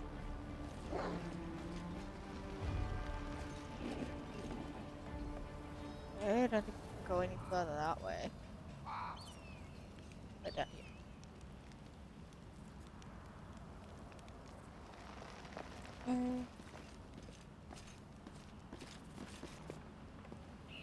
Oh, hello there. Count Arende's servant. Thank the gods. I found someone who isn't fleeing in panic. Are you crusaders, mercenaries? The comely half-elf is so frightened he can barely get the words out. I am a servant of Count Darren Kale Nevis Arende. My lord's mansion is under attack by demons. The master himself and all his guests are trapped inside, and the house guards are nowhere to be found. I managed to escape through the servants' passage to look for help. Will you help me? The mansion's only a stone's throw away, on the next street over. He meets your gaze with pleading eyes. I mean, I suppose. Count Arende, I have seen him a few times before. From afar, he looks highly audacious. I confess that he did capture my attention, but that's neither here nor there. We should help him. The gratitude of a rich and influential man can only benefit us. Okay. Succeeded a knowledge world check. You have heard about the Arundel family before. This wealthy and noble Mendevian dynasty was almost wiped out by demons more than 10 years ago. The last surviving member of the family, the young Count Darren, has an infamous reputation. He is well known for being a rake and a rogue. Okay. Misfortune continues to dog the house. Grande, I see. The servant cringes. You're telling me everyone tried to talk me out of taking up the position, saying that it can't have just been bad luck that brought tragedy down on the family, and almost killed off the line. But I reasoned that since my master was the only one who survived that calamity, that meant he must be blessed by fate and the powers of good. The pay was nothing to sniff at either. The servant cast his eyes around the street. I should have listened to people smarter than me and gone to work somewhere else, preferably far away from Canabras. Can you tell me what happened? I'll tell you what I can. I was working from dusk till dawn and back to dusk again, serving guests at the Count's banquet. When the other servants came to relieve me at my post, I went to sleep. Next thing I know, I wake up and there are demons inside the mansion. I couldn't even reach the Count. The monsters had blocked the way. The Count's banquet was still going on. He and his guests were in the Great Hall, and as far as I could tell, the door to the room was sealed and the demons couldn't get in. I'm begging you, hurry. The mansion doors are sturdily built. The demons will have to work hard to get past them, so you still have time to rescue the people inside. What will I get if I help this Count of yours? Demanding a reward for fighting demons, that is dishonorable and foolish. 2, since demons are the enemy of each and every one of us, today we selflessly helped someone to thrash demons. Tomorrow, someone else will help us. Yeah, fair enough. I probably shouldn't have clicked that. If we are talking about a humble working man or a soldier, I'd be the first to say that we ought to help because it's the right thing to do. But some filthy rich aristocrat with a mansion, if he wants our services, he can pay for them. I'm trying to imagine how the cave tribes could have survived if we'd had a small group of freeloaders sitting pretty on their inherited wealth, doing nothing while the rest of us starved. Right. Alright, I'll help. Where's your master's house? It's not far at all. You're better off entering from the next street over, through the passage I used to get out. Help, I'm begging you. I hate to think what the Count will do to me if I don't bring back help. Arende party house has been revealed. With a name like that, helpful.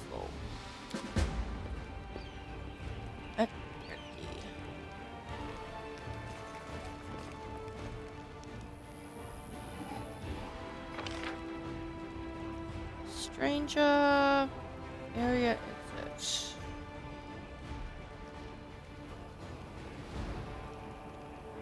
Did I miss something up here?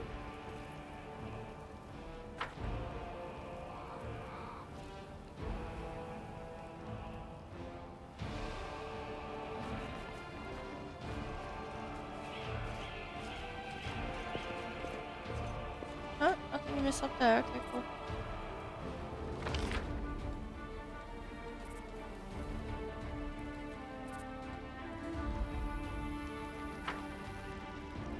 This way.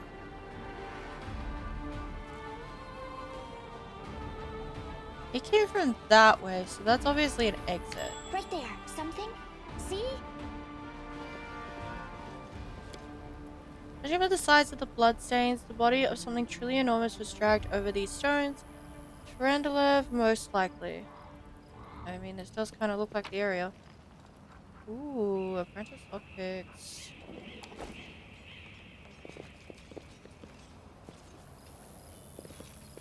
They dare threaten me. I probably should have healed Amelia. Oh well. Alright, Woljif.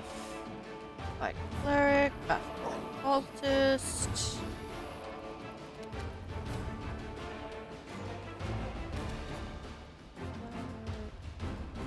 Better off. I mean, they're all hostile. What does it matter? Distract them from me. Get him. Oh, there's demons as well. Nice. Good job. Ember.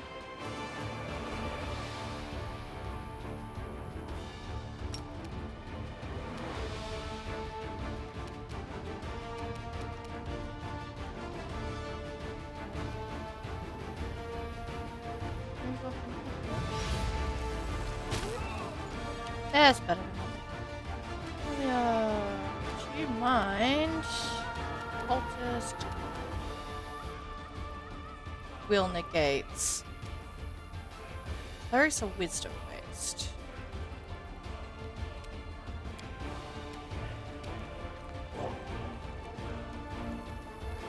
Yeah, your will save is +6. Nah, that's not worth trying to hold person you. Just stab them. Go for their hearts! Wonderful.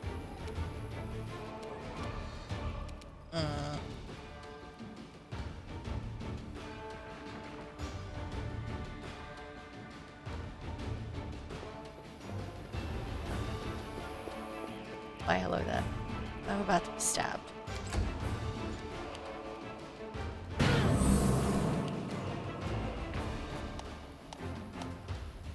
Amelia has failed a saving throw against the ability to channel negative energy, damage living used by the enemy by cleric. Yeah, that's fine. But they're not likely to be successful every fucking time, so...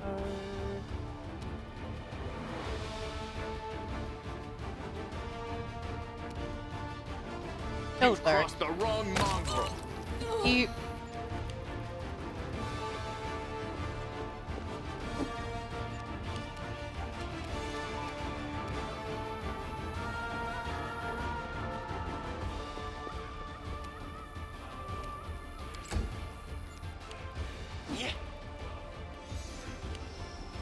You have some silly reach.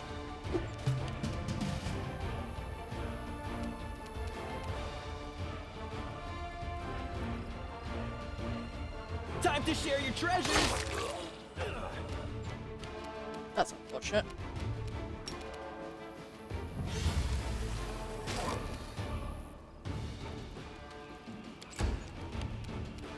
I'll cut you wide open!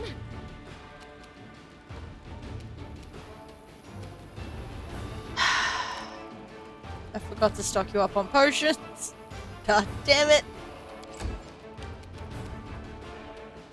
Stab their backs.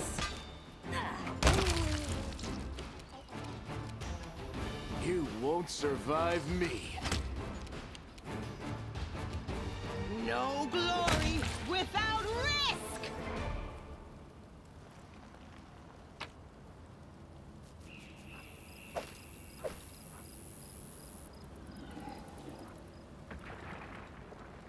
Now we go back to only picking up the shit that is light.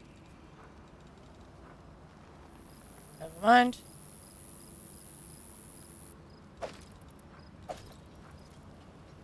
Work.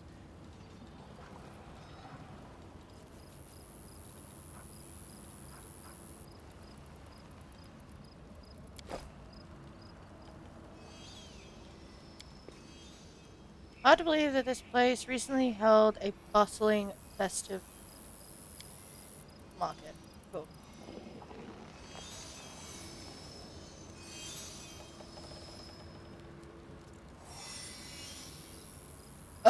We'll go check that in a moment. Fine.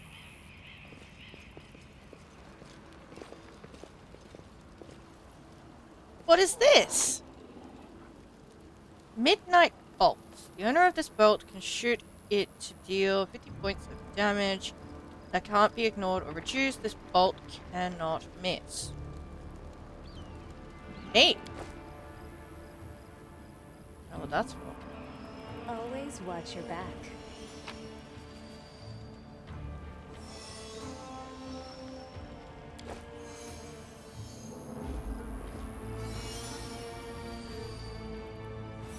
The fuck is this? And is it going to kill me?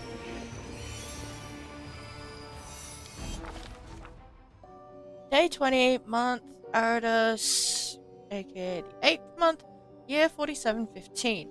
The demon invasion transformed all of Canabras into one great battlefield, but nowhere in the city suffered as much as this square. This place saw a clash of titans, the demon lord Discari leading his hordes from the abyss, and the dragon Tyrandalev, the mightiest of the city's defenders and one of the first to fall. The scene of destruction leaves no doubt as to the battle's outcome. A skilled scout could recreate the course of the battle moment by moment simply by looking at the ruins. From the chimneys torn down by powerful wings in a sharp dive, to the bloody tracks left behind when the demons dragged away the noble reptile's broken body. But it is no hypothetical scout gazing upon the ruins. It is Nyx, and she is not alone. The shadow of a strange, barely perceptible presence lingers over this place. Like a gaze untethered from any observer, this mysterious force, unknown to mortal kind, silently assesses, judges, and seeks a better way. In an instant, Nyx is vested with this power and looks at the world with its eyes. Past, present, and future stand before her as a unified whole. An unmoving, multifaceted crystal that would be beautiful were it not for the fractures, blemishes, and flecks marring its splendor. What past does she see? In the past exists the one who wielded this gaze in life, although the one and life are in opposite terms for aeons, the supernatural embodiments of cosmic balance. Rather than who or what, a better word for these entities is how. This aeon appeared from outside this world, from the great beyond, to put an end to the intermingling of the planes and destroy the world wound.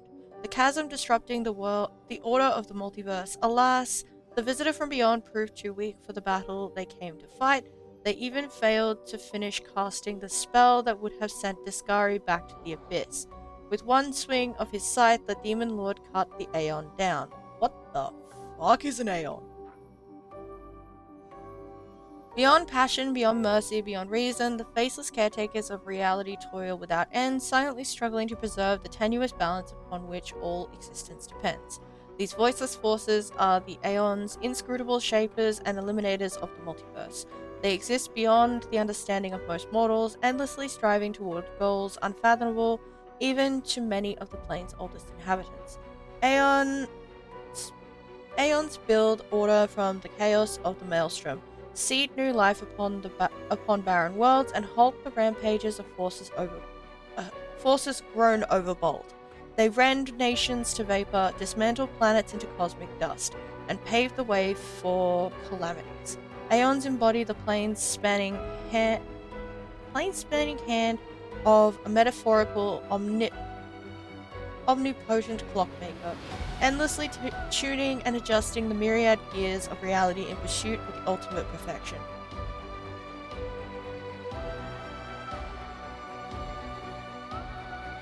Is this the fucking time police? Sorry, reality police? Great Beyond. The Great Beyond is a term that encompasses all the planes of existence that make up the known multiverse. These realities beyond our reality are the domains of the gods and are home to non-godly powers fit for worship, planet dragons, and entirely alien races. Okay. What present does she see? Ruins, blood, corpses. None of this perturbs the Aeon's dispassionate gaze. The living are alive, and the dead will be judged by Pharasma. All is as it should be, but the demons circling the sky or prowling through the streets create a jarring juxtaposition. The splashes of blood-red ink on a restrained pencil sketch. They should not be here. The world of mortals is for mortals. The demon's place is in the demon world. How sublime the world would be if everything in it knew its place.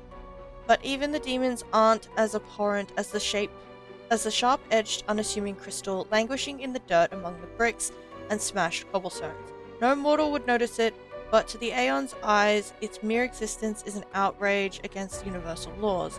If the Aeon still existed, they would not stop until the crystal was unmade, but the Aeon is gone and only their gaze remains. Nyx picks the crystal up out of the dirt and stows it in her pocket. She is mortal, which means she has the power to decide what to do with it. Items received. Purple stone. Knife. What future does she see?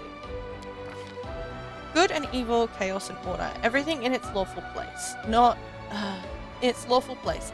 In the multiverse and is no longer trespassing where it does not belong. Nothing is disrupting the smooth and steady current of the river of souls from life into death and back to life again.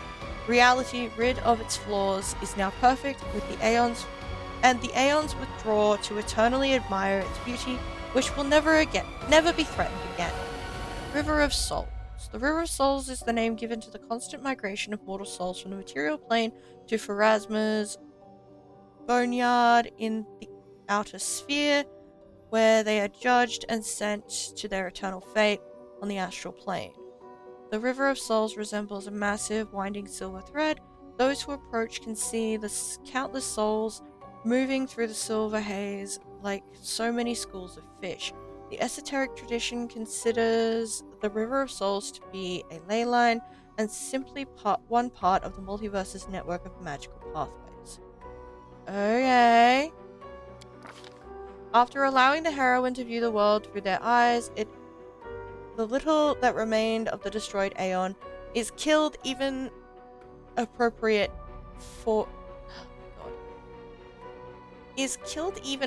here for an entity that is so removed from life and death as we understand them, used up its last vestiges of energy. Now they are ready to disperse into nothingness, unless someone decides to preserve the Aeon within themselves. Will the heroine take on this power so that she may again look at the world through another's eyes, or will she allow it to vanish?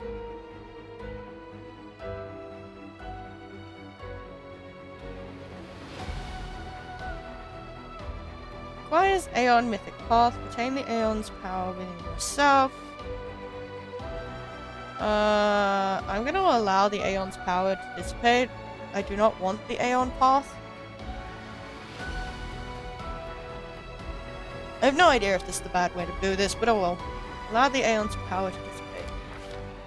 Nyx is not the kind of person who relies on any eyes but her own.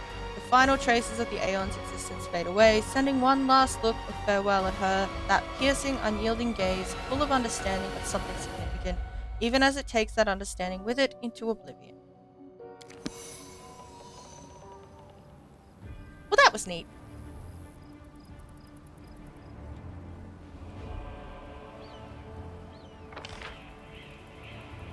There was supposed to be a stranger.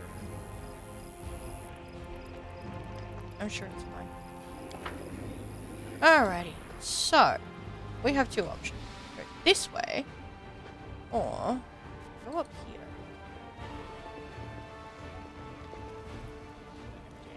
Oh, we can also go that way.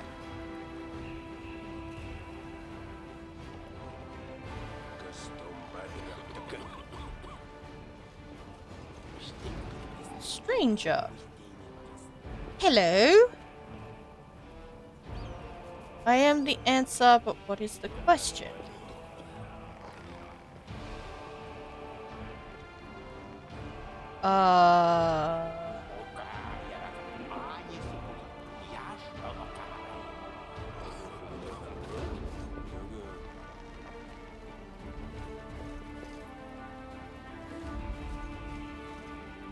Energetic tiefling.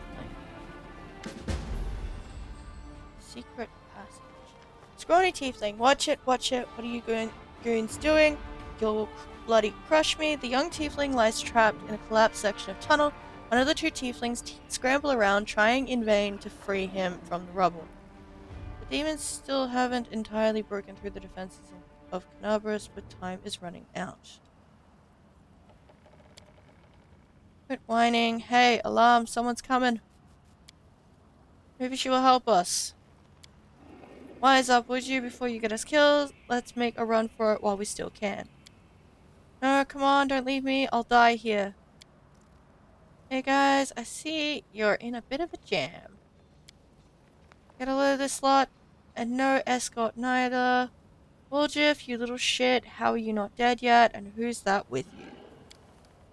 They're friends of mine, great guys. Woljif turns to you and out of the corner of his mouth says, listen, do me a solid, help me drag this sorry carcass free. They'll repay you, cross my heart.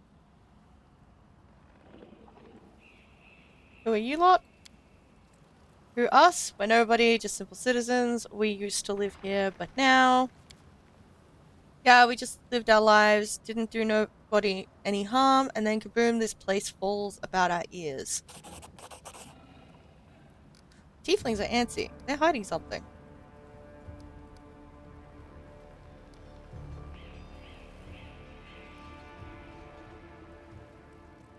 Don't lie to me, tell me who you are and what you're doing here. Alright, don't hurt us. People call us the Tieflings. We kind of skirt around the edges of the law. That's how we make our living. We say some tyrant bands books that show stuff he don't like, or fancy Keonan wine he don't drink. Is it wrong if we step in to fill the gap in the market? If there's a demand for it, someone's got to sell it. Keonan. The homeland of the elven race on Galarian, Keonan was almost completely evacuated by the elves just before the fall of the Starstone. They only recently, by elven standards, returned to Galarian to reclaim their ancient homeland and have become an isolationist realm, allowing few non-elven visitors into their mist-shrouded capital, Ayadara? Yep. Cool. Don't go thinking we're gangsters or anything. Our only concern is making the lives of citizens easier. For a little coin, people in this city can't even breathe without breaking some stupid regulation or restriction. Take this tunnel that collapsed on top of our friend, for instance. It leads straight to the Grey Garrison. Thanks to it, any soldiers whose throat's feeling a little dry or who's needing some nighttime reading material, we can get all the things for him that his heartless superiors refuse to. We're providing a public service. Enough talking, get these rocks off me. You sent me down here for a goddamn crate of cognac, you idiots. Now get me out. Yeah, okay, we'll help. I must rest to fight another day. Shit. Character is overloaded. Each character has a limit on how much weight they can carry. This limit depends on their strength. Yeah, cool. It's fine. Failed athletics check. Clearing the rubble proves a bigger challenge than expected. By the time you finally free the trapped tiefling, you are ready to collapse with fatigue. Whew, I'm alive. And all in one piece, give or take. Thank you. I'll remember your kindness for the rest of my life. The freed tiefling turns to his companions, and you two clowns, I don't want to hear a word out of you. Get into the tunnel now. One trip, just to the Grey Garrison, and back. Don't be a coward. It's not going to collapse. Go, or else we came all this way for nothing. That ended well, didn't it?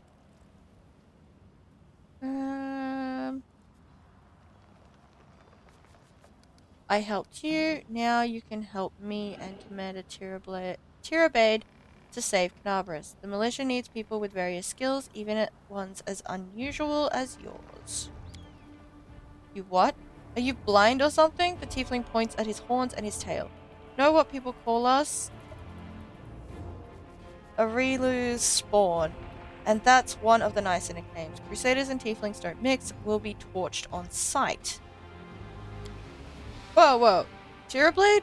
Irabeth Tirabade? From the Eagle Watch? Lads, we have to help her. She's one of the only big shots in town that actually treat us with any decency. Why should we risk our necks for the Crusaders? Because Irabeth risked her neck for ours. She saved me from that creep Pulrun, yanked me straight out of his torture chamber. Only a worthless toe rag would refuse to help her out after that. Nah, nuh-uh. I'm not listening to any more of this. The tiefling makes a show of covering his ears.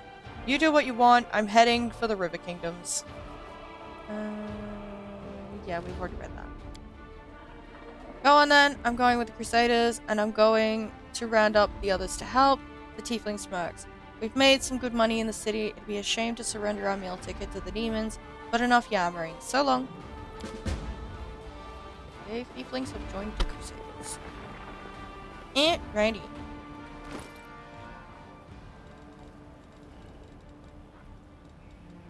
Oh, we have become fatigued.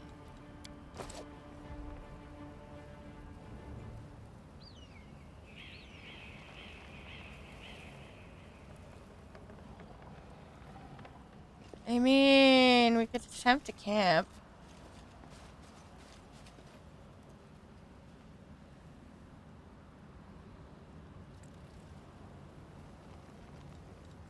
So, that is it. Interesting thought.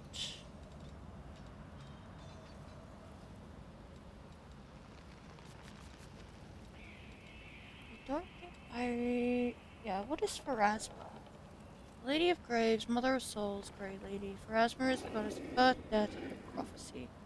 She shepherds Galarian's recently departed souls to their final reward. Upon death, souls migrate via the River of Souls to Pharasma's boneyard in the outer sphere, which sits atop an impossibly tall spire that pierces the astral plane. She is among the most ancient deities in the multiverse, but keeps her knowledge of the fate of all souls closely guarded. Okay, cool. This is probably a terrible idea, but, quickly save. Cool. And then, let's make a bad decision!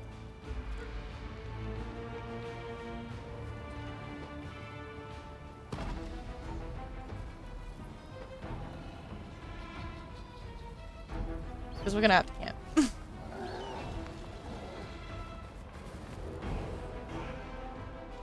Okay.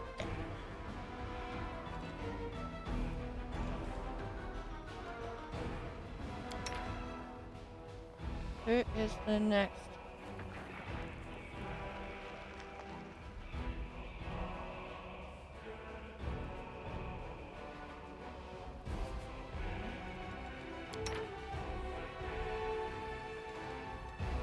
You're the best at that. That's fine.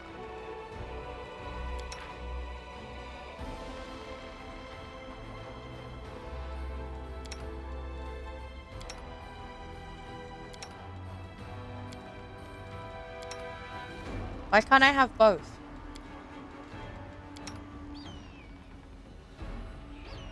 Oh. I'm stupid. That's why. You need to be replaced.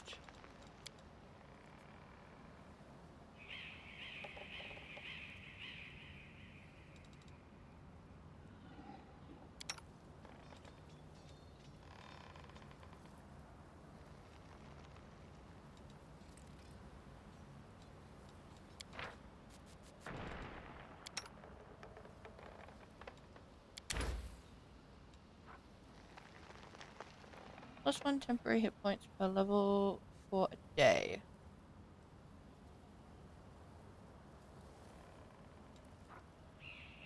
Don't have any flour. That's unfortunate.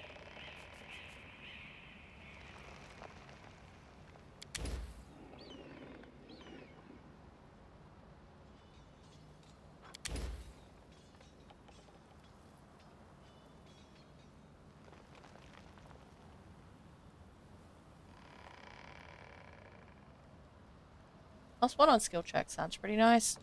Let's go with that.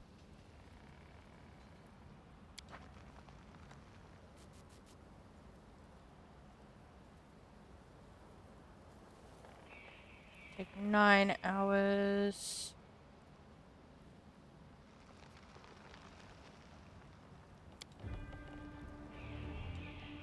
You feel sorry for the cultists. What about the demons? Do you pity them as much as their victims? How can you not feel sorry for anyone? Is there anyone in this world who isn't suffering?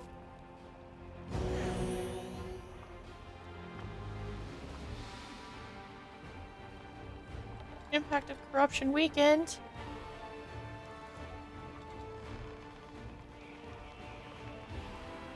Lovely.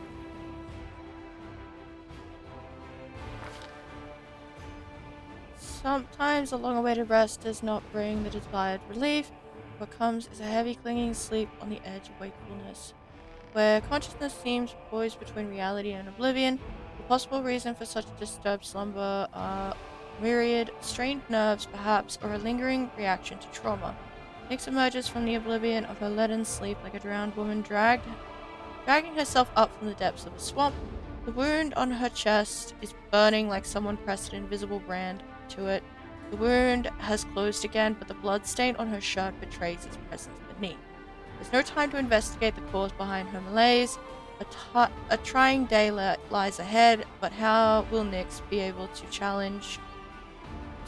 How will Nyx be up to the challenge if her thoughts are so muddled and her entire body aches after a day's toil?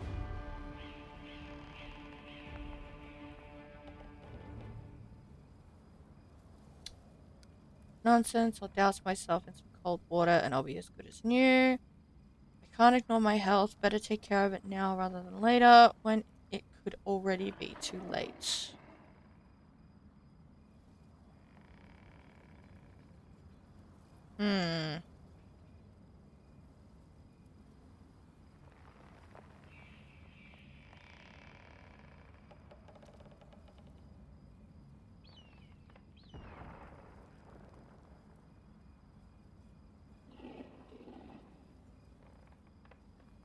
She be right, mate. Nonsense, I'll douse myself in water and it'll be as good as new. As if a veteran adventurer could be frightened by a bad dream, a splash of cold water enlivens her senses and the weariness abates, retreating to the depths of her subconsciousness, but leaving the path open to return the next time Nyx seeks refuge in sleep. Nyx recalls that she slept peacefully in the defender's heart.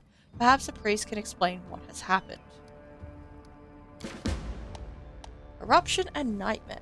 Nightmares and corruption prevent you from resting well.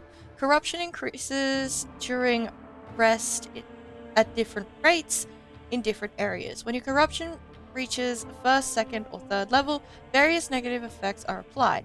There are 3 corruption levels in total. The higher the level, the more difficult it becomes to fight your battles. The character who is assigned to the protective rituals role performs these rituals before the party goes to sleep, which reduces the corruption gain. You can fully remove corruption in safe places. You will discover these areas of respite as you progress through the game. In some locations, you may come across various holy artifacts. Cleansing them or interacting with them will allow you to partially remove your corruption level. Oh! Alrighty. So what is the time? Whoops. Does not give me the time. Unfortunate.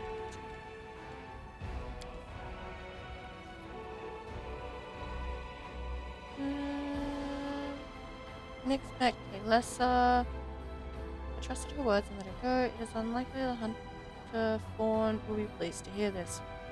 We could just not tell him. He told us not to kill her. He wanted to do it.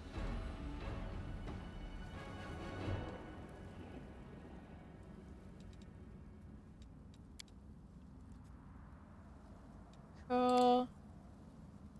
This one is just done.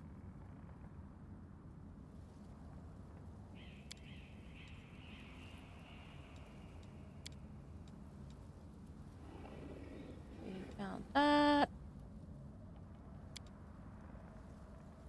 Woljif, a thief, languishing in. Yeah, we've done that. Divided city. Lovely. We'll get to that eventually. That's fine. Find the storyteller. Get to that in a minute. Tieflings have joined the Crusaders. Lovely.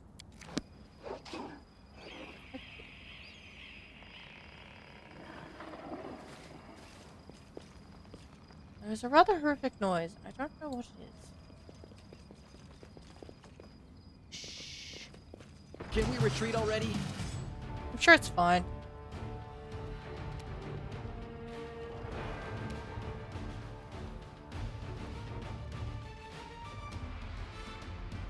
I really need to get me some haste. How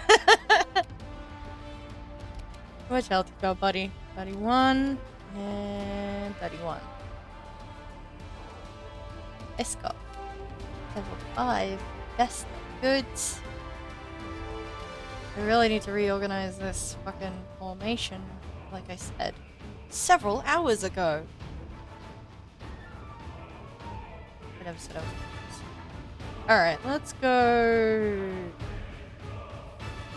get beaten up, I suppose. Yeah, you're gonna act first. Over we go. Time to get beaten up.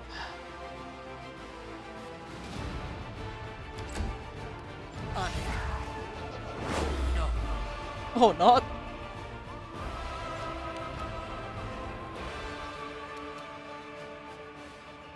Alrighty.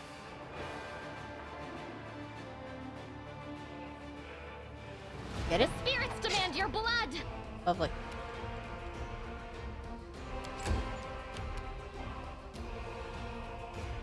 Can't quite reach him, can ya? Alright, hop over here. Cover me, all right? We can get one of them down. That's better than not. The inheritor, guide my blade. Good.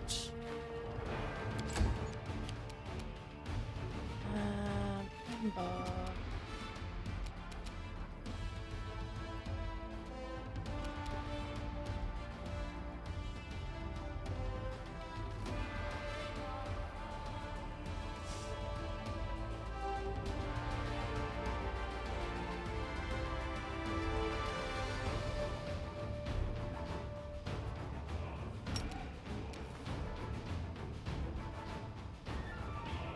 Got this.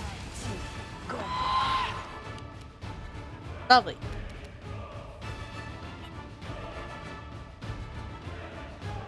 Endure this!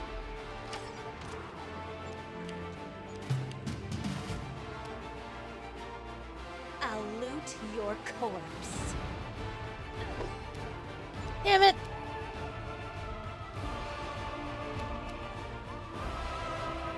You are today's sacrifice!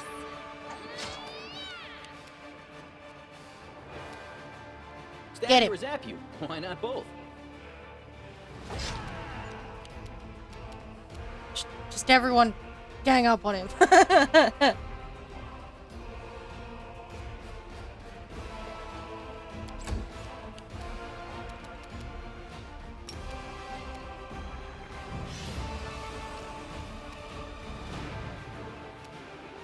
Honestly, I don't know. Make Get it. every strike count. Thank you.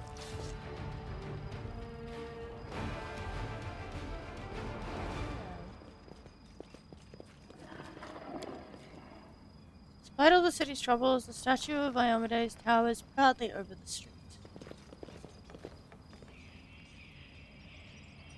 Ah! Rat swamp. Don't love that. They should have known better. What's attack?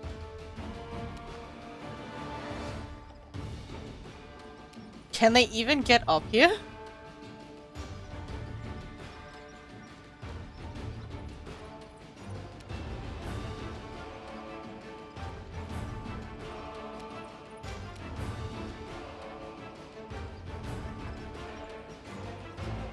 I'm so confused.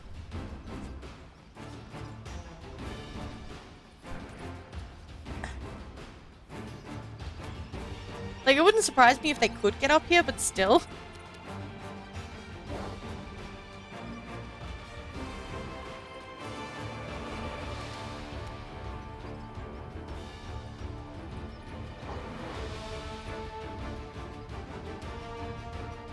Because it's making like I have to go...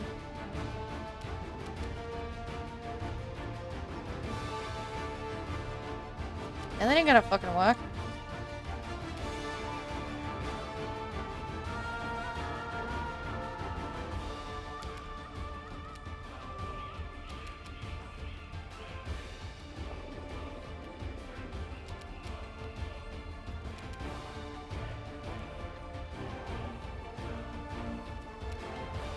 Not going to do anything.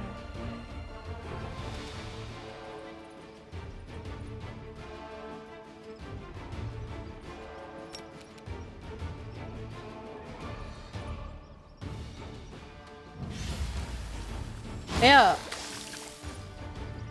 Woo, it did damage.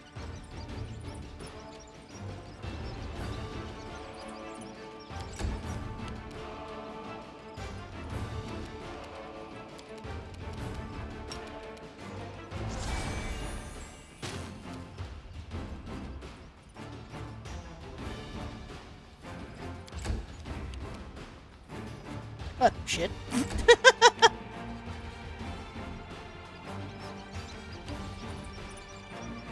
Yeah, I had a feeling.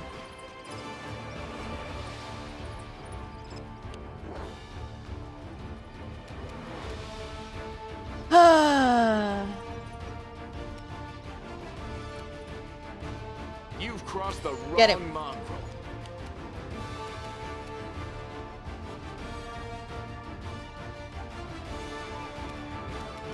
Just start on the off chance. Making your way over there. It's fine.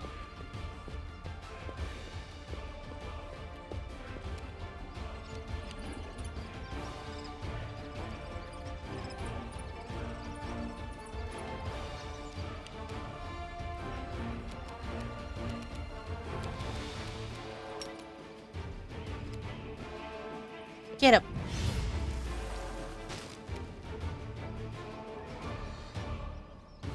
Yeah, that's about what I figured to happen. Woljif! Do you mind?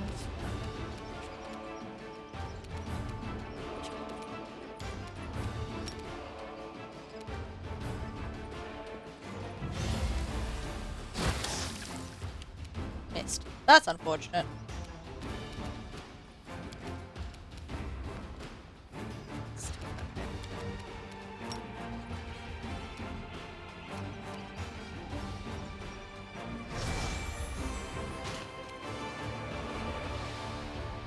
Immune to Divine Zap. Never mind.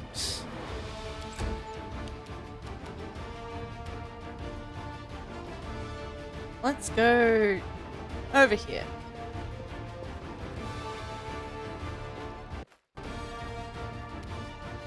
Go. I was kind of hoping that we're just going to climb up this wall.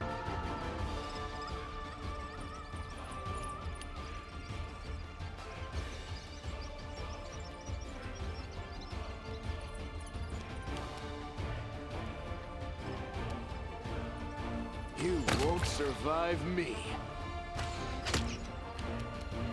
Lovely.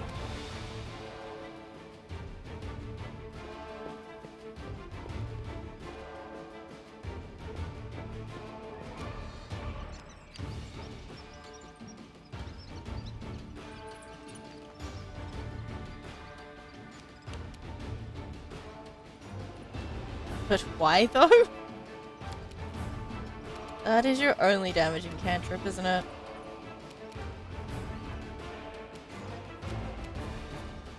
Cool. Ember, just wander over here. Woljif! Get him! Lovely.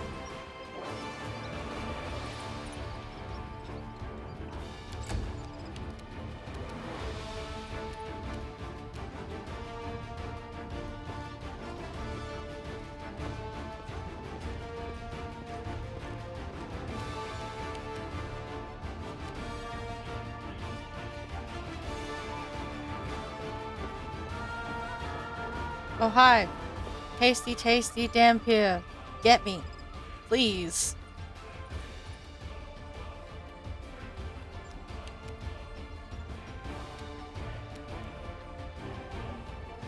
Endure this! Lovely.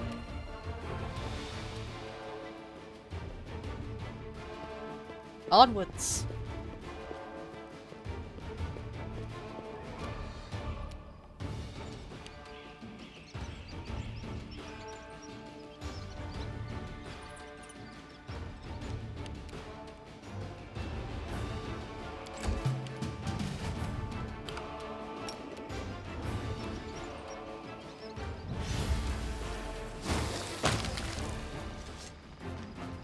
Wonderful.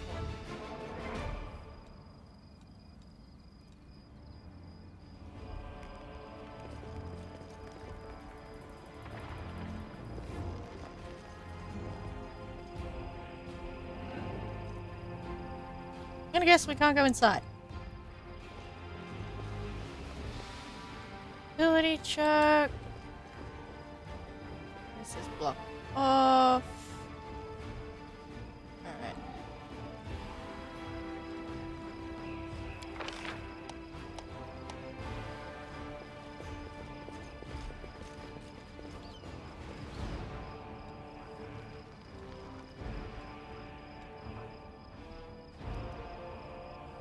Hold shift to move characters freely. Most enemies try to attack your most vulnerable party members. Put the character with the highest AC on the front line so they can protect the more vulnerable party members. Just your party's information. You can use the information button. Alright, so I need to hold shift. You.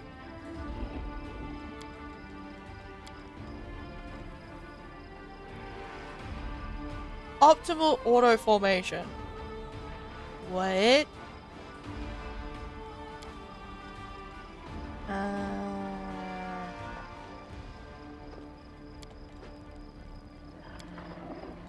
Let's put the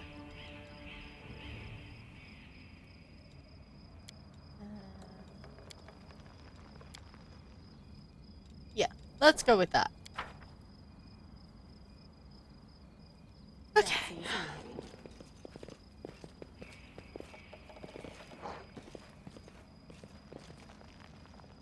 What the fuck is going on here? People were not killed by demons, their mortal wounds were inflicted by ordinary weapons. Okay. Expecting undead to show up again. Some fucking horrific noises coming from that fucking pit. Go around the long way. What's that glitter? Emerald jade. Wonderful. Yeah. What is down here? Oh right, that's where we got the thingy thing. Precisely.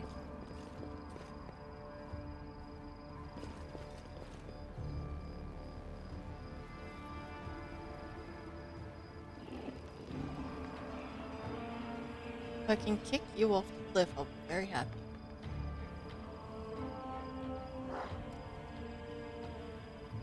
Always watch your back. Beloved brother, I admire your zeal, of course, but would you not agree this is hardly the time to be standing guard over a hole that no one will ever emerge from? Perhaps you're concerned that someone will decide to go for a nighttime stroll and will accidentally fall into it. Such foresight is laudable, but do you really need so many soldiers for such a task? Can't your warriors be put to better use, for instance, fighting demons or clearing rubble, while the people trapped beneath it might still be alive? Yep. The face of this golden curled Azamar is beautiful even by the standards of his kind, in whose veins run the blood of angels. His melodious voice sounds cheerful, but bitter reproach simmers in his gaze. Okay. Don't you dare call me brother, heretic. The signs of recent hard fighting are obvious in this stern old man. His armor is dented, covered in blood, and his unnatural pallor suggests something more dangerous than wounds inflicted by claws and fangs. Nevertheless, his gaze is stony, and his voice, accustomed to barking orders, is harsh and clipped. How dare you accuse me of doing nothing to protect the city, especially now, when followers of your temple were caught committing treason? To my mind, you are no different than the demon worshippers, those miscreants, those beasts that are digging under the city walls. Everyone knows, my dearest prelate, that in your zealous pursuit of order in the city, you have long since forgotten how to tell friend from foe and good from evil. That's what happened with my adepts, whose act of treason was a genuine attempt to save the city, and yet again I am forced to repeat myself while we are wasting time on pointless quarrels. People are dying under the rubble in our city, people whom we could have saved if you had only set your soldiers to the task, and not kept them here, surrounding the useless and utterly harmless hole in the ground. Harmless? Well, if it's on your say-so, then that must mean there is something down there. Your associates, no doubt. And they're just waiting for us to abandon our post before they slink out and try again to... The old man notices your approach. And you, I remember you. You appeared in my city the day the demons attacked and Terendelev died. What are you doing here? Answer at once, or I'll have you strung up by your ankles before you know it. Don't think that the demons have wounded me. I still have enough strength to take on 100 of your sort. Sir, shut the fuck up. And what is this hideous creature? Hulrun peers at Lan with suspicion. Lan, at your service. The mongrel ducks his head in a bow. My forebears fought in the First Crusade. I've lived in Canavras my whole life. You haven't ever seen me before? It must be because you don't ever venture into our underground district. We have been meaning to complain to the city authorities that our paving stones have been in need of repair for a long time. That's a good joke. Well done, man. First Crusade, so you're a mongrel. You obviously know human speech, surprisingly well in fact. Alright, let's be off with you. The prelate looks at you. If he causes any trouble, I shall hold you responsible. Come to think of it, you still haven't told me who you are.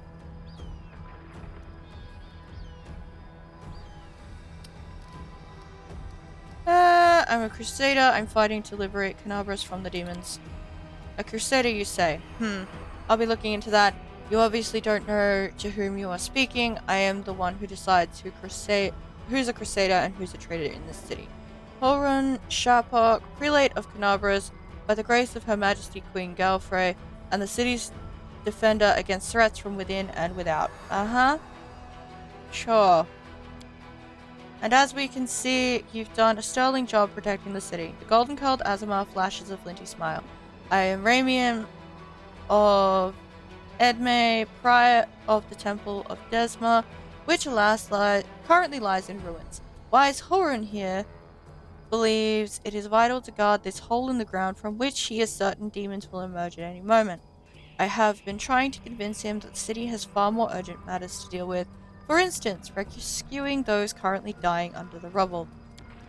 You know what? There may in fact be one matter that is more important than guarding this hole. I've put it off, and look where it's led. I should have had you hung from the gates back when you dared to defend your gang of delinquent demon collaborators. But the Sarkonians had hanged Arilu Vorlash while they had the chance. There never would have been a war. I won't repeat their mistake. I won't hesitate any longer. Soldiers, seize this scum. No. Prelate, see reason. These are frightening times, but threatening to hang someone without trial, that is unworthy of a servant of Iomade. The old man fixes his eyes on Seela. Lest you forget, girl, we may serve the same goddess, but you are not an inquisitor. Don't question the way I choose to serve Lord Iomade, and I won't question yours.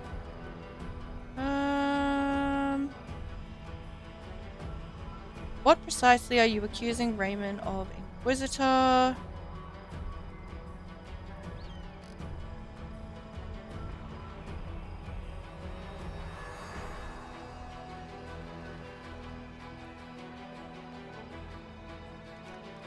I have a feeling that if I pick this, I'll pick this.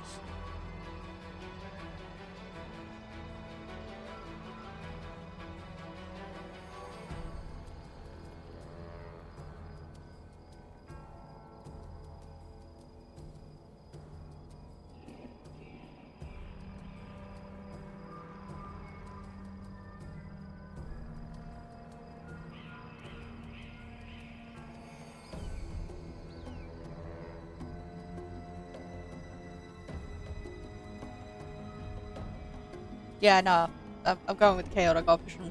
Don't lay a finger on him, or you'll have to answer to me. Yazama holds up his hands in a placating gesture. Stop, you are the defenders of what remains of Canabras. Can't you think of anything better to do than be at each other's throats in the ruins of a city? Performed an action that was chaotic. Yay! Raymond looks at the prelate. You're a fool, Horan. You're a zealot and a murderer, but you're a fool first and foremost. I told you that the wardstone was weakened. You wouldn't listen. I warned you that the city was going to be attacked. You shooed me away. The truth is that my young adepts were trying to save the Wardstone and you stopped them. Of course, those truly responsible for this tragedy are the demons, but you have done nothing to prevent it, and now you will still rather kill an innocent person and perish yourself than admit that you were wrong. As always, with a wave of his wand, the Azamar vanishes. Okay, bye! Beast, heretic, traitor, he slipped away again. The prelate stamps his foot in outrage, then turns his eyes on you. What about you? Whose side are you on? You want me to believe that you are no cultist? Go and recapture that traitor for me, or perhaps you want to defend him. In that case, my soldiers don't need to be told twice.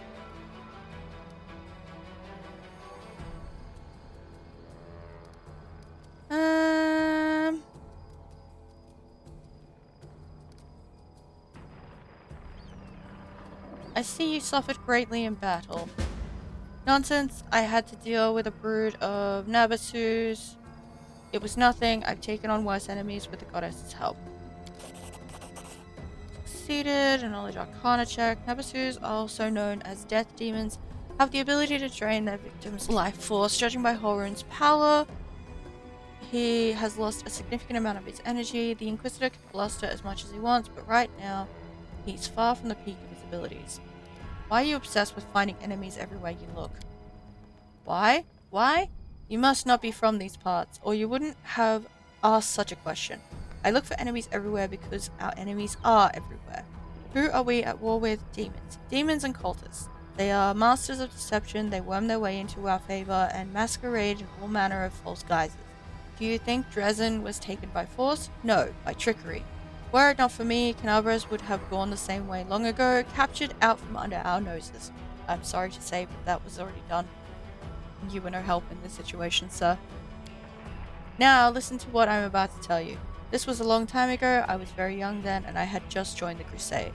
Back then, Canabras didn't have a garrison so much as a public thoroughfare. Anyone who wanted could just stroll into the city. One day at dawn, a group of refugees came up to the city gates, bold as brass. The guards let them in, and why not? For no one was ever turned away. It was no matter. Everyone was welcome in our city, if you came from Mendev, or if you hauled yourself here from across the seas. The Crusade accepted all and sundry, but on this occasion we paid dearly for our laxity. Just as soon as those innocent lambs entered the city, they transformed into demons and rushed toward the Wardstone, slaughtering everyone who tried to stop them. 62 people died in less than a minute. The demons used their mutated corpses to desecrate the obelisk, none of them dared to go near it. The light of the goddess burned them all, so they threw the blood from afar, spattering the Wardstone from every direction, and the lead demon, an eyeless beast, Minago is her name, jeered and gloated, saying we mortals had been sitting ducks, and the creature was right too. We let our guard down, and we got what we deserved. The bloodbath came to be known as the Red Morning Massacre, and it was burned into the townsfolk's memories. Since then, Canabras has adopted different practices. Heretics, cultists, spies, all the rabble who coveted Arelu's glory, we drove them out of the city. We haven't had any trouble here since. Many have come here, even the Balor Koramzadeh, and they have all been sent straight back to where they came. Or else they were killed for their trouble. You see, Descari himself had to crawl out of the abyss and come here. The goddess cursed him in order to break through our defenses. And what did he do? He left again. And we're still fighting. Now that is what vigilance and discipline can do. Raymond really warned you about the attack? Those crazed Desnians were always bursting into my study with their incoherent prophecies that came to them in their dreams. I won't lie, sometimes what they said did come to pass, but can we really rely on woolly dreams of heretics over the cold hard facts of intelligence reports? Plenty of demons could have easily fooled them and whispered a treasonous plan in their dreams, and those lunatics would have been only too happy to listen. Holrun, you're an asshole.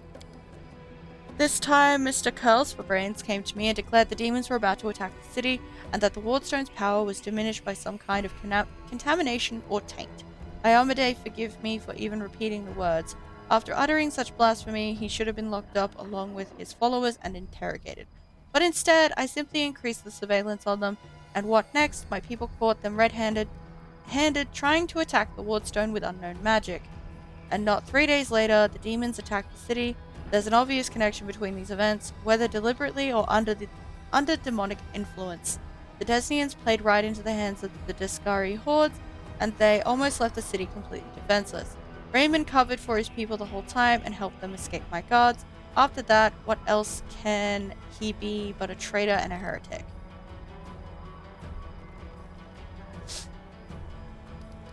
There is nothing dangerous in this hole. You have no reason to guard it.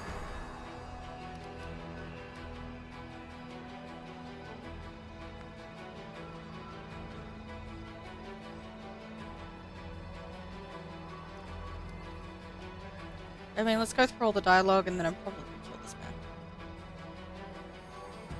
There's nothing dangerous in the hole. You have no reason to guard it. I won't hear another word. Demons are hiding underground. The proof is all around you. The demon spawn that tried to crawl out can't harm anyone now. Wait, you're trying to lure me away from here, aren't you? With narrowed eyes, Horan scans you from head to toe. Perhaps you are a cultist too? Want to help your friends underground, do you? Well, you won't fool me. I won't take a single step away from here, and if you keep talking nonsense, I'll have you strung up for treason. Where can I find Raymond? How should I know? The weasel can't have gone far. He turned invisible. He's probably hunkered down in some hole, like the traitorous little rat he is. He'll be sitting, trembling, and waiting till he's dragged out of here. With the prelate after you, that seems the only sensible thing to do. It's what I'd do. I'm sure lots of things sound sensible to you. And it works too. As you can see, I'm still alive.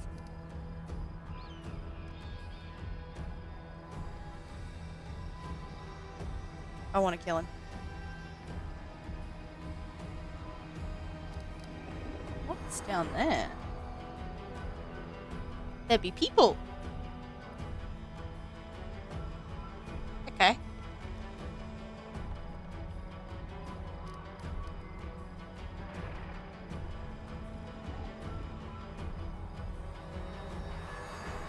Killing him probably isn't a good idea. You have to go on then. If you have to, it would be good if you could return with the head of that scum. Ember peers intently at Horam. I remember you. When Father and I arrived in this city, you met us. Oh no. What is this gibberish? As if I have nothing better to do than arrange meetings with vagrants. But it's true. You and the other knights tied us to stakes and started lighting the bonfires. Father died, and then one of your knights changed his mind and pulled me from the flames. But then he died too. Don't you remember? If you were burned, then it was with good reason. You say some traitor helped you escape from the fire. That is a crime in itself, which means that you have been evading justice all these years. If it weren't for the invasion, I would review your case and see that your sentence was finally fulfilled. You're lucky that we have more important matters to deal with right now.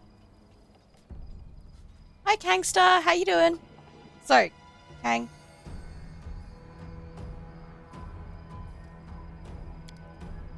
He didn't look... He didn't look the way he does now, all wrinkled and grey. He was young, with a big mustache. Ember smiles broadly and draws a large bushy mustache in the air with her fingers. He probably forgot all about me. It was a long time ago. But I do want to say one thing. I'm not cross with him. This knight is a true hero. He just really, really wanted to protect his city. Only he got all mixed up about who was good and who was evil.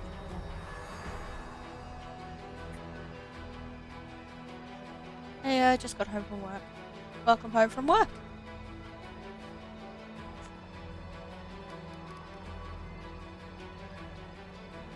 You forgive him after what he did to you? He thought he was doing what was right. How do you know? Maybe you've done something thinking it was a good thing, but you were really doing a bad thing that hurt someone. But what if I've done the same thing? You can't get angry at people for making mistakes when they might be no better than them. Sorry, when you might be no better than them.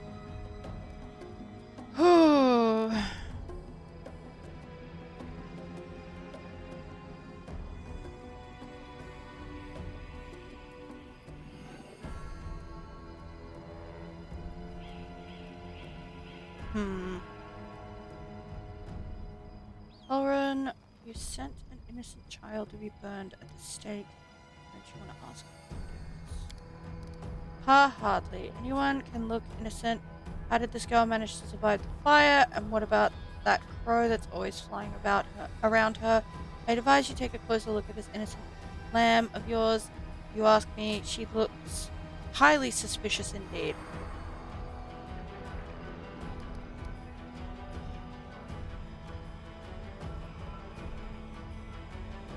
Let's go, Amber. Yes, let's go. Bye-bye, kind knight. She waves to Horan with a carefree smile. Horan grimaces and turns away. Okay. That was better than I expected.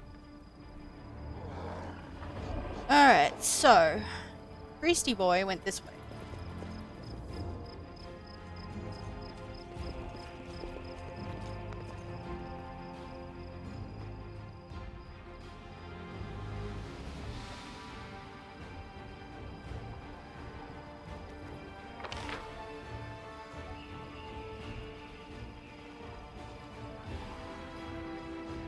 What are the chances he just went straight into the Temple of Desna? I feel like that might be a good option to go with. Wooly. Wooly? Oh, there he is. Hi there. So you found me. I have nowhere else to run. I am at your mercy. Kill me if you wish, but I ask you hear me out first. Did you really know about the demon attack before it happened? I did. We have a secret ally in the enemy's ranks. No one knows who this brave soul is, but she has been feeding us information about the demon's plans. Such a character. Yeah, I don't particularly like him. Oren. Is that who you're talking about?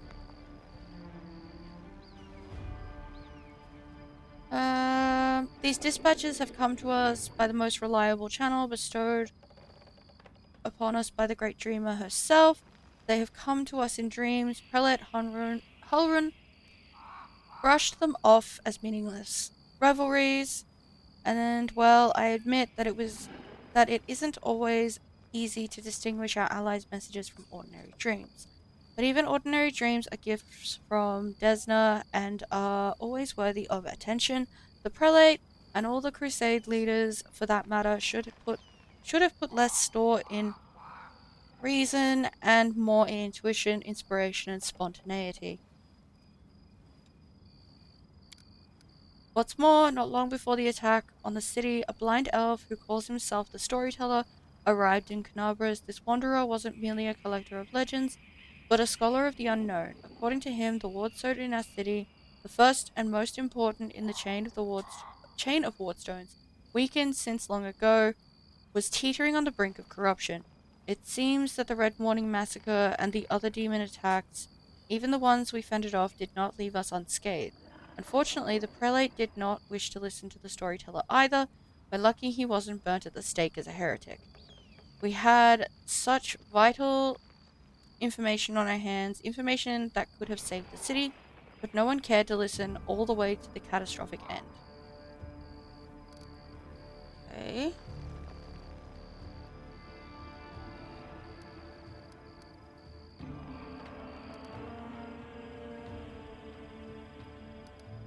Not all dreams have benign origins. What if those dreams were sent by demons?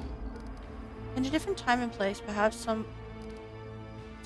someone perhaps could have become the victim of false dreams sent by monsters, but here, in the war with the Abyss, the goddess is keeping a close eye on her most faithful followers.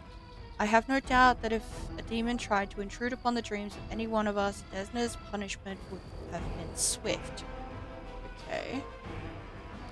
Tell me about the strange rituals that were going to be performed on the wardstone. Raymond looked slightly abashed. When my attempts to open Horan's eyes ended in failure, a few of my young adepts resolved to take matters into their own hands. They did not consult me before doing so, but I have never demanded iron discipline from my priests. Army commanders may have subordinates, but I have pupils and fellow worshippers. I can only inspire them, I cannot command them, and it seems they were inspired all on their own. In other words, you get to preach whatever you want and you don't have to take responsibility for your flock. You've really got it made. Lan, shut the fuck up.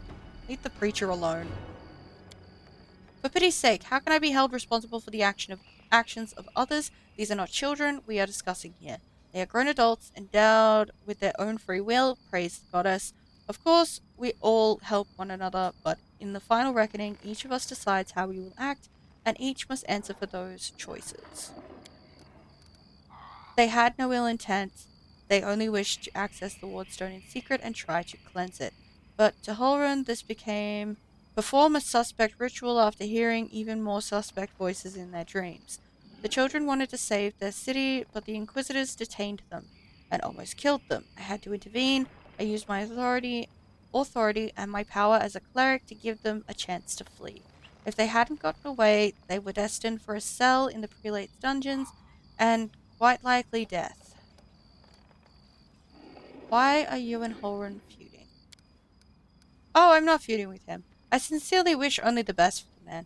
In an ideal world, he'd be far away from the front lines enjoying a peaceful retirement. But even if that isn't possible, I have always tried to help him fulfill the mission he has taken upon himself, to which he has proved fatally ill-suited, protecting Canabras against the demons. Unfortunately, he is convinced that the followers of Desna are heretics and saboteurs. He refused to listen to me, and it was only the nightly orders that deterred him from including us in his witch hunt. Now there is clearly no one left to stand in his way. He is finally free to get rid of us for once and for all. Is there any chance you can resolve your conflict? I don't know. Horon's faith is truly formidable. Not only is his faith in Iomade, but in his own infallibility. In other words, he is as hard-headed as a rock troll, but even so, Desna teaches us never to lose hope. Talk to him, try to explain that we are fighting on the same side. If he attacks you, disarm him, bind his hands. But I beg you, if at all possible, please do not kill him. Why haven't you left this place for somewhere safer? Because people might need help and they will come to the temple in search of a priest.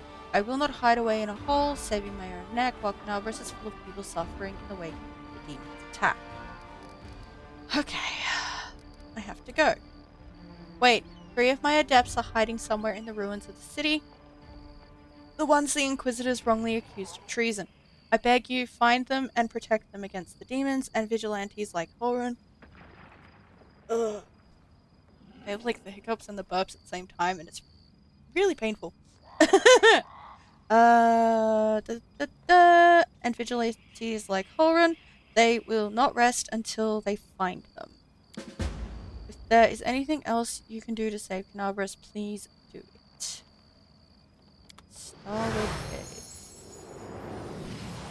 What is... Ilks? Stranger, wait, you spared Raymond despite what the Mad Inquisitor told you. The young voice comes from nowhere. Oh, hang on, I forgot to remove the spell. I hope Holrun's dogs aren't lurking nearby. The pale youth materializes before you. His face looks haggard from deep lack of sleep, but he is clearly pleased to be speaking to someone.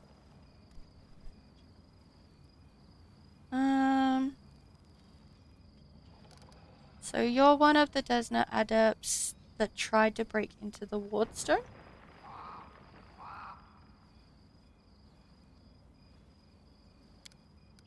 Yes, I am Ilks, cleric of Desna, and one of the people who answered the call of the voice in dreams. Some unknown person made contact with us through our dreams, telling us about the demon's plans.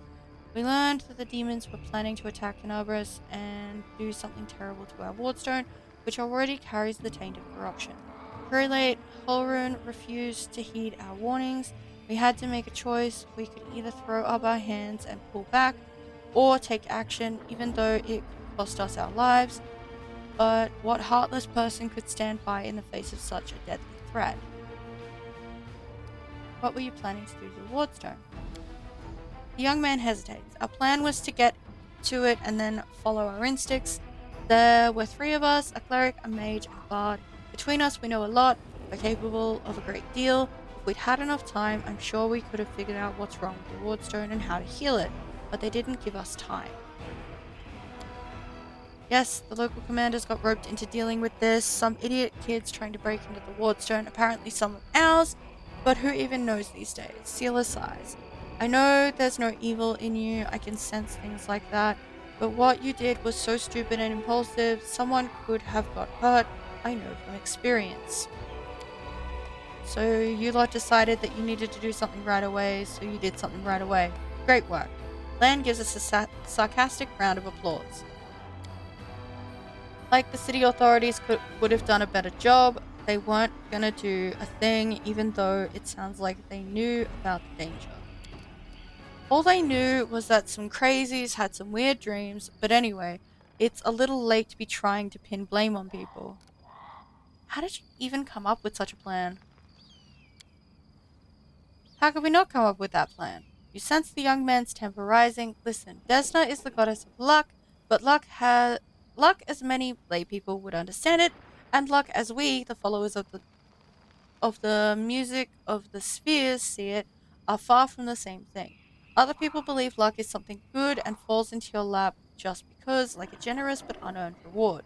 We see luck as a fundamental law of creation, according to which, even in the darkest hour of the most hopeless situation, a chance of rescue and change for the better can arise. But you've got to seize this chance when it presents itself, or better yet, create your own. Followers of Desna are not people who like idleness and inaction. That's why when Canabras was in trouble, we did as our goddess had taught. We took the matter into our own hands and tried, in a moment of desperation, to pluck our chance from the hands of fate itself. You were trying to help. Can they punish you if you were trying to help? Is that allowed? Sometimes it's even necessary.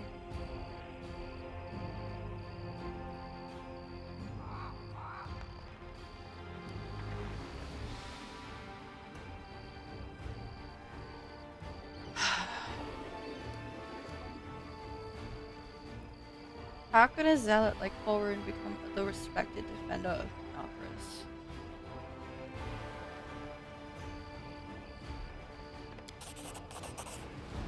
His faith is strong, incredibly strong. The people of the city have seen him fighting on the front lines time after time.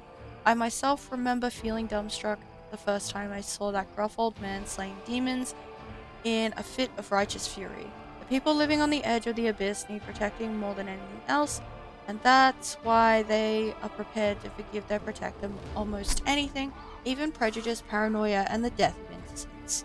He performed an action that was chaotic. Woo! Also, Holrun has been as brutal as he used to be for a long time.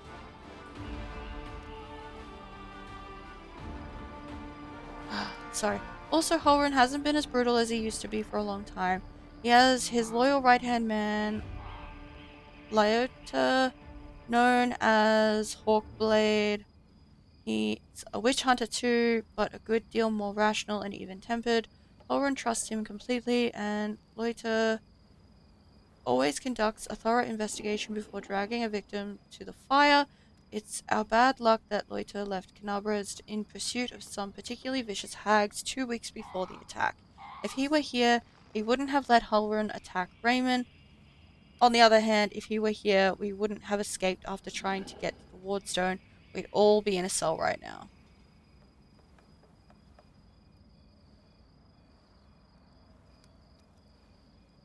Ah, I missed out on the Desna one. Damn it! Unless I can go back through here. Oops. No, I cannot. am sad.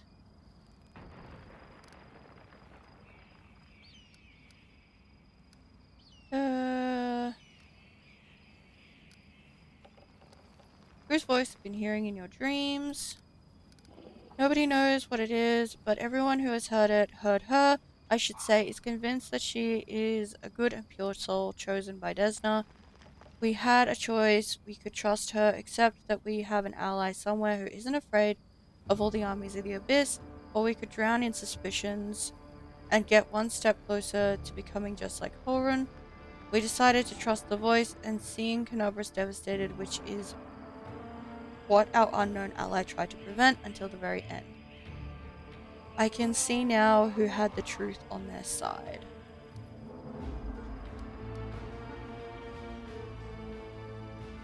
Where are your fellow worshippers, and how many of them are there?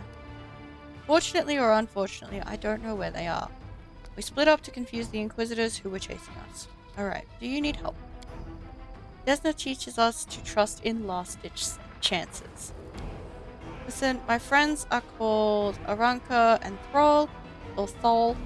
Thol the Wallflower. Aranka is an amazing singer and truly a beautiful girl. She has plenty of friends and fans. She's probably blended into a crowd somewhere. Wallflower is a mage, but I don't think he'll risk using magic. It will only bring the Inquisitors down on him. He'll be harder to find. You'd better find Aranka first. She might know where Wallflower is. Please find them and protect them against the demons and the Inquisition. I will await news in the goddess's temple. I hope our mysterious helper will send us a new message that will reveal what is to come from the demons. Alright, I have to go. Go, may Desna be with you, stranger.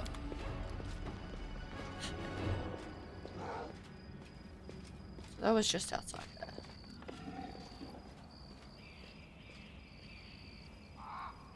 Alrighty, it is 7:45. I am gonna have to stop soon so that I can go make dinner. Alrighty, so there are dudes down here. How do I get down there? Oh, it's the tree that's all the way over here. Never mind. Back up.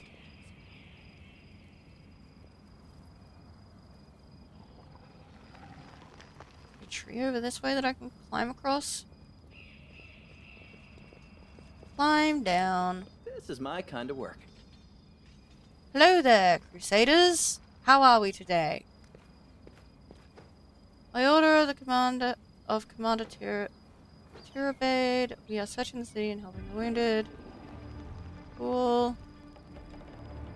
Area exit. Oh, that's like sling stuff.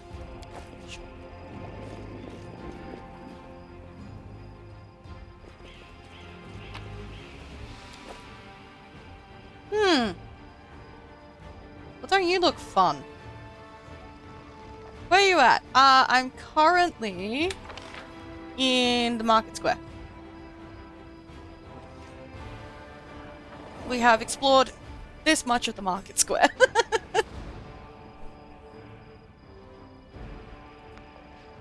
We have picked up a new party member. Ember. She's lovely. Lol, I mean IRL. Queensland, Australia. That is about as far as I'm getting on specifics in that part.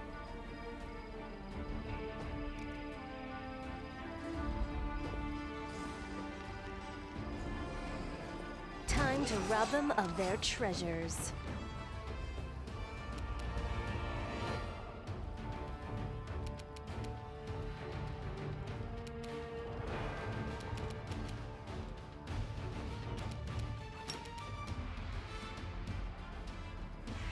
Get him.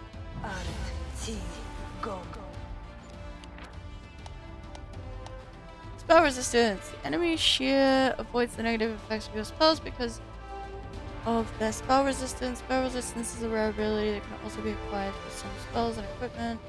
Most demons have spell resistance. Character. Sorry, if a creature you are trying to cast a spell on has spell resistance, then to cast the spell successfully, you must make a cast level check. For the spell to work, your result must be equal or greater than the creature's spell resistance value. I probably should have checked if it had spell resistance. Oh, I thought you were in the States. I'm in Sydney. Yeah, no, I am not in the States. Is it nice down in Sydney at the moment, or are you dealing with storms too? Because I know that we've got storm issues at the moment. I better organize dinner too. Yeah, because you're an hour behind Queensland? Is that still a thing, or is daylight savings not on? Daylight savings should be on, right? It's 8:49. Okay, cool. Right, what do we got? We got the Sheer, Cleric, Sharpshooter, and a Fighter. Alright. Just...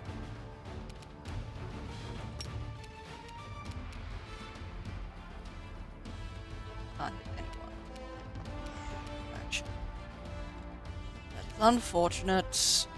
Just hop over there, please.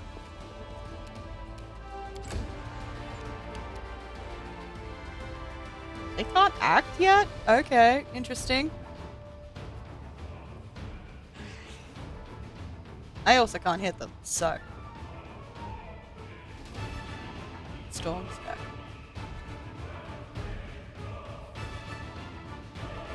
Might just do this fight and then stop.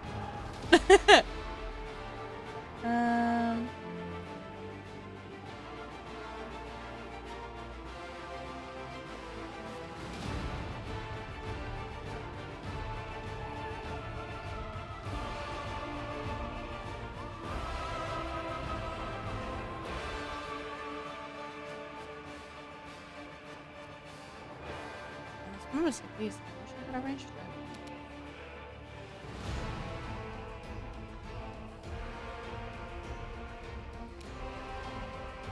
That's probably it.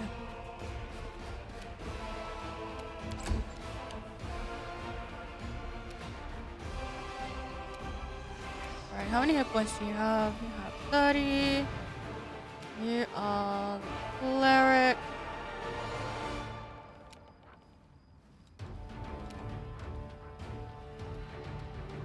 Fucking wizard, of course there is. You're the only one in range. That is really annoying. Make every strike count.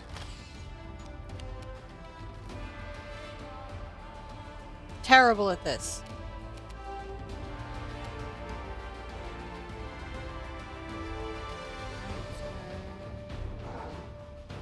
Where did he go?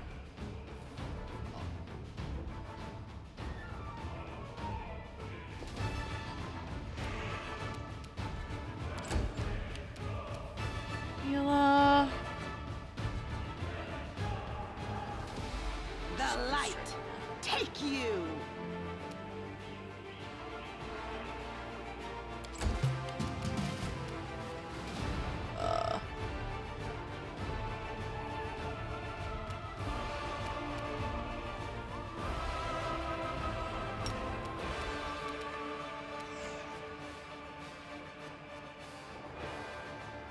Go hit the wizard.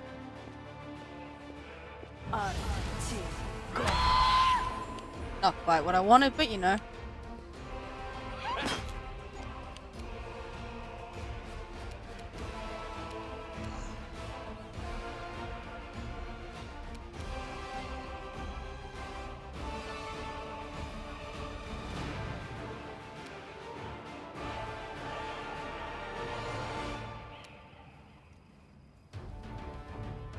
Why does that not count as provoking an AVO?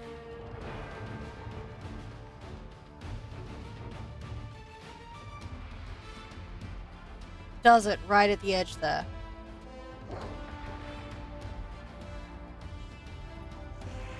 Oh, fuck. Why not? Go for their hearts!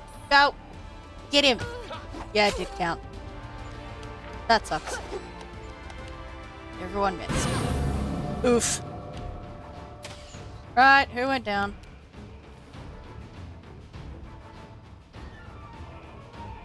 Oh, I've got all 6 still. Someone went down though. Hi, how you doing? Would you like to be stabbed? Your death awaits. Lovely.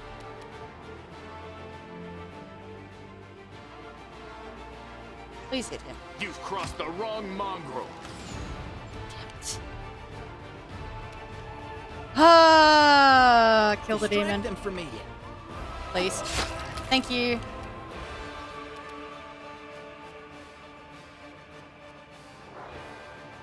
No glory without risk.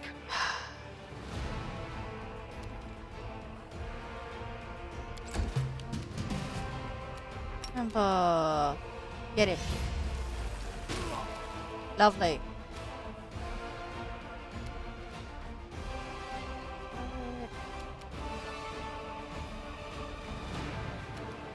I mean, a group of us.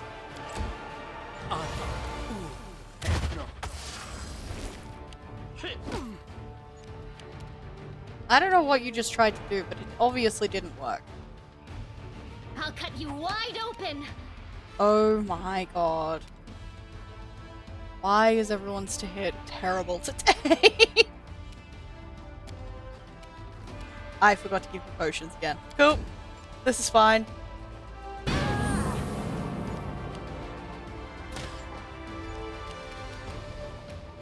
Alrighty.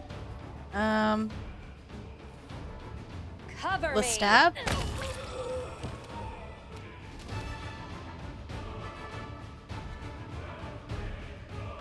You won't survive me.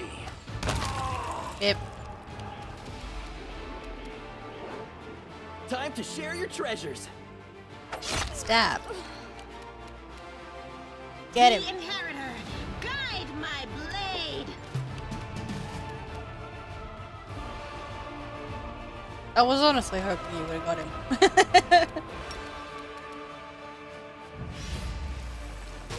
Eh.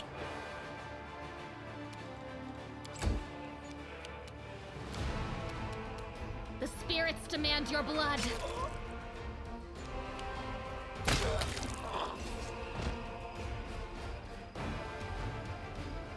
Cool.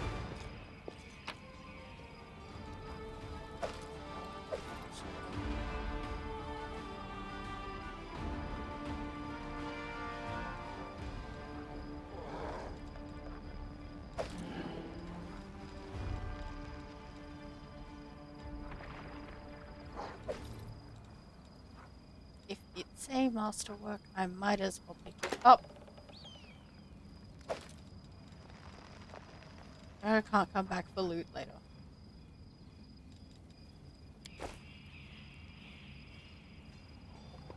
Alrighty.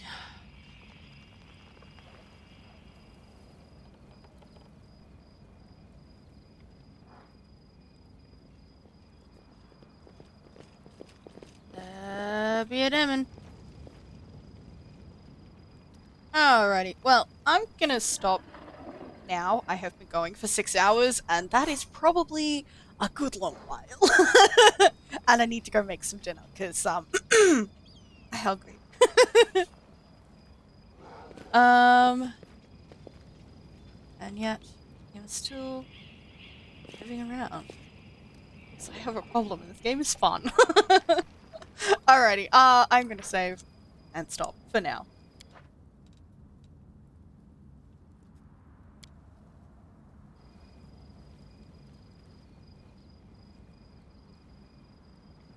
Ready. Main menu. Accept. Alrighty. Thank you everyone for coming along. I hope you enjoyed. I am gonna finish up there, mostly because I need to eat, my cat needs to eat, and yeah, that's about all. But yeah, I will be back tomorrow with some more Pathfinder Wrath of the Righteous from 2 p.m. Australian Eastern Standard Time or plus 10 GMT, whichever one works for you. Until then, I've been Red. Have a lovely rest of your day/evening, and I will see you tomorrow. Until then, have a good one. Okay, bye.